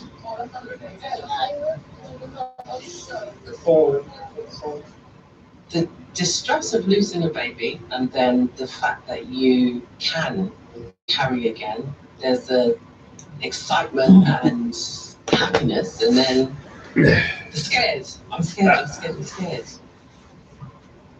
I panicked throughout my pregnancy with her, like any little thing. Wow. I was even got induced early because I was just like, I just need to see her. I need to see her.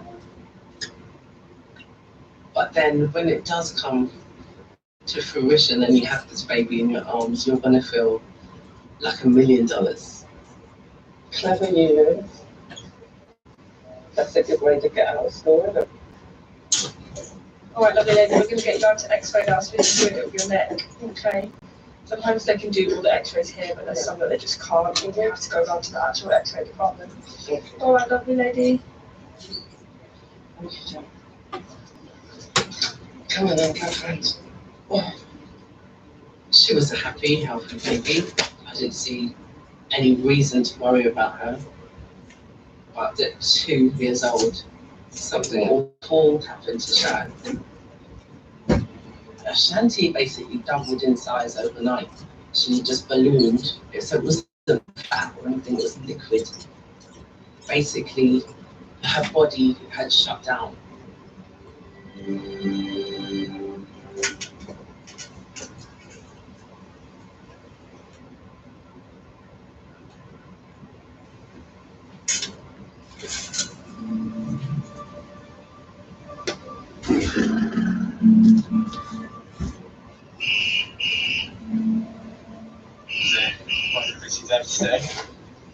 Hello, Georges. Okay, tib-fib fracture transfer. Is it an open tib-fib fracture? Okay. Thank you. Adult female, trauma transfer, ETA 10 minutes. The 60-year-old woman is being transferred to St George's from another hospital with a serious leg injury after tripping over her cat and falling down the stairs. It's a tib-fib fracture. Open fractures are one of the most devastating injuries that we see in major trauma. They're high energy injuries. The force required has made bone rip through the skin from inside to out. They can certainly be limb and life threatening to the patient.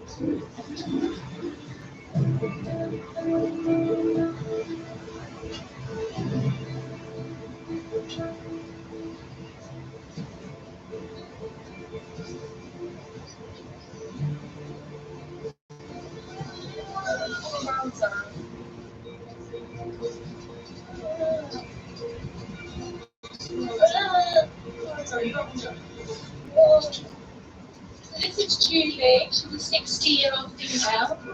At around 2 a.m. last night, she fell down a flight of stairs, injuring her right ankle. Picked up by paramedics, taken to Fridley Park Hospital. She's been treated there and referred to St George's. Has a ceasefire been cleared? Yeah, cleared. Okay. Hi, Julie. My name is James. I'm one of the trauma doctors here at St George's. Okay, so I'm just going to examine you, okay? Is that all right? Where's that hurting? Just everywhere. It's just Well, generalised sensitivity, but there's no deformity. it's all gone quiet. You feel me here, yeah? Wiggle your toes. Oh, well, there you go. Thank you, Julie. So, Hazel, was I right or was I right? The greater the wounds, the higher the Cheers. infection. We need to get on it quickly. We'll take good care of you. I'm sure I'll be seeing you shortly, all right? Let's go.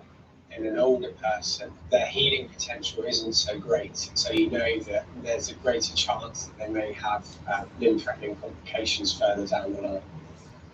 Don't worry. Don't worry. It'll be okay.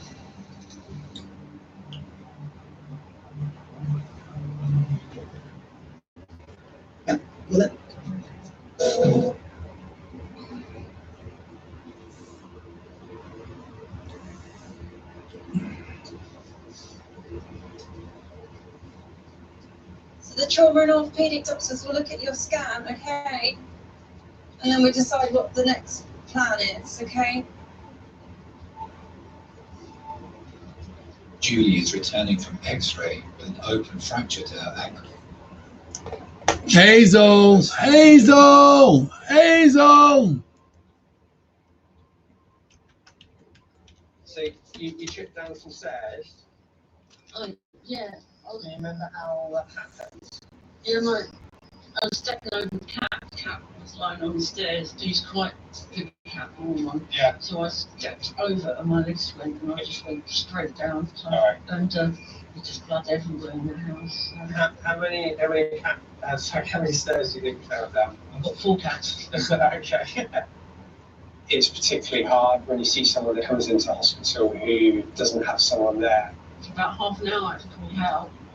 So I see calling out loud. Yeah, yeah. I was saying, Hazel, yes? They're often in pain, they're often scared. And I No think fireworks. The doctor is as much about supporting that patient as treating them. So you got a nasty. And no, you don't need to tell me. You don't need to tell me. I'm just saying, no fireworks.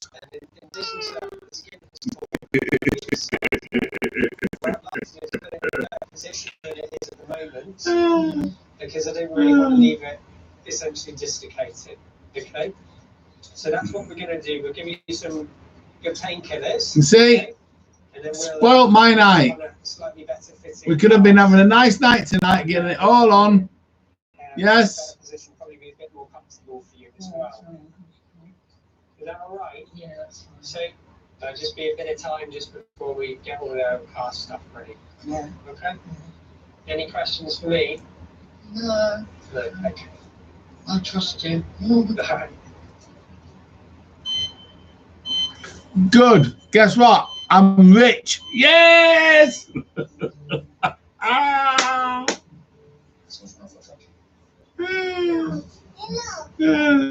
That's all I'll say to them, Anna. That's all I'll say is I'm rich. All right. Even the bookies yesterday was like, "You're not going to put them on England. You're not going to put them on England. No, no, no. Italy, all the way. Italy." He says, "You're not English." I said, "Yes, I am." And I said, "I know how to select my queen." Yeah,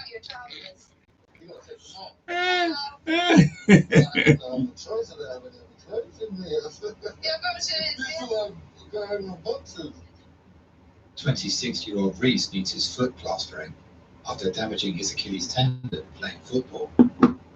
It's much easier if you sit up for us.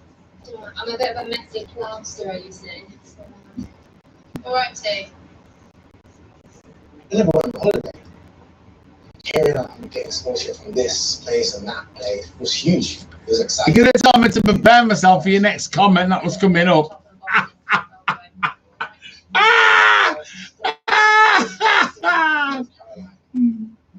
Totally different. It's just a different life. All I could hear is crickets. I actually did. I actually lost. I actually lost £300 though. It's crazy. I didn't go to countryside here. Because if So you'll see the end of as well. Italy would have won Wimbledon today, yeah, it would have been all over £300 I would have won. So at the moment, it's about 50 quid I've won. So, Amazing team. you know, to do a double was 30 to 1. 30 to 1! Few seasons to really get into it, but now I'm starting to become a lot more intelligent on the field. My touch is better. So now I'm at my prime. Our team then went from 108th in America to then my first season there, we ended up 4th. I was doing extremely well football wise. I was doing pretty well. Well, the poor thing you, guess what? Find another sport. So I still had to come up with 10% of the annual tuition. Bloody, exactly, Helen, Hazel. Here comes the slightly messy bit.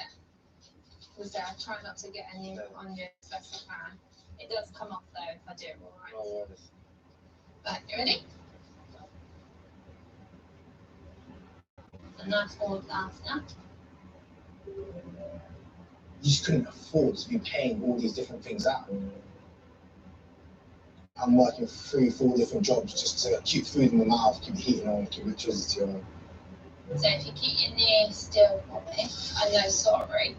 And we all know support coming from home because they're going through their own problems, so they just use just me and that's it. Sorry. And they said, look, we need X amount from you for us to move you into your senior year and then have that So unfortunately, I had to come home. Don't mean to cause people lots of pain. Sorry. Right. So yes. I was devastated. That was more devastating than not signing pro. Haven't been in London for like 3-4 years at this point. Now I'm just come back with a bag and that's it. Go back to the same position that I was, probably worse. Cover your finger. Yeah. It's done that. Perfect. Thank you. I would say I'm mentally strong in a lot of senses. That pushed me right to the edge. That pushed me right to the edge.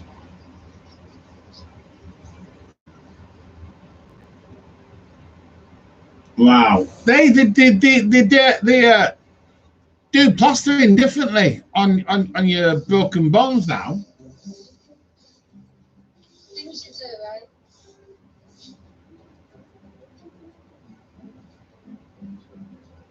I'm pretty sure I've just seen Sam cleaning up leaves.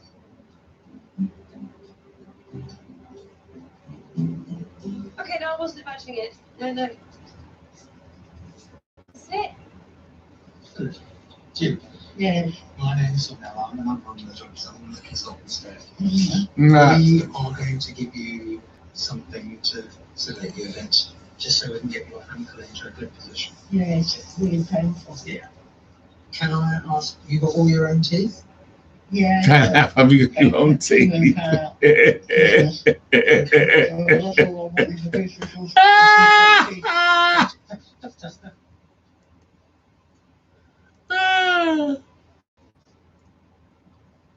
Oh! Cookie dough ice cream. And lots of cuddles. Doctors now have the full assessment of Ashanti's x-rays. So it's all looking good, okay. From the point of view of your neck, chest, pelvis. Wow. So that's all really reassuring. You've broken your arm just around here, okay. So what we're going to do is we're going to sit you up nice and gently, okay, and then I'm Wow. going to what we call a collar and cuff, and then we'll be good, okay. Okay, we're going to give you some antinots, happy gas. Oh. Okay, so you just suck on it. You'll find this really a bit of a laugh. Take you to a happy place. What we often do is realign that fracture, and the sling's great because once you've done the first realignment, gravity then takes over. Have you ever had a antinouts before? Oh, that's very good. There you go. There you go. Just breathe normally.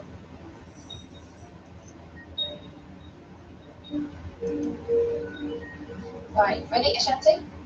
Big breath in. Okay. I'm just going to slowly sit you up. Ashanti went from a normal child to this other child, double the size, and it was like it's definitely wrong. Big breath in. Big breath in. Deep breath, Sharon. And so I'd gone to the doctors.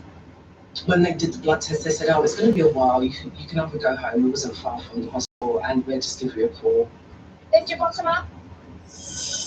Can you step up a little bit? Ready? So then we get a call a couple of hours later saying, "Bring her back now." Push yourself up. Push yourself up. Sit up. Every time. Ashanti. Turn.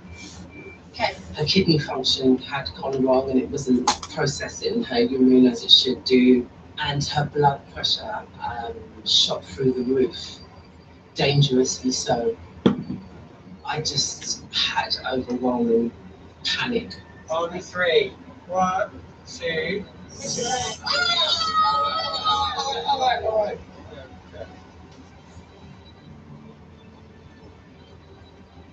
So close. So what? Doing all right. You okay? Sharon? Shanti? Ashanti. Hello. Sharon, it's okay.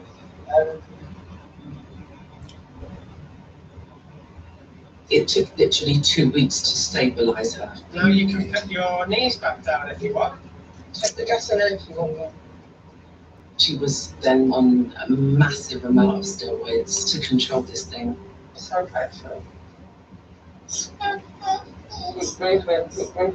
It was a whirlwind from one day your life is okay and to the next we're in hospital with this unknown disease that how do you fix it? What grief was from? Every day was blood test. And then we found out it's nephrotic syndrome, which I'd never heard of before. Okay, right. So I know it's difficult, but what we want is for this to hang down. So we just need to let gravity take its course and it straightens up. All right? Is that okay?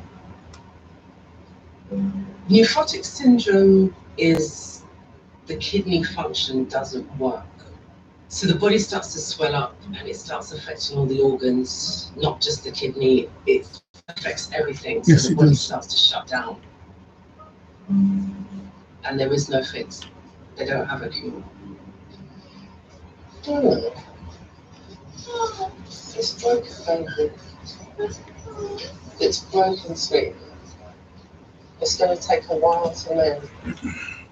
Having the parent there to be with the child and to support them is often more important than any painkiller that we can give them. So if you want to, could you just request a shoulder x-ray? I just get an ankle dislocation. When you have a child, all you want to do is support your family and do the best that you can. Right, so. Julie has been sedated so that Dr. James can now realign her fractured ankle. So much pain in my ankle. Yeah, it would feel quite a bit better once we put it back in joints. Oh. On the day before lockdown, my first child was born, a healthy baby boy at St George's. I couldn't have been more happy in my role as a new dad when, at the same time, the rest of the country seemed to be falling apart. It's alright, Julie, we're just taking off the bandage, okay? Everyone that could help was also needed in hospital.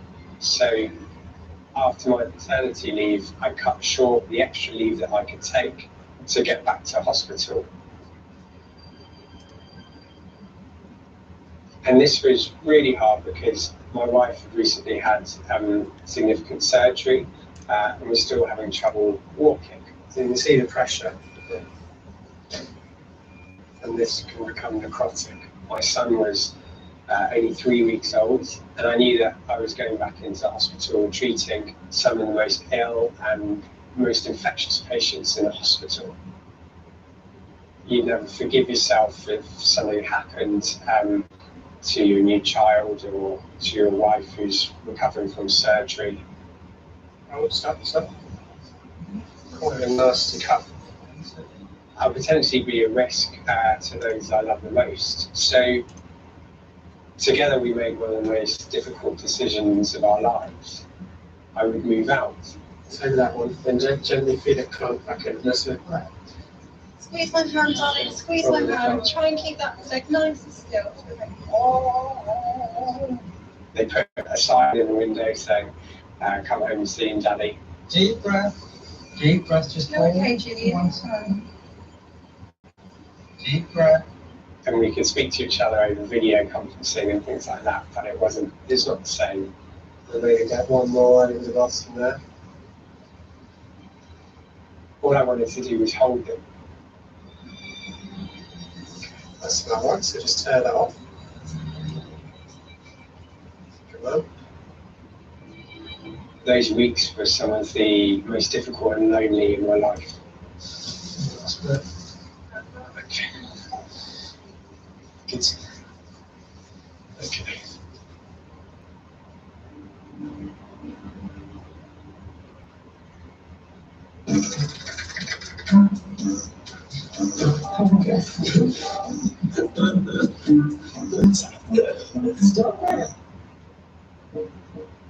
Payroll boss. Now, time to boss this project. Smash payroll with our financial tools. Eye Cream in a Concealer by L'Oréal Paris. Infused with 0.5% hyaluronic acid. The benefits of an eye cream in a concealer. It cares like an eye cream and corrects dark circles like a concealer. For the look of a good night's sleep. Eye Cream in a Concealer by L'Oréal Paris. We're worth it. Priority tickets only on Autumn, with 48 hours early access to your favourite gigs. Get them on the app.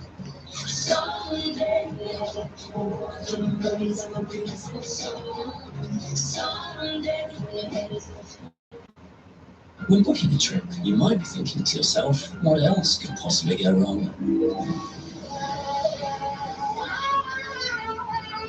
I mean, that probably won't happen, but if your plans have to change, it doesn't matter, because Hotels.com has flexible booking options. Hotels.com, because just in case. Where is the sun? Cold wine, dry my daughter's outfits. Where is the sun? Piling up. This room smells like an armpit. You think you got briefs? Well, I'm running out of briefs. And the weatherman says no sun. No sun at all. Who needs the sun? When you have new Lenore Outdoorable to give your laundry that line-dried freshness. Whatever the weather, new Lenore Outdoorable. Fresh as if dried outside. The Euros are finally dropping. Visit Sky Bet, where we'll drop an offer every single match day of the tournament. Sky Bet.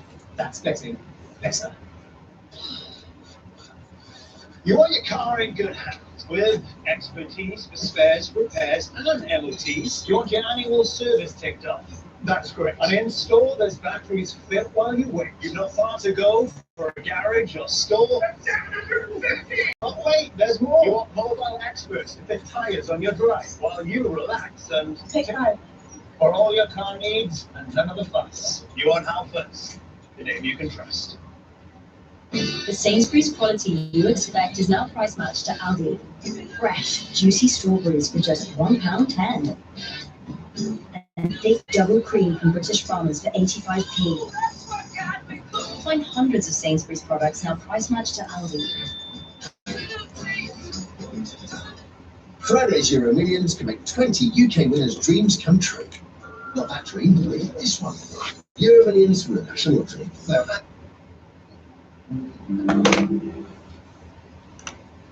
So, here comes the fun a little bit. We have to start you on some blood thinning now. They're injections, sadly. So it comes like this, okay? So the syringe is all in here, it's all pre-filled here, so you don't need to draw any medication up, okay? Reese needs blood thinning injections to reduce the risk of a blood clot following a tear to his Achilles. Are you happy to do it yourself? No, not at all. How are you going to do it right? Do you want me to do it? Yeah, if you can do this Do one, the first one. and then you just point out to me what I'm doing. Yeah.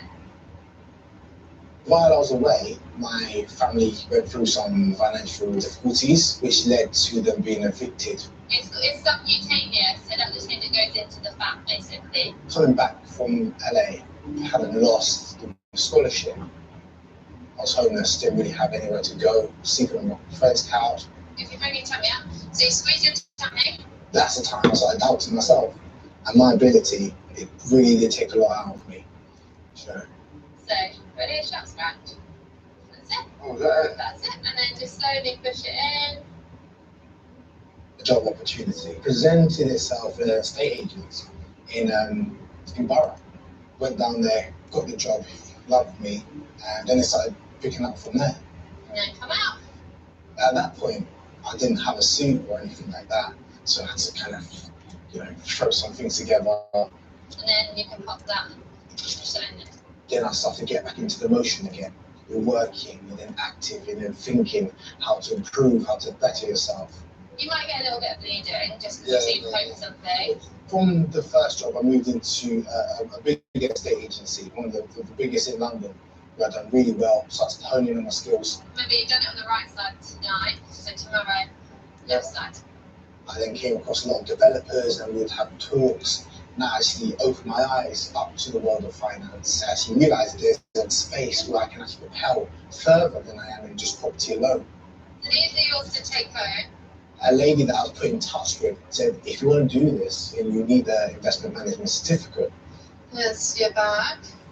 You put your bag of goodies in there. She gave me the books. She said, look, go ahead and try learn it. I opened up the books and I said, this isn't for me. there's equations and numbers that I never thought I'd be able to understand. Studying every single night. As soon as I finished work at 8 o'clock, I didn't study every day for about 7 months. The exam itself was extremely tough. A lot of people don't pass it in the first time, so I honestly thought I failed. Don't say we never give you. See how you go with those. Yeah, these feel a lot. They feel a bit, yeah. Really good. Good thing about this exam is they actually give you your result the moment you walk out of the exam.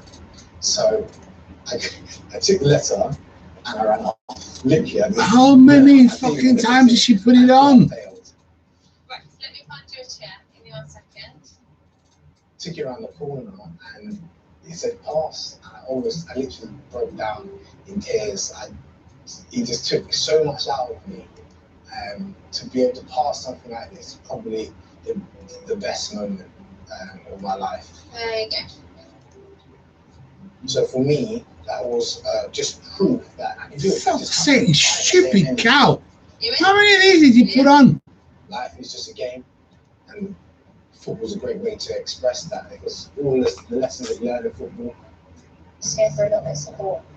Need those core muscles, yeah? 1, 2, 3.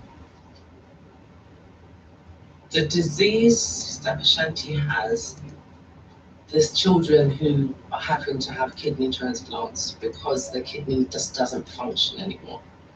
And then dialysis and all this kind of stuff, the worst case scenarios of what's happening. Ready? Oh, okay. You don't quite know what's ahead, how much damage has been done to the kidney, what's the future like for her? Is it shortening her life? Is it giving her other complications? You worry all the time. Right, just get your bottom round a bit more. Okay. Fortunately, it doesn't restrict her too much from doing everyday things. She's still the norm. Okay, can you do it?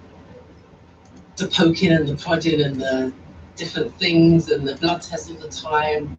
It's like a process. She knows it's got to be done, but she's so brave. I don't know. I tell her all the time, like, I don't know how you do it. Block. She's just normal Shan. I would have to take my hat off to her. How many fucking times did you put it on? I'm not gonna be there all night fucking messing about with that. Okay. Fuck's sake. The thing is that they said that most children grow out of it in their teenage years. But it's not guaranteed that that will happen. My hope is that it does. My hope is that she's going to get better. Thank God. Or it wasn't as bad as we predicted it would be. You are indeed. You are very good. I don't believe it.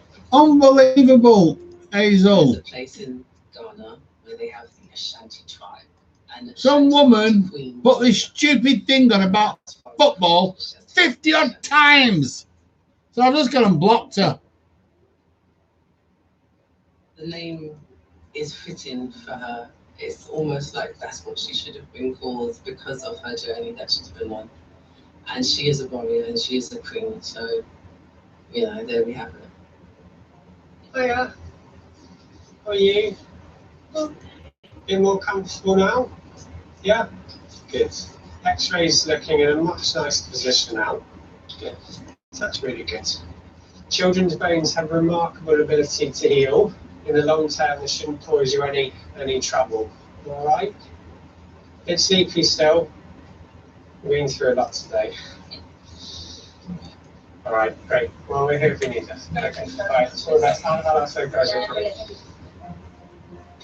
Those weeks being apart from my wife and child seem like an eternity. Ready, Julie? Let's go. Ringing the doorbell of your own home and hugging your wife and your little boy after being away and being in such a difficult environment it was mind-blowing. It was wonderful to be back. We've all been through so many things this last year. I've never had such highs and lows. We'll look back and go, we've lived through this, and the best is yet to come.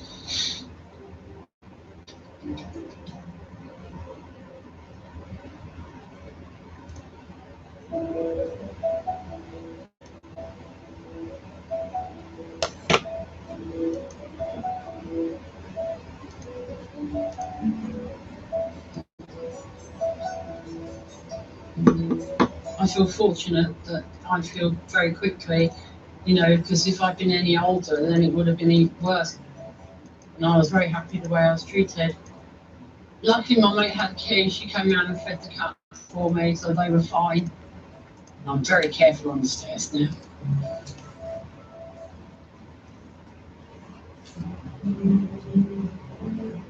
Yeah, the footballer. Yeah, what don't we all know?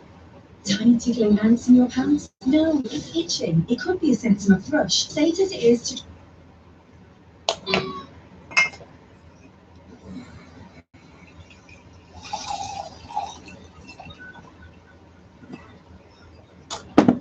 Challenge your thinking with documentaries on form.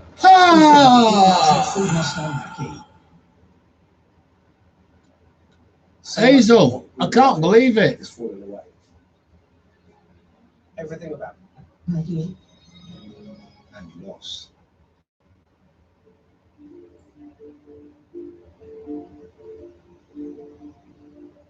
I mean, I tell you what, I've won the lottery. Is everybody going to put all that around there and form it for me? Oh, Joe's won the lottery. Joe's won the lottery. You know what I mean?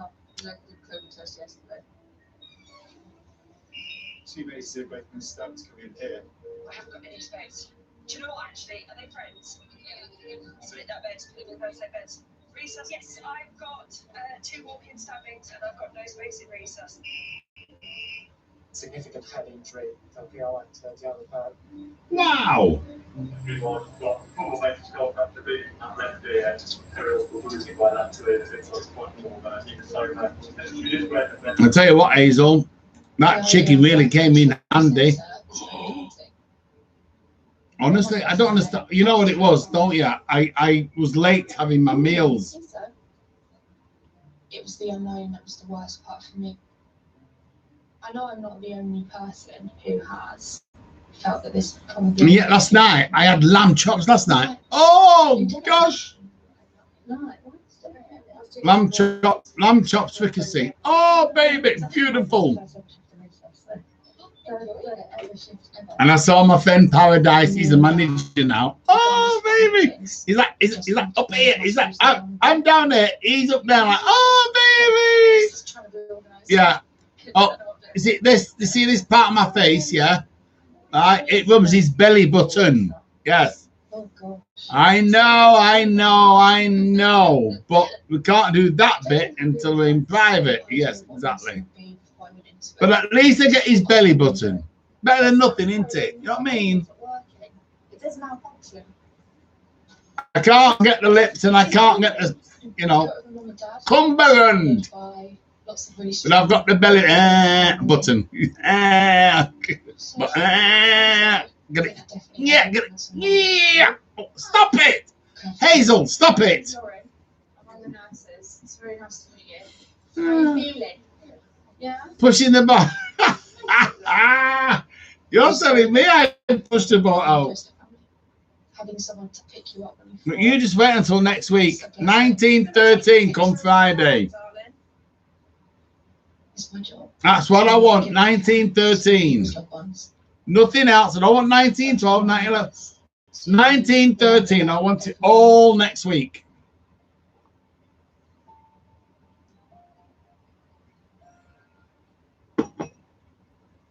Mm-mm.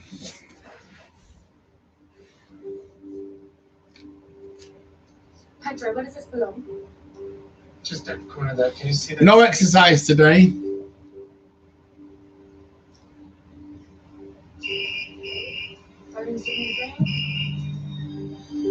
Wow. 1,834 steps. Fracture, right leg. But yesterday, I'm averaging 6,000 steps every day when I'm exercising, right? Open leg fracture after falling. Which is absolutely brilliant. So what I'm going to do, I'm going to 20 minutes. Can I give you a phone as well? exercise Monday to Friday without fail. Monday to Friday, yeah. So don't forget, you are supposed to give the body a rest. It's so scary. If you know Excuse someone's me. coming, everyone gets ready, Excuse me. and everyone's standing there like ready to fight. Fall from standing with an open fracture. I felt a little bit out of my depth And although you can prepare Chicken breast, skin everything that as you I turn know when you out. have a patient in front of you. Ready. Next. Good job. Well done. But I knew that I could fall back on my natural instinct for care. Right round over, please. This is Wendy. She's 56. She's fallen in the garden. Got some snap on her right leg. Appears to be a laceration on the shin, about halfway up the tibia, and there's obvious wobbling as we try to put it on. She's had paracetamol and 6 morphine IV and lost her spots. That is. Hi Wendy, sorry, I'm Georgie. I'm one of the doctors. Cauliflower Did rice. you have anything else apart from your leg? No. Did you have Asparagus. Okay. Okay, I'm going to need to open this up and have a look, alright? When I squeeze on my hand, would that help? When someone comes in with an open fracture, Fresh though, you yeah. worry about potential blood loss, potential infection, potential nerve damage. Decisions need to be made instantly. Yeah, it's just lost some What I don't know is whether the fracture is here and it's just the distal fragments rotated rather than the ankle. So my carbs. Somewhere in your leg. My carbs are 14. My fat is 48. My protein is 38. Or whether it's a combination of the two. You'll get an X-ray and see what's going on. Right. So then I need to have the Kentucky Fried Chicken. Do you think your husband decided to get the car full of the ambulance? Well, I just called COVID. Wendy's husband Nigel is at home, awaiting news of her condition. At their most vulnerable time, patients want to hold the hands of their loved ones, but because of the pandemic, they can't always at the moment. It must be horrifically scary. I'm going to give you some morphine to help this pain. If it was me, and I was laying in resus on my own, I would be terrified.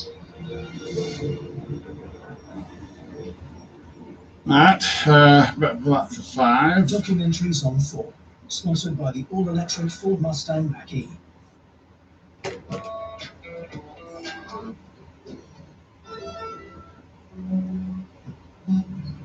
I'm going to transfer this, Hazel, onto my new phone because it will do this. It'll do my blood pressure, it'll do my blood glucose, and it'll be doing my blood oxygen.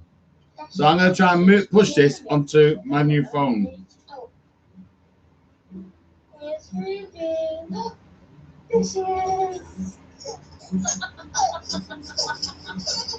Add KFC. Mum, what would you rather be in? A zombie apocalypse or everybody? Oh, it's got it. It's got it. I kind of fancy myself that I'd be good in a zombie apocalypse if I had the right. Ah, put in KFC and it's come up. Would you take that? So KFC, chicken. There we are. If you're by yourself for a zombie apocalypse, that just seems more. There's your chicken. Yeah, there we are. Zombie apocalypse.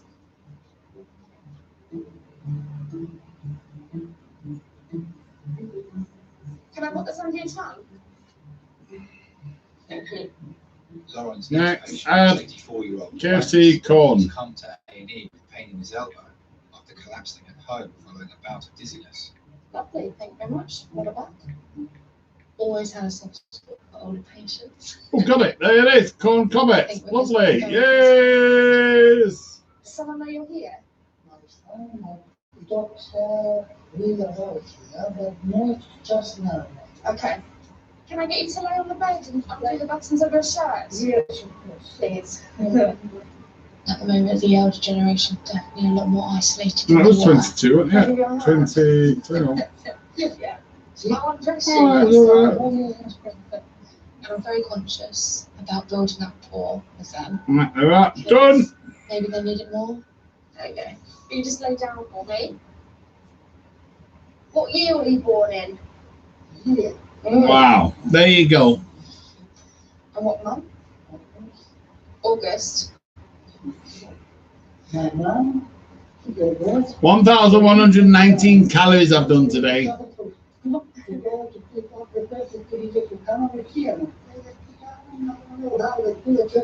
She just forgot. It was like another day. But I think you'd always remember what day it was. Tuesday I went out for dinner, Wednesday I gave birth, Thursday I went for a swim, yeah. Dad was born in a very small town in Cyprus. He was one of 6. They weren't well off family at all. And he came to London in 1959. What's your pain like out of 10? 0 out of 10. Lovely. Not long after, he opened a restaurant in Fulham. Nice home cooked food and good cups of tea. Could you stay still for me just for a second and I can get the CCG? You lay back and relax. Think you're on a beach. Ah, he says I'm obese. Especially in the 60s. He met my mum here. Mum was also from Cyprus and they got married in 1975. Then they had me and then my sister. There we go. Lovely. Thank you very much. Growing up, Dad was very fond of like full English breakfast because this is what we used to have every Sunday and we'd make it together and he taught us how to make a full English breakfast. You look a bit slumped. Yeah. Sundays was normally the day that we would spend, all of us together. I remember going to the park on our bikes with Dad. We would take some bread in the back of my bike and we would feed the ducks. I've got really happy memories. Yeah, there we go. That's better. Yeah? You see me better now? He has always put his family first, always put 100% into everything and taking pride in everything that he did. Yeah, he's great. Hi, is it Giannis? Yes. Right, I said, my name's Nick, one of the doctors. What brings you The into BMI should be 40. in your elbow? And now, the ambulance staff that brought you in, they mentioned something about you losing control of your speech this morning. No, it's not happening. Yes. So you didn't notice that you were having difficulty with your speech. Do you remember feeling dizzy at all, or lightheaded? How long did it last for? Okay. When you walk, do you use a stick or a frame or anything? Or what was that then? Do you do your own shopping and cleaning and everything? Okay. Do you drink much alcohol at all?